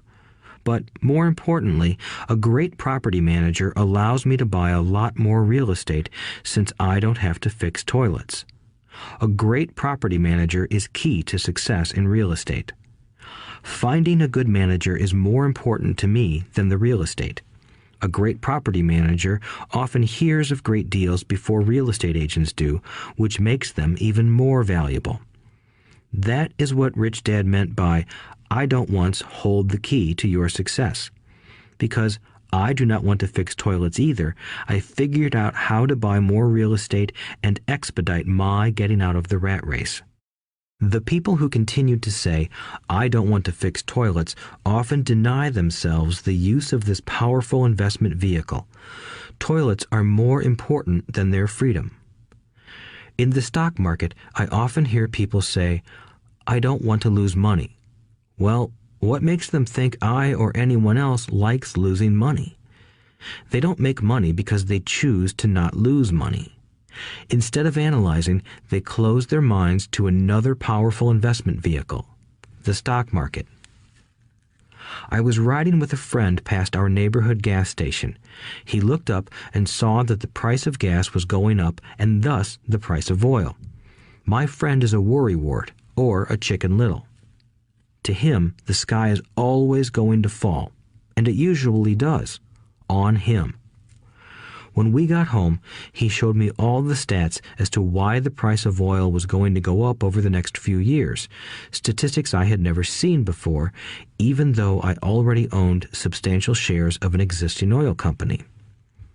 With that information, I immediately began looking for and found a new undervalued oil company that was about to find some oil deposits. My broker was excited about this new company, and I bought 15,000 shares for 65 cents per share. 3 months later, this same friend and I drove by the same gas station, and sure enough, the price per gallon had gone up nearly 15%. Again, the Chicken Little worried and complained. I smiled, because a month earlier, that little oil company hit oil, and those 15,000 shares went up to more than $3 per share since he had first given me the tip. And the price of gas will continue to go up if what my friend says is true. If most people understood how a stop worked in stock market investing, there would be more people investing to win instead of investing not to lose. A stop is simply a computer command that sells your stock automatically if the price begins to drop, helping to minimize your losses and maximize some gains. It's a great tool for those who are terrified of losing. So whenever I hear people focusing on their I don't wants rather than what they do want, I know the noise in their head must be loud. Chicken Little has taken over their brain and is yelling, the sky is falling and toilets are breaking. So they avoid their don't wants, but they pay a huge price. They may never get what they want in life. Instead of analyzing, their inner Chicken Little closes their mind. Rich Dad gave me a way of looking at Chicken Little. Just do what Colonel Sanders did. At the age of 66, he lost his business and began to live on his Social Security check. It wasn't enough. He went around the country selling his recipe for fried chicken. He was turned down 1,009 times before someone said yes, and he went on to become a multimillionaire at an age when most people are quitting. He was a brave and tenacious man, Rich Dad said of Harlan Sanders. So when you're in doubt and feeling a little afraid, just do what Colonel Sanders did to his little chicken. He fried it. Overcoming laziness. Busy people are often the most lazy. We have all heard stories of a businessman who works hard to earn money. He works hard to be a good provider for his wife and children. He spends long hours at the office and brings work home on weekends. One day he comes home to an empty house. His wife has left with the kids. He knew he and his wife had problems, but rather than work to make the relationship strong, he stayed busy at work. Dismayed, his performance at work slips and he loses his job. Today, I often meet people who are too busy to take care of their wealth, and there are people too busy to take care of their health. The cause is the same. They're busy, and they stay busy as a way of avoiding something they do not want to face. Nobody has to tell them. Deep down, they know. In fact, if you remind them, they often respond with anger or irritation. If they aren't busy at work or with the kids, they're often busy watching TV, fishing, playing golf, or shopping. Yet deep down, they know they are avoiding something important. That's the most common form of laziness. Laziness by staying busy. So, what is the cure for laziness? The answer is a little greed. For many of us, we were raised thinking of greed or desire as bad. Greedy people are bad people, my mom used to say, yet we all have inside of us this yearning to have nice, new, or exciting things. So, to keep that emotion of desire under control, often parents find ways of suppressing that desire with guilt. You only think about yourself. Don't you know you have brothers and sisters? Was one of my mom's favorites. You want me to buy you what? Was a favorite of my dad. Do you think we're made of money? Do you think money grows on trees? We're not rich people, you know. It wasn't so much the words, but the angry guilt trip that went with the words that got to me. Or the reverse guilt trip was the I'm sacrificing my life to buy this for you. I'm buying this for you because I never had this advantage when I was a kid. I have a neighbor who is stone broke but can't park his car in his garage. The garage is filled with toys for his kids. Those spoiled brats get everything they ask for. I don't want them to know the feeling of want are his everyday words. He has nothing set aside for their college or his retirement, but his kids have every toy ever made. He recently got a new credit card in the mail and took his kids to visit Las Vegas. I'm doing it for the kids, he said with great sacrifice. Rich Dad forbade the words, I can't afford it. In my real home, that's all I heard. Instead, Rich Dad required his children to say, how can I afford it? He believed that the words, I can't afford it, shut down your brain. It didn't have to think anymore. How can I afford it opened up the brain and forced it to think and search for answers. But most importantly, he felt the words, I can't afford it, were a lie, and the human spirit knows it. The human spirit is very, very powerful, he would say. It knows it can do anything. By having a lazy mind that says, I can't afford it, a war breaks out inside you. Your spirit is angry, and your lazy mind must defend its lie. The spirit is screaming, come on, let's go to the gym and work out. And the lazy mind says, but I'm tired. I worked really hard today. Or the human spirit says, I'm sick and tired of being poor. Let's get out there and get rich. To which the lazy mind says, rich people are greedy. Besides, it's too much bother. It's not safe. I might lose money. I'm working hard enough as it is. I've got too much to do at work anyway. Look at what I have to do tonight. My boss wants it finished by morning. I can't afford it also causes sadness, a helplessness that leads to despondency and often depression. How can I afford it opens up possibilities, excitement, and dreams. So Rich Dad was not so concerned about what we wanted to buy as long as we understood that how can I afford it creates a stronger mind and a dynamic spirit. Thus, he rarely gave Mike or me anything. He would instead ask, how can you afford it? And that included college, which we paid for ourselves. It was not the goal, but the process of attaining the goal that he wanted us to learn. The problem I see today is that there are millions of people who feel guilty about their desire or their greed. It's old conditioning from their childhood. While they desire to have the finer things that life offers, most have been conditioned subconsciously to say, I can't have that, or I'll never be able to afford that. When I decided to exit the rat race, it was simply a question of how can I afford to never work again? And my mind began to kick out answers and solutions. The hardest part was fighting my real parents' dogma. We can't afford that. Stop thinking only about yourself. Why don't you think about others? And other similar sentiments designed to instill guilt to suppress my greed.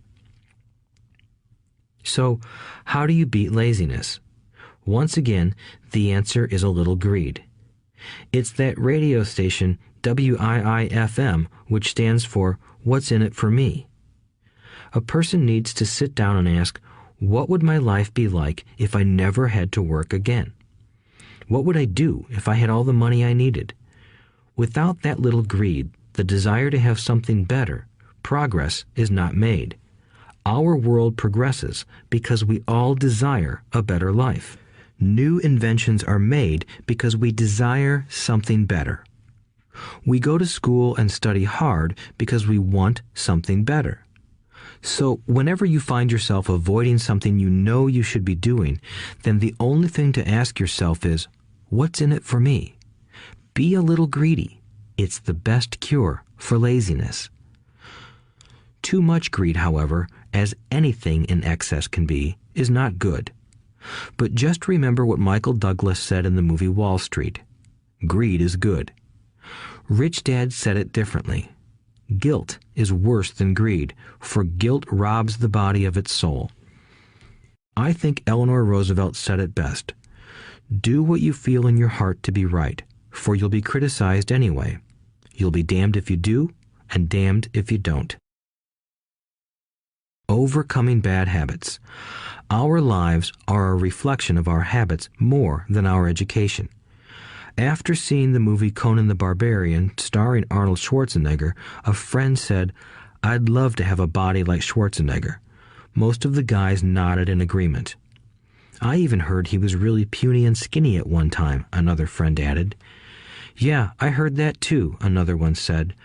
"I heard he has a habit of working out almost every day in the gym." "Yeah, I'll bet he has to." "Nah," said the group's cynic. "I'll bet he was born that way. Besides, let's stop talking about Arnold and get some beers." This is an example of habits controlling behavior. I remember asking my rich dad about the habits of the rich. Instead of answering me outright, he wanted me to learn through example, as usual. "When does your dad pay his bills?" Rich Dad asked. "The first of the month," I said. "Does he have anything left over?" he asked. "Very little," I said. "That's the main reason he struggles," said Rich Dad. "He has bad habits. Your dad pays everyone else first. He pays himself last, but only if he has anything left over." "Which he usually doesn't," I said. "But he has to pay his bills, doesn't he? You're saying he shouldn't pay his bills?" "Of course not," said Rich Dad. "I firmly believe in paying my bills on time. I just pay myself first, before I pay even the government." "But what happens if you don't have enough money?" I asked. "What do you do then?" "The same," said Rich Dad. "I still pay myself first, even if I'm short of money. My asset column is far more important to me than the government." "But," I said, "don't they come after you?" "Yes, if you don't pay," said Rich Dad. "Look, I did not say not to pay. I just said I pay myself first, even if I'm short of money." "But," I replied, "how do you do that?" "It's not how. The question is why," Rich Dad said. "Okay, why?" "Motivation," said Rich Dad. "Who do you think will complain louder if I don't pay them? Me or my creditors?" "Your creditors will definitely scream louder than you," I said, responding to the obvious. "You wouldn't say anything if you didn't pay yourself." So you see, after paying myself, the pressure to pay my taxes and the other creditors is so great that it forces me to seek other forms of income. The pressure to pay becomes my motivation. I've worked extra jobs, started other companies, traded in the stock market, anything, just to make sure those guys don't start yelling at me. That pressure made me work harder, forced me to think, and all in all, made me smarter and more active when it comes to money. If I had paid myself last, I would have felt no pressure, but I'd be broke. So it is the fear of the government or other people you owe money to that motivates you? That's right, said Rich Dad. You see, government bill collectors are big bullies. So are bill collectors in general. Most people give in to those bullies. They pay them and never pay themselves. You know the story of the 98-pound weakling who gets sand kicked in his face? I nodded. I see that ad for weightlifting and bodybuilding lessons in the comic books all the time. Well, most people let the bullies kick sand in their faces. I decided to use the fear of the bully to make me stronger. Others got weaker. Forcing myself to think about how to make extra money is like going to the gym and working out with weights. The more I work my mental money muscles out, the stronger I get. Now I'm not afraid of those bullies. I liked what Rich Dad was saying, so if I pay myself first, I get financially stronger mentally and fiscally. Rich Dad nodded. And if I pay myself last, or not at all, I get weaker. So people like bosses, managers, tax collectors, bill collectors, and landlords push me around all my life just because I don't have good money habits. Rich Dad nodded, just like the 98-pound weakling. Overcoming arrogance. What I know makes me money. What I don't know loses me money. Every time I have been arrogant, I have lost money. Because when I'm arrogant, I truly believe that what I don't know is not important, Rich Dad would often tell me. I have found that many people use arrogance to try to hide their own ignorance.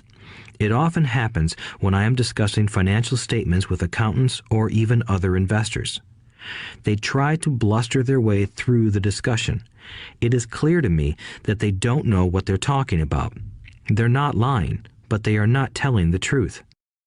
There are many people in the world of money, finances, and investments who have absolutely no idea what they're talking about. Most people in the money industry are just spouting off sales pitches like used car salesmen. When you know you are ignorant in a subject, start educating yourself by finding an expert in the field or a book on the subject. Chapter 8. Getting Started. There is gold everywhere. Most people are not trained to see it. I wish I could say acquiring wealth was easy for me, but it wasn't. So in response to the question, how do I start, I offer the thought process I go through on a day-to-day basis. It really is easy to find great deals. I promise you that. It's just like riding a bike. After a little wobbling, it's a piece of cake. But when it comes to money, it takes determination to get through the wobbling. That's a personal thing. To find million-dollar deals of a lifetime requires us to call on our financial genius. I believe that each of us has a financial genius within us. The problem is that our financial genius lies asleep, waiting to be called upon. It lies asleep because our culture has educated us into believing that the love of money is the root of all evil. It has encouraged us to learn a profession so we can work for money, but failed to teach us how to have money work for us. It taught us not to worry about our financial future because our company or the government would take care of us when our working days are over. However, it is our children, educated in the same school system, who will end up paying for this absence of financial education. The message is still to work hard, earn money, and spend it. And when we run short, we can always borrow more. Unfortunately, 90% of the Western world subscribes to the above dogma, simply because it's easier to find a job and work for money. If you are not one of the masses, I offer you the following 10 steps to awaken your financial genius. I simply offer you the steps I have personally followed. If you want to follow some of them, great. If you don't, make up your own.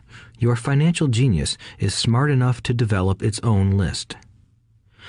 While in Peru, I asked a gold miner of 45 years how he was so confident about finding a gold mine. He replied, "There is gold everywhere. Most people are not trained to see it." And I would say that is true. In real estate, I can go out and in a day come up with 4 or 5 great potential deals. while the average person will go out and find nothing, even looking in the same neighborhood.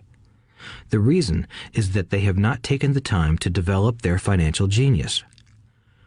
I offer you the following 10 steps as a process to develop your God-given powers, powers over which only you have control. 1. Find a reason greater than reality, the power of spirit. If you ask most people if they would like to be rich or financially free, they would say yes. But then reality sets in. The road seems too long with too many hills to climb. It's easier to just work for money and hand the excess over to your broker. I once met a young woman who had dreams of swimming for the U.S. Olympic team.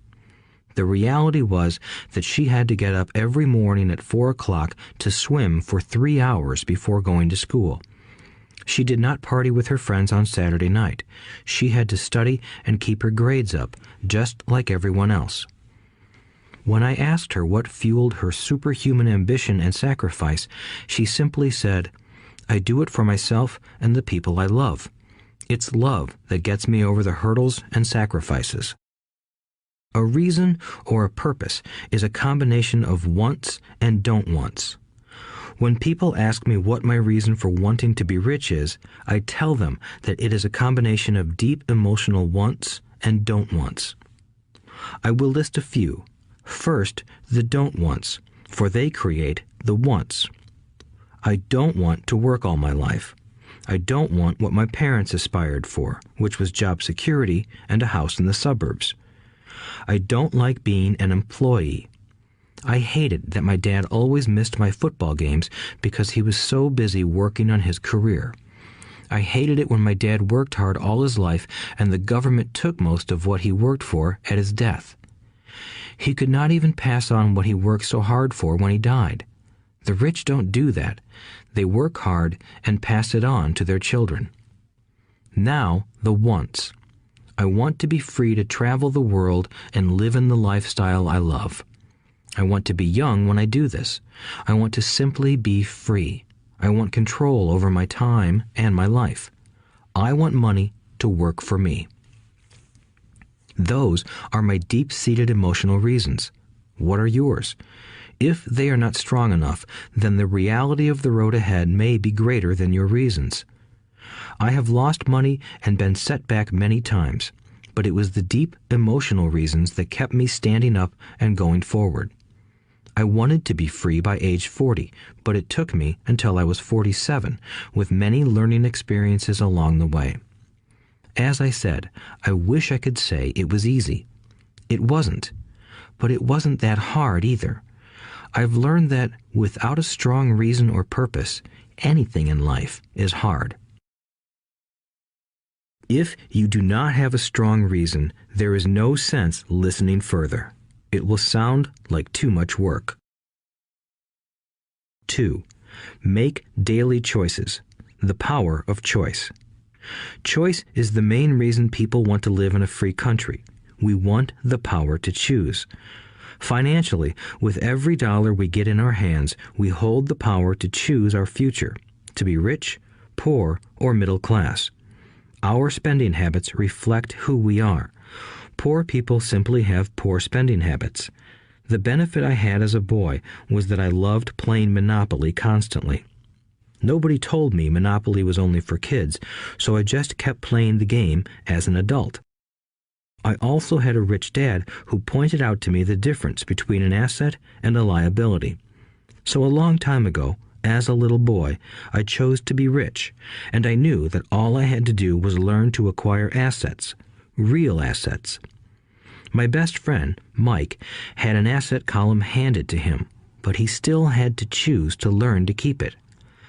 Many rich families lose their assets in the next generation simply because there was no one trained to be a good steward over their assets. Most people choose not to be rich. For 90% of the population, being rich is too much of a hassle. So they invent sayings that go, "I'm not interested in money. I'll never be rich. I don't have to worry. I'm still young. When I make some money, then I'll think about my future." My husband or wife handles the finances. The problem with those statements is that they rob the person who chooses to think such thoughts of two things. One is time, which is your most precious asset. The second is learning. Having no money should not be an excuse to not learn, but that is a choice we all make daily. The choice of what we do with our time, our money, and what we put in our heads. That is the power of choice. All of us have choice. I just choose to be rich, and I make that choice every day. Invest first in education. In reality, the only real asset you have is your mind, the most powerful tool we have dominion over. Each of us has the choice of what we put in our brain once we're old enough. You can watch TV, read golf magazines, or go to ceramics class or a class on financial planning. You choose. Most people simply buy investments rather than first investing in learning about investing. A friend of mine recently had her apartment burglarized. The thieves took her electronics and left all the books. And we all have that same choice. 90% of the population buys TV sets, and only about 10% buy business books. So what do? I go to seminars. I like it when they are at least 2 days long because I like to immerse myself in a subject. In 1973, I was watching this guy on TV who was advertising a 3-day seminar on how to buy real estate for nothing down. I spent $385, and that course has made me at least $2 million, if not more. But more importantly, it bought me life.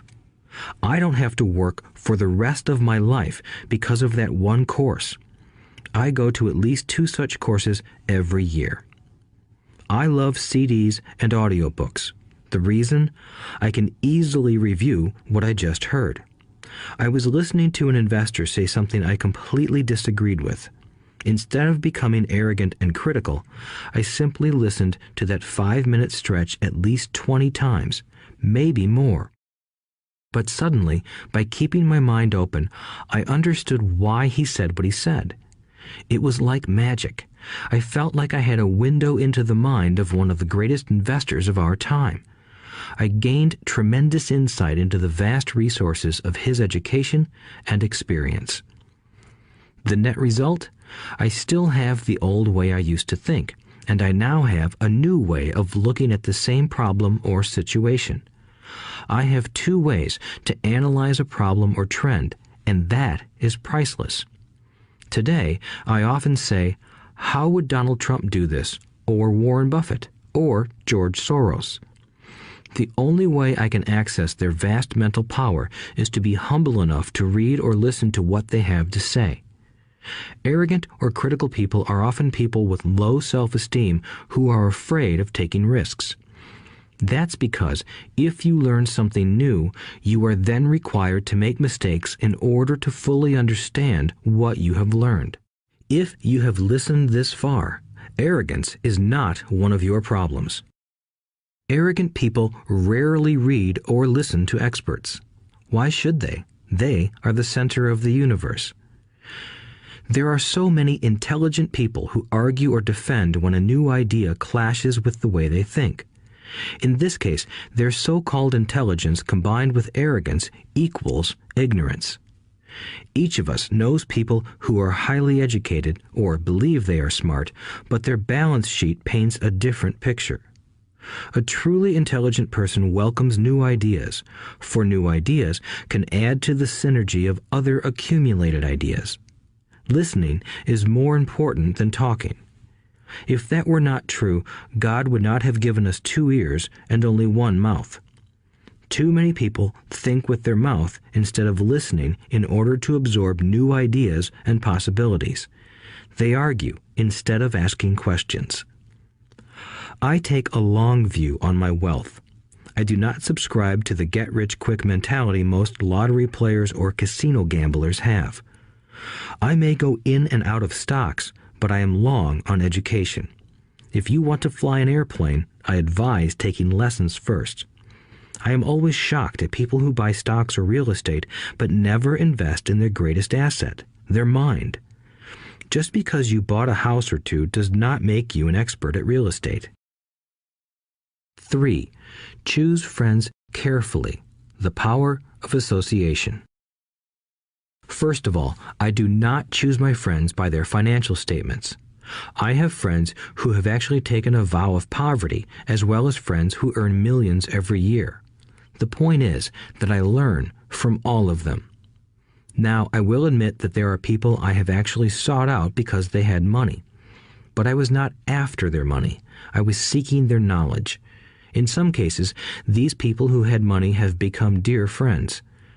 I've noticed that my friends with money talk about money. They don't do it to brag. They're interested in the subject. So I learn from them, and they learn from me. My friends who are in dire financial straits do not like talking about money, business, or investing. They often think it rude or unintellectual. So I also learn from my friends who struggle financially. I find out what not to do. I have several friends who have generated over $1 billion in their short lifetimes. The 3 of them report the same phenomenon. Their friends who have no money have never come to them to ask them how they did it, but they do come asking for one of 2 things, or both, a loan or a job. Warning: don't listen to poor or frightened people. I have such friends, and while I love them dearly, they are the Chicken Littles of life. To them, when it comes to money, especially investments, it's always, the sky is falling, the sky is falling. They can always tell you why something won't work. The problem is that people listen to them. But people who blindly accept doom and gloom information are also Chicken Littles. As that old saying goes, birds of a feather flock together. If you watch business channels on TV, they often have a panel of so-called experts. One expert will say the market is going to crash, and the other will say it's going to boom. If you're smart, you listen to both. Keep your mind open, because both have valid points. Unfortunately, most poor people listen to Chicken Little. I have had many close friends try to talk me out of a deal or an investment. Not long ago, a friend told me he was excited because he found a 6% certificate of deposit. I told him I earned 16% from the state government. The next day, he sent me an article about why my investment was dangerous. I have received 16% for years now, and he still receives 6%. I would say that one of the hardest things about wealth building is to be true to yourself and to be willing to not go along with the crowd. This is because, in the market, it is usually the crowd that shows up late that is slaughtered. If a great deal is on the front page, it's too late in most instances. Look for a new deal. As we used to say as surfers, there is always another wave. People who hurry and catch a wave late usually are the ones who wipe out. Smart investors don't time the markets. If they miss a wave, they search for the next one and get themselves in position. This is hard for most investors because buying what is not popular is frightening. Timid investors are like sheep going along with the crowd. Or their greed gets them in when wise investors have already taken their profits and moved on. Wise investors buy an investment when it's not popular. They know their profits are made when they buy, not when they sell. They wait patiently. As I said, they do not time the market. Just like a surfer, they get in position for the next big swell. It's all insider trading. There are forms of insider trading that are illegal, and there are forms of insider trading that are legal. But either way, it's insider trading. The only distinction is, how far away from the inside are you? The reason you want to have rich friends is because that is where the money is made. It's made on information. You want to hear about the next boom, get in and get out before the next bust. I'm not saying do it illegally, but the sooner you know, the better your chances are for profits with minimal risk. That is what friends are for, and that is financial intelligence. 4. Master a formula and then learn a new one. The power of learning quickly. In order to make bread, every baker follows a recipe, even if it's only held in their head. The same is true for making money. Most of us have heard the saying, "You are what you eat." I have a different slant. I say, "You become what you study." In other words, be careful what you learn, because your mind is so powerful that you become what you put in your head. For example, if you study cooking, you then tend to cook. If you don't want to be a cook anymore, then you need to study something else. When it comes to money, the masses generally have one basic formula they learned in school, and it's this: work for money. The predominant formula I see in the world is that every day millions of people get up, go to work, earn money, pay bills, balance checkbooks, buy some mutual funds, and go back to work. That is the basic formula, or recipe. If you're tired of what you're doing, or you're not making enough, it's simply a case of changing the formula via which you make money. Years ago, when I was 26, I took a weekend class called How to Buy Real Estate Foreclosures. I learned the formula. The next trick was to have the discipline to actually put into action what I had learned. That is where most people stop. For 3 years, while working for Xerox, I spent my spare time learning to master the art of buying foreclosures. I've made several $million using that formula. So after I mastered that formula, I went in search of other formulas. For many of the classes, I did not directly use the information I learned, but I always learned something new. I have attended classes designed for derivative traders, commodity option traders, and chaologists. I was way out of my league, being in a room full of people with doctorates in nuclear physics and space science. Yet, I learned a lot that made my stock and real estate investing more meaningful and lucrative. Most junior colleges and community colleges have classes on financial planning and buying traditional investments. They are good places to start, but I always search for a faster formula. That is why, on a fairly regular basis, I make more in a day than many people will make in their lifetime. Another side note, in today's fast-changing world, it's not so much what you know anymore that counts, because often what you know is old. It is how fast you learn. That skill is priceless. It's priceless in finding faster formulas, recipes, if you will, for making dough. Working hard for money is an old formula born in the day of cavemen. 5. Pay yourself first. The power of self-discipline. If you cannot get control of yourself, do not try to get rich. It makes no sense to invest, make money, and blow it. It is the lack of self-discipline that causes most lottery winners to go broke soon after winning millions. It is the lack of self-discipline that causes people who get a raise to immediately go out and buy a new car or take a cruise. It is difficult to say which of the 10 steps is the most important, but of all the steps, this step is probably the most difficult to master if it is not already a part of your makeup. I would venture to say that personal self-discipline is the number one delineating factor between the rich, the poor, and the middle class. Simply put, people who have low self-esteem and low tolerance for financial pressure can never be rich. As I have said, a lesson learned from my rich dad was that the world will push you around. The world pushes people around, not because other people are bullies, but because the individual lacks internal control and discipline. People who lack internal fortitude often become victims of those who have self-discipline.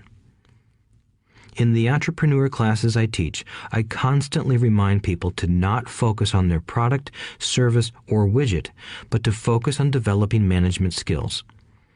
The 3 most important management skills necessary to start your own business are management of 1. Cash flow, 2. People, 3. Personal time. I would say the skills to manage these three apply to anything, not just entrepreneurs. The three matter in the way you live your life as an individual or as part of a family, a business, a charitable organization, a city, or a nation. Each of these skills is enhanced by the mastery of self-discipline. I do not take the saying, "pay yourself first," lightly. The statement, "pay yourself first," comes from George Clayson's book, The Richest Man in Babylon. Millions of copies have been sold. But while millions of people freely repeat that powerful statement, few follow the advice. As I said, financial literacy allows one to read numbers, and numbers tell the story. By looking at a person's income statement and balance sheet, I can readily see if people who spout the words, "pay yourself first," actually practice what they preach. In reality, each month, many allocate money to their asset column before they pay their monthly expenses. Although millions of people have read Clayson's book and understand the words, "pay yourself first," in reality, they pay themselves last. Now, I can hear the howls from those of you who sincerely believe in paying your bills first, and I can hear all the responsible people who pay their bills on time. I am not saying be irresponsible and not pay your bills. All I am saying is do what the book says, which is pay yourself first. If you can truly begin to understand the power of cash flow, you will soon realize why 90% of people work hard all their lives and need government support like Social Security when they are no longer able to work. Kim and I have had many bookkeepers, accountants, and bankers who have had a major problem with this way of looking at pay yourself first. The reason is that these financial professionals actually do what the masses do. They pay themselves last. There have been times in my life when, for whatever reason, cash flow was far less than my bills. I still paid myself first. My accountant and bookkeeper screamed in panic. "They're going to come after you. The IRS is going to put you in jail. You're going to ruin your credit rating. They'll cut off the electricity." I still paid myself first. Why, you ask? Because that's what the story, The Richest Man in Babylon, was all about. The power of self-discipline and the power of internal fortitude. As my rich dad taught me the first month I worked for him, most people allow the world to push them around. A bill collector calls and you pay or else. A sales clerk says, "Oh, just put it on your charge card." Your real estate agent tells you, "Go ahead. The government allows you a tax deduction on your home." That is what the book is really about. Having the guts to go against the tide and get rich. You may not be weak, but when it comes to money, many people get wimpy. I am not saying be irresponsible. The reason I don't have high credit card debt and doodad debt is because I pay myself first. The reason I minimize my income is because I don't want to pay it to the government. That is why my income comes from my asset column through a Nevada corporation. If I work for money, the government takes it. Although I pay my bills last, I am financially astute enough to not get into a tough financial situation. I don't like consumer debt. I actually have liabilities that are higher than 99% of the population, but I don't pay for them. Other people pay for my liabilities. They're called tenants. So rule number 1 in paying yourself first is don't get into debt in the first place. Although I pay my bills last, I set it up to have only small, unimportant bills that are due. When I occasionally come up short, I still pay myself first. I let the creditors and even the government scream. I like it when they get tough. Why? Because those guys do me a favor.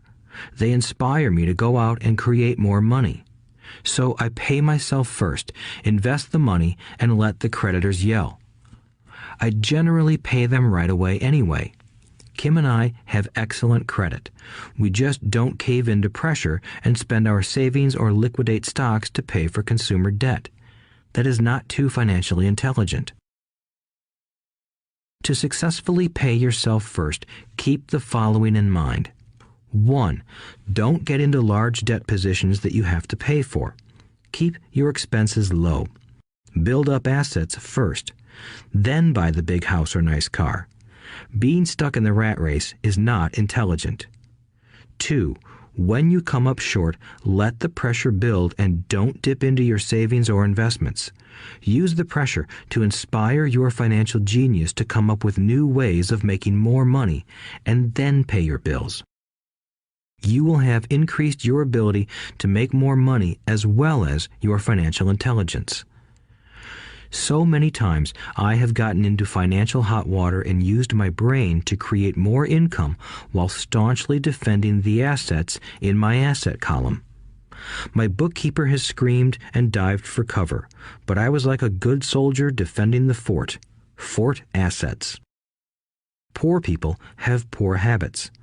A common bad habit is innocently called dipping into savings. The rich know that savings are only used to create more money, not to pay bills. I know that sounds tough, but as I said, if you're not tough inside, the world will always push you around anyway. If you do not like financial pressure, then find a formula that works for you. A good one is to cut expenses, put your money in the bank, pay more than your fair share of income tax, buy safe mutual funds, and take the vow of the average. But this violates the pay yourself first rule. This rule does not encourage self-sacrifice or financial abstinence. It doesn't mean pay yourself first and starve. Life was meant to be enjoyed.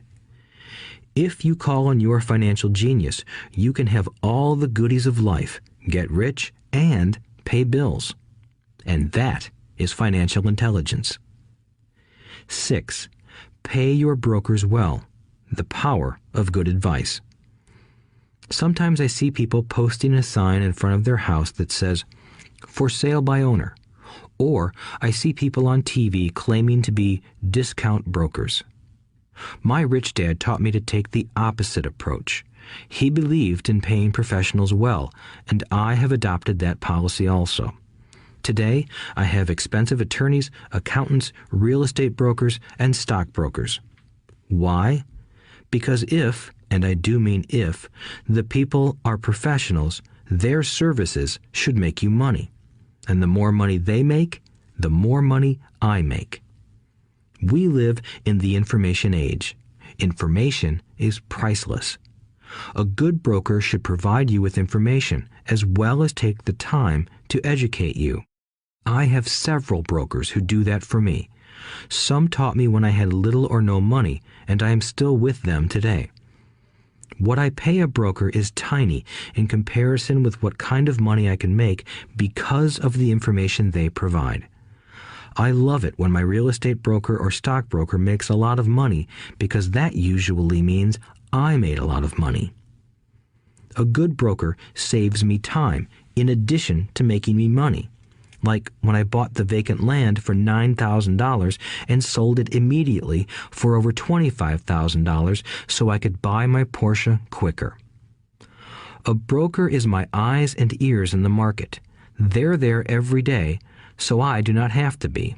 I'd rather play golf. People who sell their house on their own must not value their time much. Why would I want to save a few bucks when I could use that time to make more money or spend it with those I love? What I find funny is that so many poor and middle-class people insist on tipping restaurant help 15 to 20%, even for bad service, but complain about paying a broker 3 to 7%. They enjoy tipping people in the expense column and stiffing people in the asset column. That is not financially intelligent. Keep in mind that not all brokers are created equal. Unfortunately, most brokers are only salespeople. They sell, but they themselves own little or no real estate. There is a tremendous difference between a broker who sells houses and a broker who sells investments.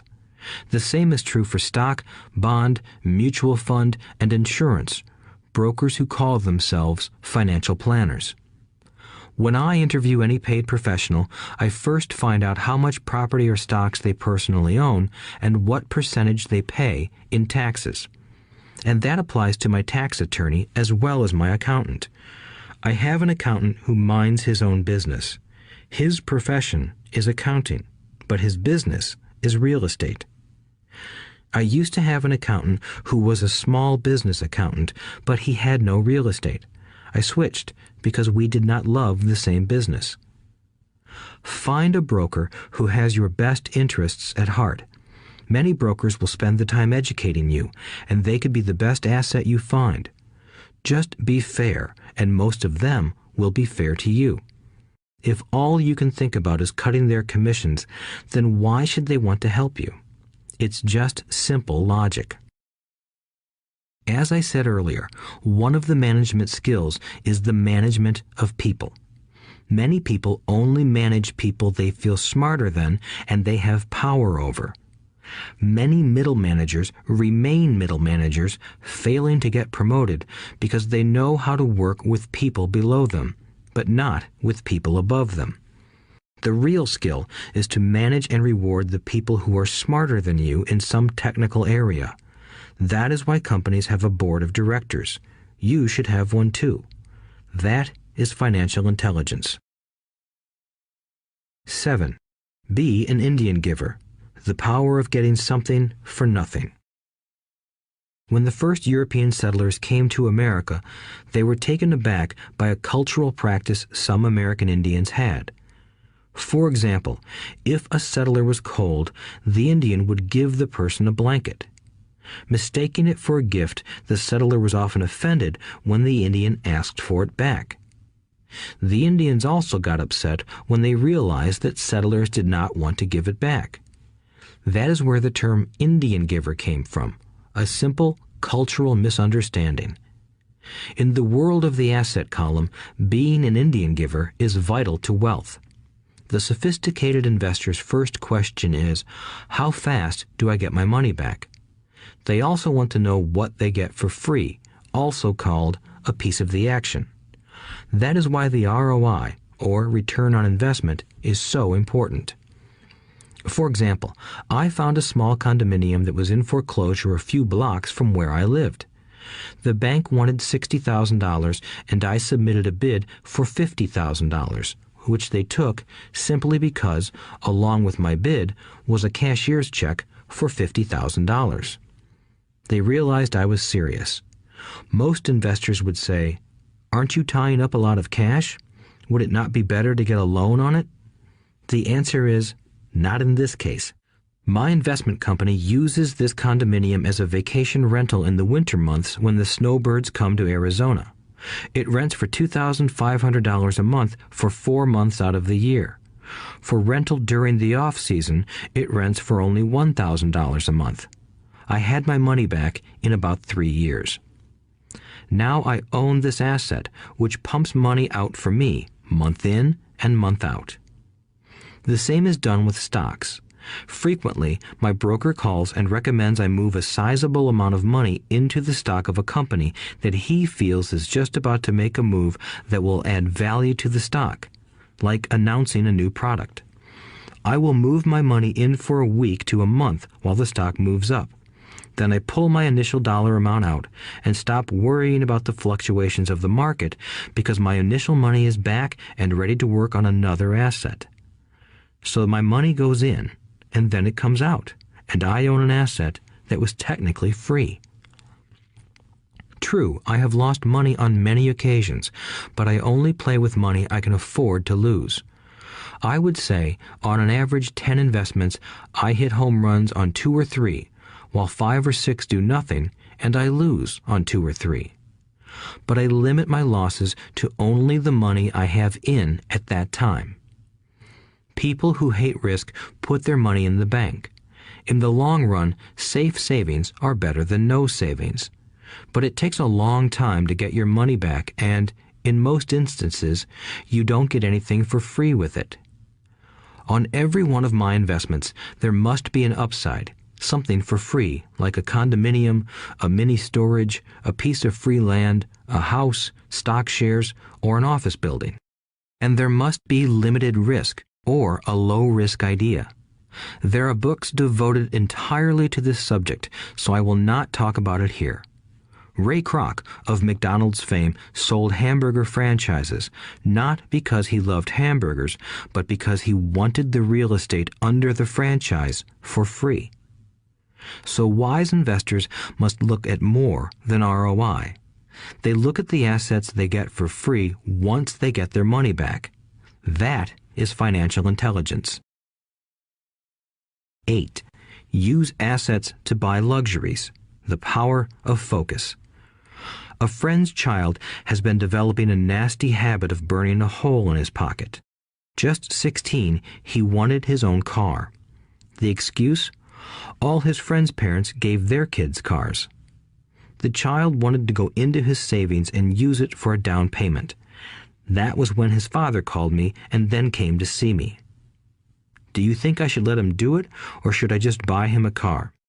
I answered, it might relieve the pressure in the short term, but what have you taught him in the long term? Can you use this desire to own a car and inspire your son to learn something? Suddenly, the lights went on and he hurried home. 2 months later, I ran into my friend again. Does your son have his new car? I asked. No, he doesn't, but I gave him $3,000 for the car. I told him to use my money instead of his college money. Well, that's generous of you, I said. Not really. The money came with a hitch. So what was the hitch? I asked. Well, first we played your cash flow game. We then had a long discussion about the wise use of money. After that, I gave him a subscription to the Wall Street Journal and a few books on the stock market. Then what? I asked. What was the catch? I told him that $3,000 was his, but he could not directly buy a car with it.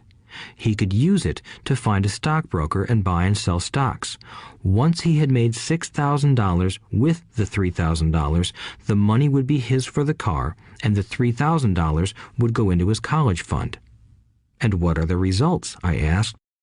Well, he got lucky early in his trading, but lost everything a few days later.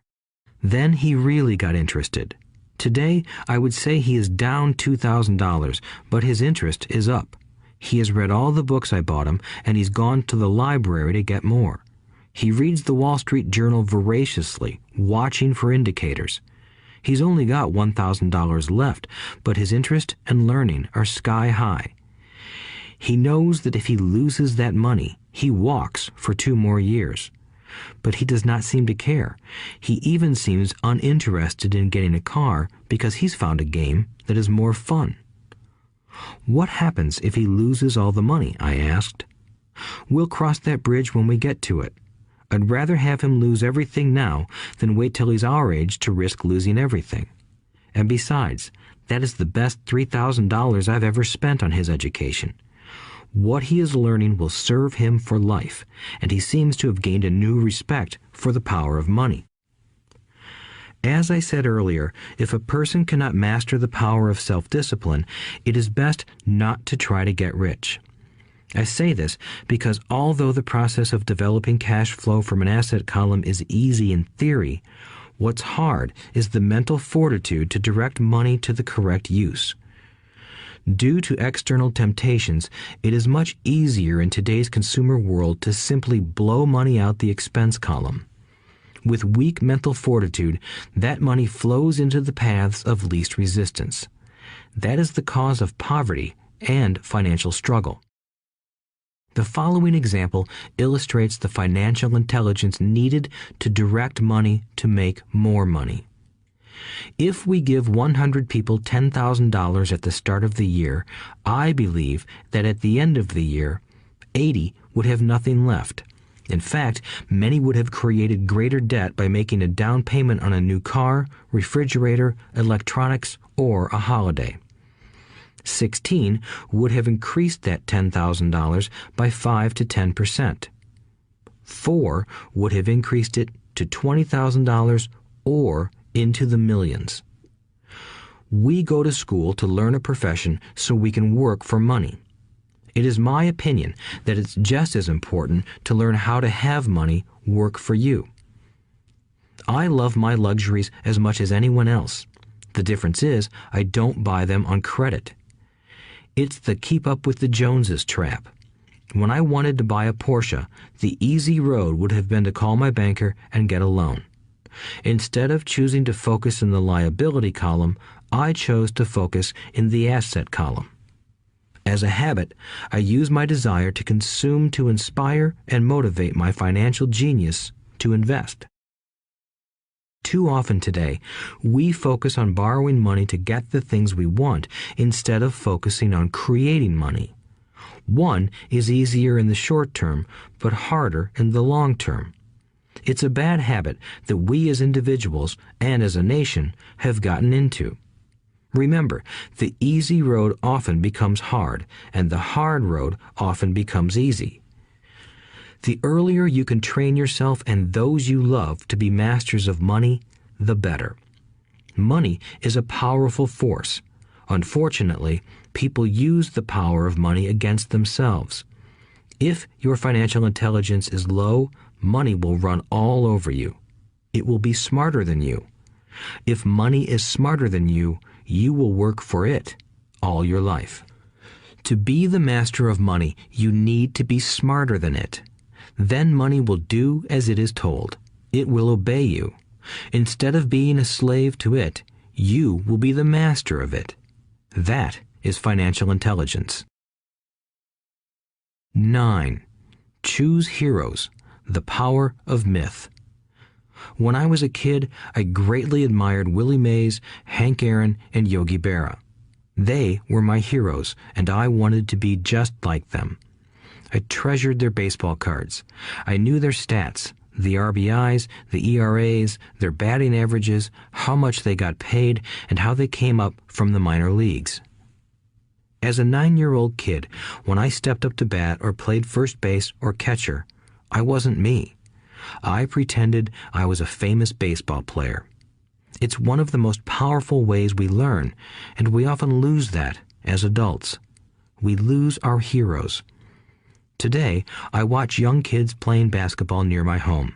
On the court, they're not little Johnny.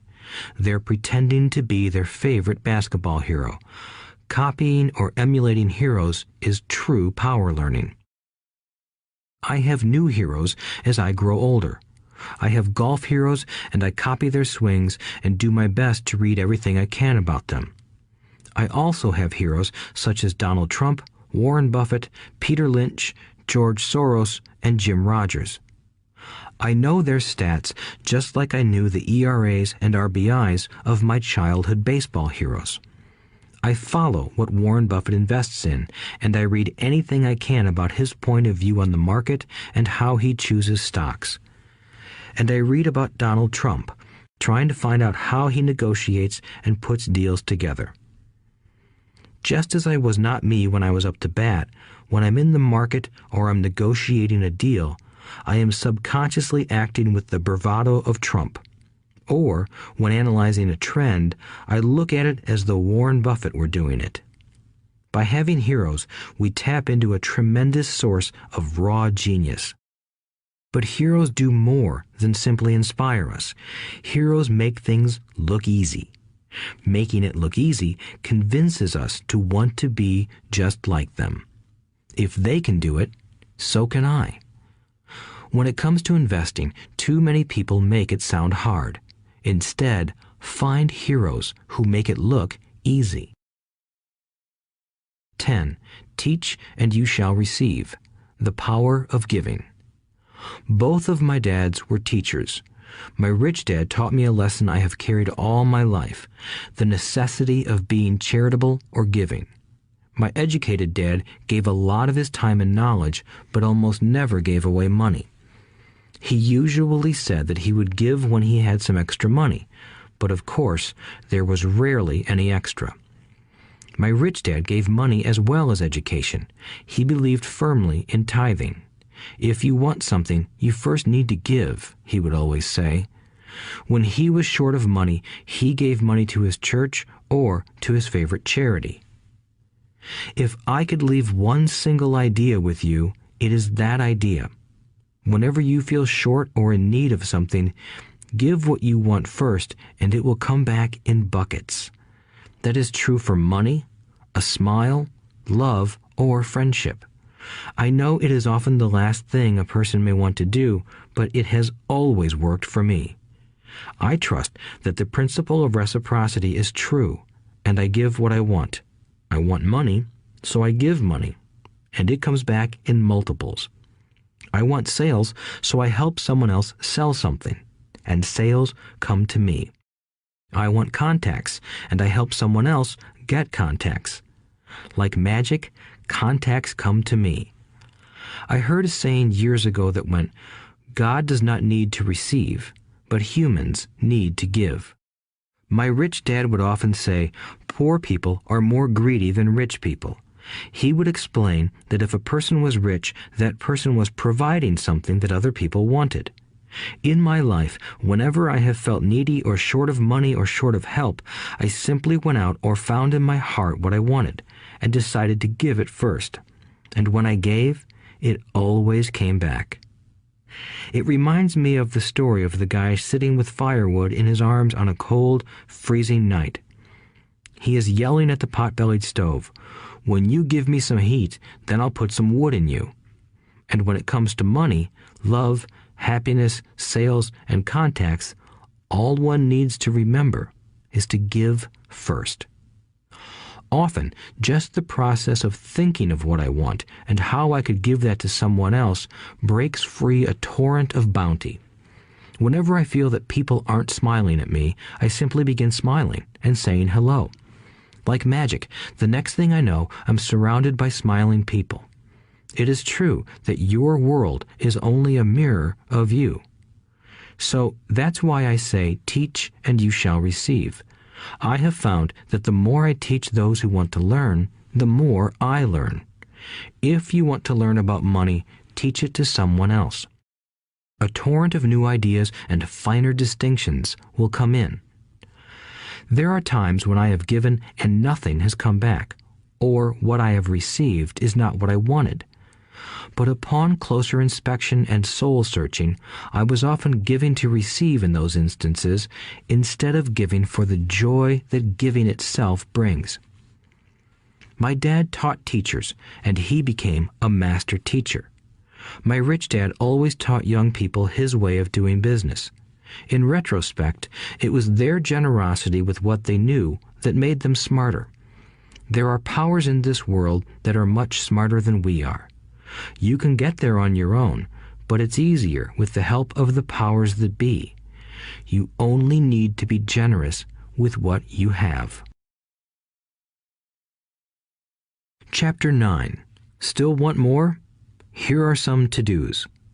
Many people may not be satisfied with my 10 steps. They see them more as philosophies than actions. I think understanding the philosophy is just as important as the action. There are many people who want to do instead of think, and then there are people who think but do not do. I would say that I am both. I love new ideas, and I love action. So for those who want a to-do list on how to get started, I will share with you some of the things I do in abbreviated form. Stop doing what you're doing.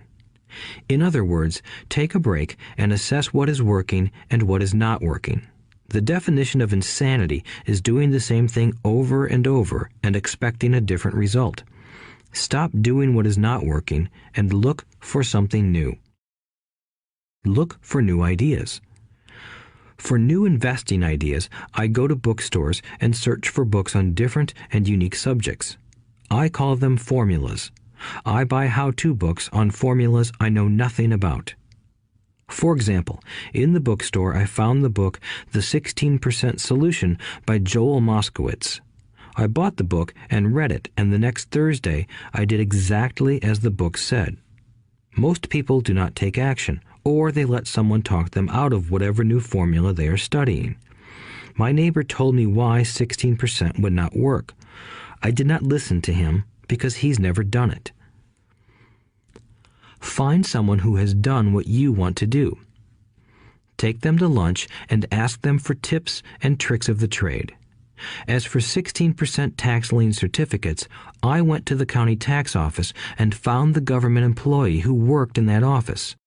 I found out that she, too, invested in the tax liens. Immediately, I invited her to lunch. She was thrilled to tell me everything she knew and how to do it. After lunch, she spent all afternoon showing me everything. By the next day, I found 2 great properties with her help that have been accruing interest at 16% ever since. It took a day to read the book, a day to take action, an hour for lunch, and a day to acquire 2 great deals. Take classes, read, and attend seminars. I search newspapers and the internet for new and interesting classes, many of which are free or inexpensive. I also attend and pay for expensive seminars on what I want to learn. I am wealthy and free from needing a job simply because of the courses I took. I have friends who did not take those classes who told me I was wasting my money, and yet they're still at the same job. Make lots of offers. When I want a piece of real estate, I look at many properties and generally write an offer. If you don't know what the right offer is, neither do I. That is the job of the real estate agent. They make the offers. I do as little work as possible. A friend wanted me to show her how to buy apartment houses.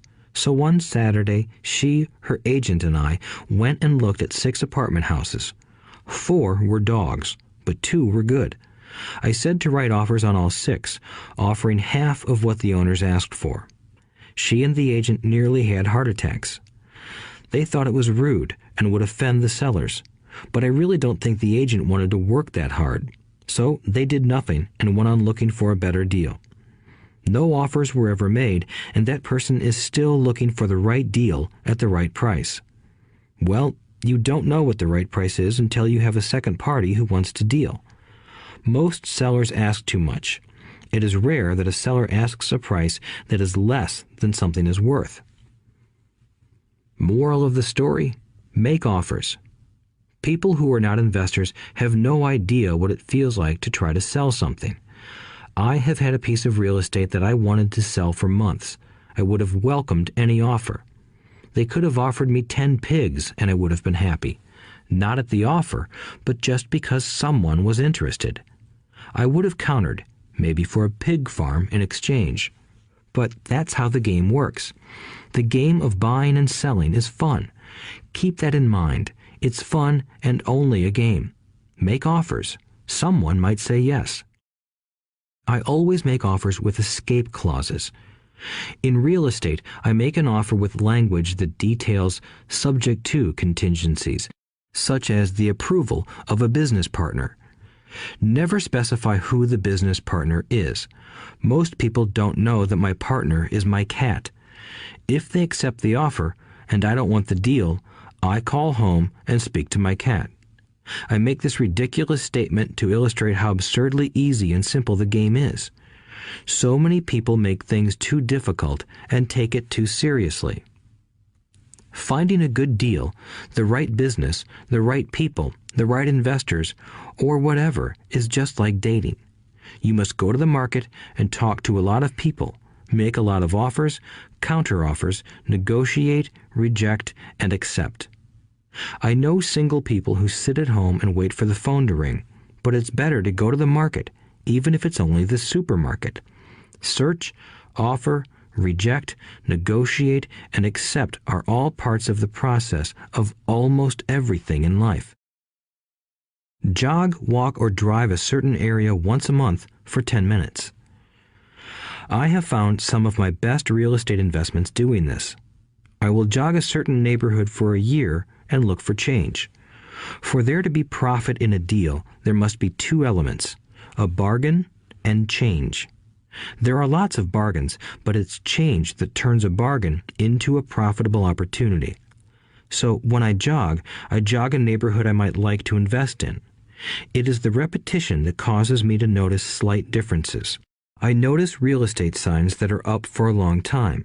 That means the seller might be more agreeable to deal. I watch for moving trucks going in or out.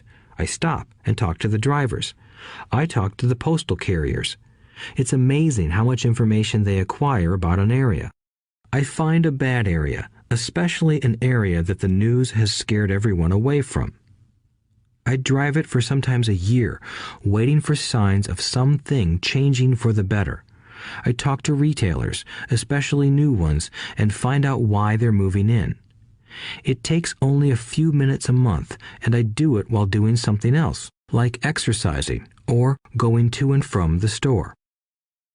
Shop for bargains in all markets. Consumers will always be poor. When the supermarket has a sale, say on toilet paper, the consumer runs in and stocks up. But when the housing or stock market has a sale, most often called a crash or correction, the same consumer often runs away from it. When the supermarket raises its prices, the consumer shops somewhere else. But when housing or the stock market raises their prices, the same consumer often rushes in and starts buying. Always remember, profits are made in the buying, not in the selling. Look in the right places. A neighbor bought a condominium for $100,000. I bought the identical condo next door for $50,000. He told me he's waiting for the price to go up. I told him that profit is made when you buy, not when you sell. He shopped with a real estate broker who owns no property of her own.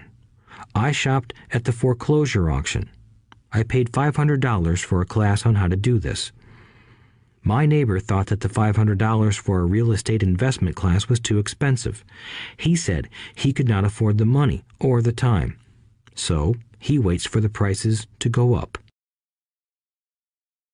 Look for people who want to buy first, then look for someone who wants to sell. A friend was looking for a certain piece of land. He had the money, but did not have the time. I found a large piece of land, larger than what my friend wanted to buy, tied it up with an option, called my friend, and he said he wanted a piece of it. So I sold the piece to him and then bought the land. I kept the remaining land as mine for free. Moral of the story: buy the pie and cut it in pieces. Most people look for what they can afford, so they look too small. They buy only a piece of the pie, so they end up paying more for less. Small thinkers don't get the big breaks. If you want to get richer, think big. Think big. Retailers love giving volume discounts simply because most business people love big spenders. So even if you're small, you can always think big. When my company was in the market for computers, I called several friends and asked them if they were ready to buy also. We then went to different dealers and negotiated a great deal because we wanted to buy so many. I have done the same with stocks. Small people remain small because they think small, act alone, or don't act at all. Learn from history. All the big companies on the stock exchange started out as small companies. Colonel Sanders did not get rich until after he lost everything in his 60s. Bill Gates was one of the richest men in the world before he was 30. Action always beats inaction. These are just a few of the things I have done and continue to do to recognize opportunities. The important words are have done and do. As repeated many times throughout this audiobook, you must take action before you can receive the financial rewards. Act now. Final thoughts. I would like to share some final thoughts with you. The main reason I wrote this book, and the reason it has remained a bestseller since 2000, was to share insights into how increased financial intelligence can be used to solve many of life's common problems. Without financial training, we all too often use the standard formulas to get through life. Work hard, save, borrow, and pay excessive taxes. Today, more than ever, we need better information. I use the following story as an example of a financial problem that confronts many young families today. How do you afford a good education for your children and provide for your own retirement? It requires using financial intelligence instead of hard work. A friend of mine was griping one day about how hard it was to save money for his 4 children's college educations. He was putting $300 away in a college fund each month and had so far accumulated only about $12,000. He had about 12 more years to save for college since his oldest child was then 6 years old. At the time, the real estate market in Phoenix was terrible. People were giving houses away. I suggested to my friend that he buy a house with some of the money in his college fund. The idea intrigued him, and we began to discuss the possibility. His primary concern was that he did not have credit with the bank to buy another house since he was so overextended. I assured him that there were other ways to finance a property rather than through the bank. We looked for a house for 2 weeks, a house that would fit all our criteria. There were plenty to choose from, so shopping was fun. Finally, we found a 3-bedroom, 2-bath home in a prime neighborhood. The owner had been downsized and needed to sell that day because he and his family were moving to California where another job waited. The owner wanted $102,000, but we offered only $79,000. He took it immediately and agreed to carry back the loan with a 10% down payment. All my friend had to come up with was $7,900. As soon as the owner moved, my friend put the house up for rent. After all expenses were paid, including the mortgage, he put $125 in his pocket each month. His plan was to keep the house for 12 years and let the mortgage get paid down faster by applying the extra $125 to the principal each month. We figured that in 12 years, a large portion of the mortgage would be paid off and he could possibly be clearing $800 a month by the time his first child went to college. He could also sell the house if it had appreciated in value. 3 years later, the real estate market greatly improved in Phoenix, and he was offered $156,000 for the same house by the tenant who lived in it. Again, he asked me what I thought. I advised that he sell it, using a 1031 tax-deferred exchange. Suddenly, he had nearly $80,000 to operate with. I called another friend in Austin, Texas, who then moved this tax-deferred capital gain into a mini storage facility. Within 3 months, he began receiving checks for a little less than $1,000 a month, which he then poured back into the college fund. A couple of years later, the mini warehouse sold, and he received a check for nearly $330,000 as proceeds from the sale. He rolled those funds into a new project that would now generate over $3,000 a month in income, again going into the college fund. He is now very confident that his goal will be met easily. It only took $7,900 to start and a little financial intelligence. His children will be able to afford the education they want, and he will then use the underlying asset, wrapped in his legal entity, to pay for his retirement.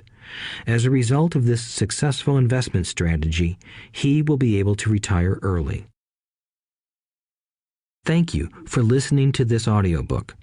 I hope it has provided some insights into utilizing the power of money to work for you.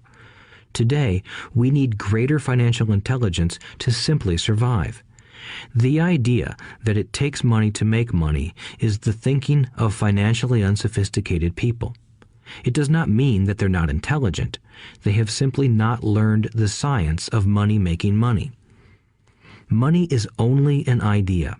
If you want more money, simply change your thinking. Every self-made person started small with an idea and then turned it into something big. The same applies to investing. It takes only a few dollars to start and grow it into something big. I meet so many people who spend their lives chasing the big deal or trying to amass a lot of money to get into a big deal. But to me, that is foolish. Too often, I have seen unsophisticated investors put their large nest egg into one deal and lose most of it rapidly. They may have been good workers, but they were not good investors. Education and wisdom about money are important. Start early. Buy a book. Go to a seminar. Practice. Start small.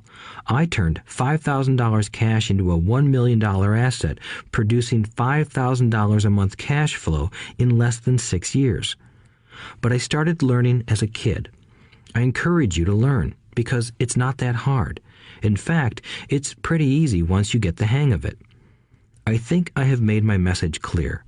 It's what is in your head that determines what is in your hands. Money is only an idea.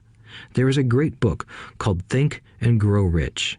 The title is not Work Hard and Grow Rich. Learn to have money work hard for you, and your life will be easier and happier. Today, don't play it safe. Play it smart. The 3 incomes.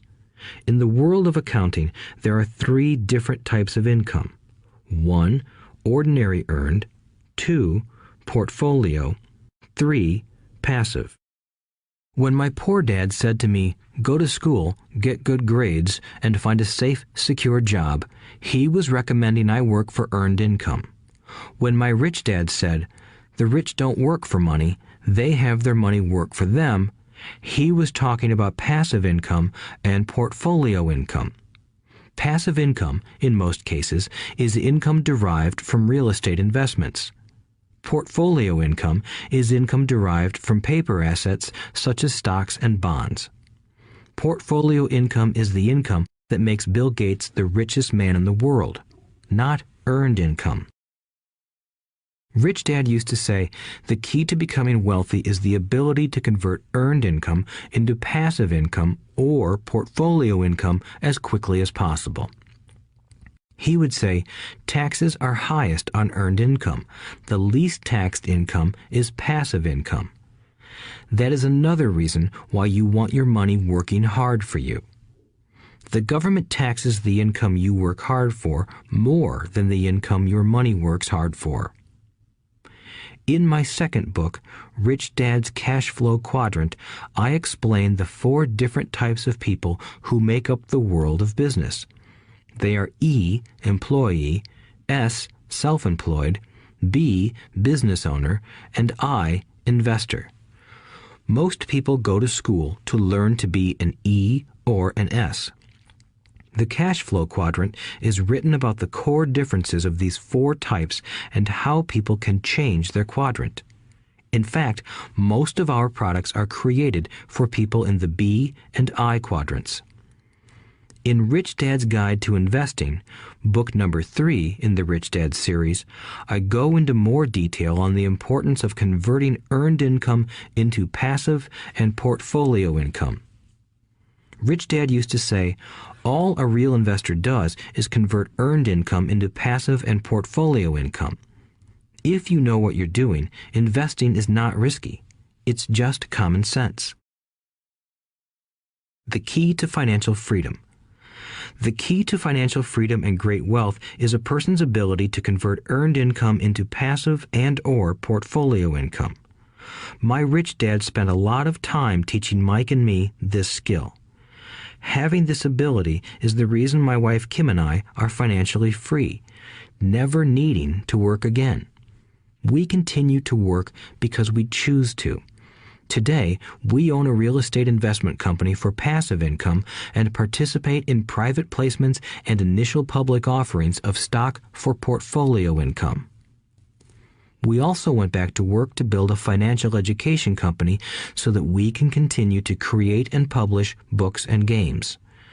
All of our educational products are created to teach the same skills my rich dad taught me, the skills of converting earned income into passive and portfolio income.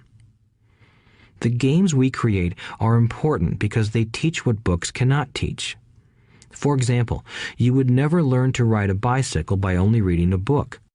Our cash flow games for adults and cash flow for kids game are designed to teach players the basic investment skills of converting earned income into passive and portfolio income. They also teach the principles of accounting and financial literacy. These games are the only educational products in the world that teach people all of these skills simultaneously. Cash Flow 202 is the advanced version of Cash Flow 101 and requires the game board from 101 as well as a full understanding of 101 before it can be played. Cash Flow 101 and Cash Flow for Kids teach the principles of fundamental investing. Cash Flow 202 teaches the principles of technical investing. Technical investing involves advanced trading techniques such as short selling, call options, put options, and straddles. A person who understands these advanced techniques is able to make money when the market goes up, as well as when the market comes down. As my rich dad would say, a real investor makes money in an up market and a down market. That is why they make so much money. One of the reasons they make more money is simply because they have more self-confidence. Rich Dad would say they have more self-confidence because they are less afraid of losing. In other words, the average investor does not make as much money because they are so afraid of losing money.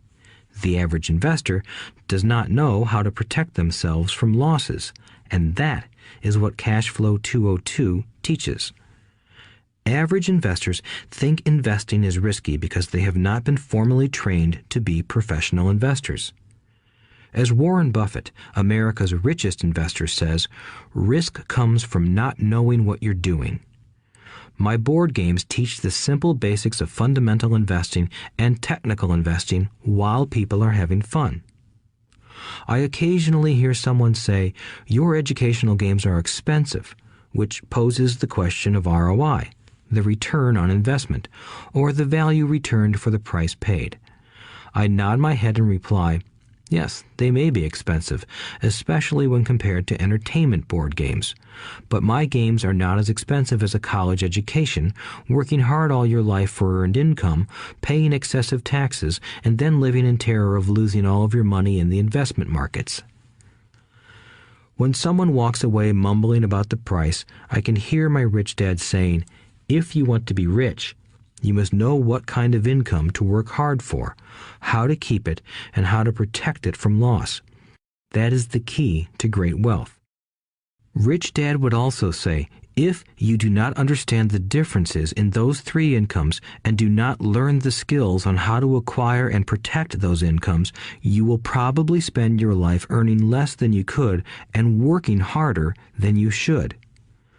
My poor dad thought a good education, a good job, and years of hard work were all you needed to be successful.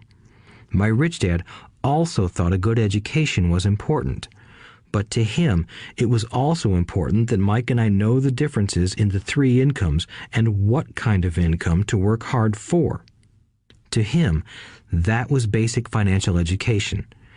Knowing the differences in the three incomes and learning the investment skills of how to acquire the different incomes is basic education for anyone who strives to acquire great wealth and achieve financial freedom, a special kind of freedom that only a few will ever know.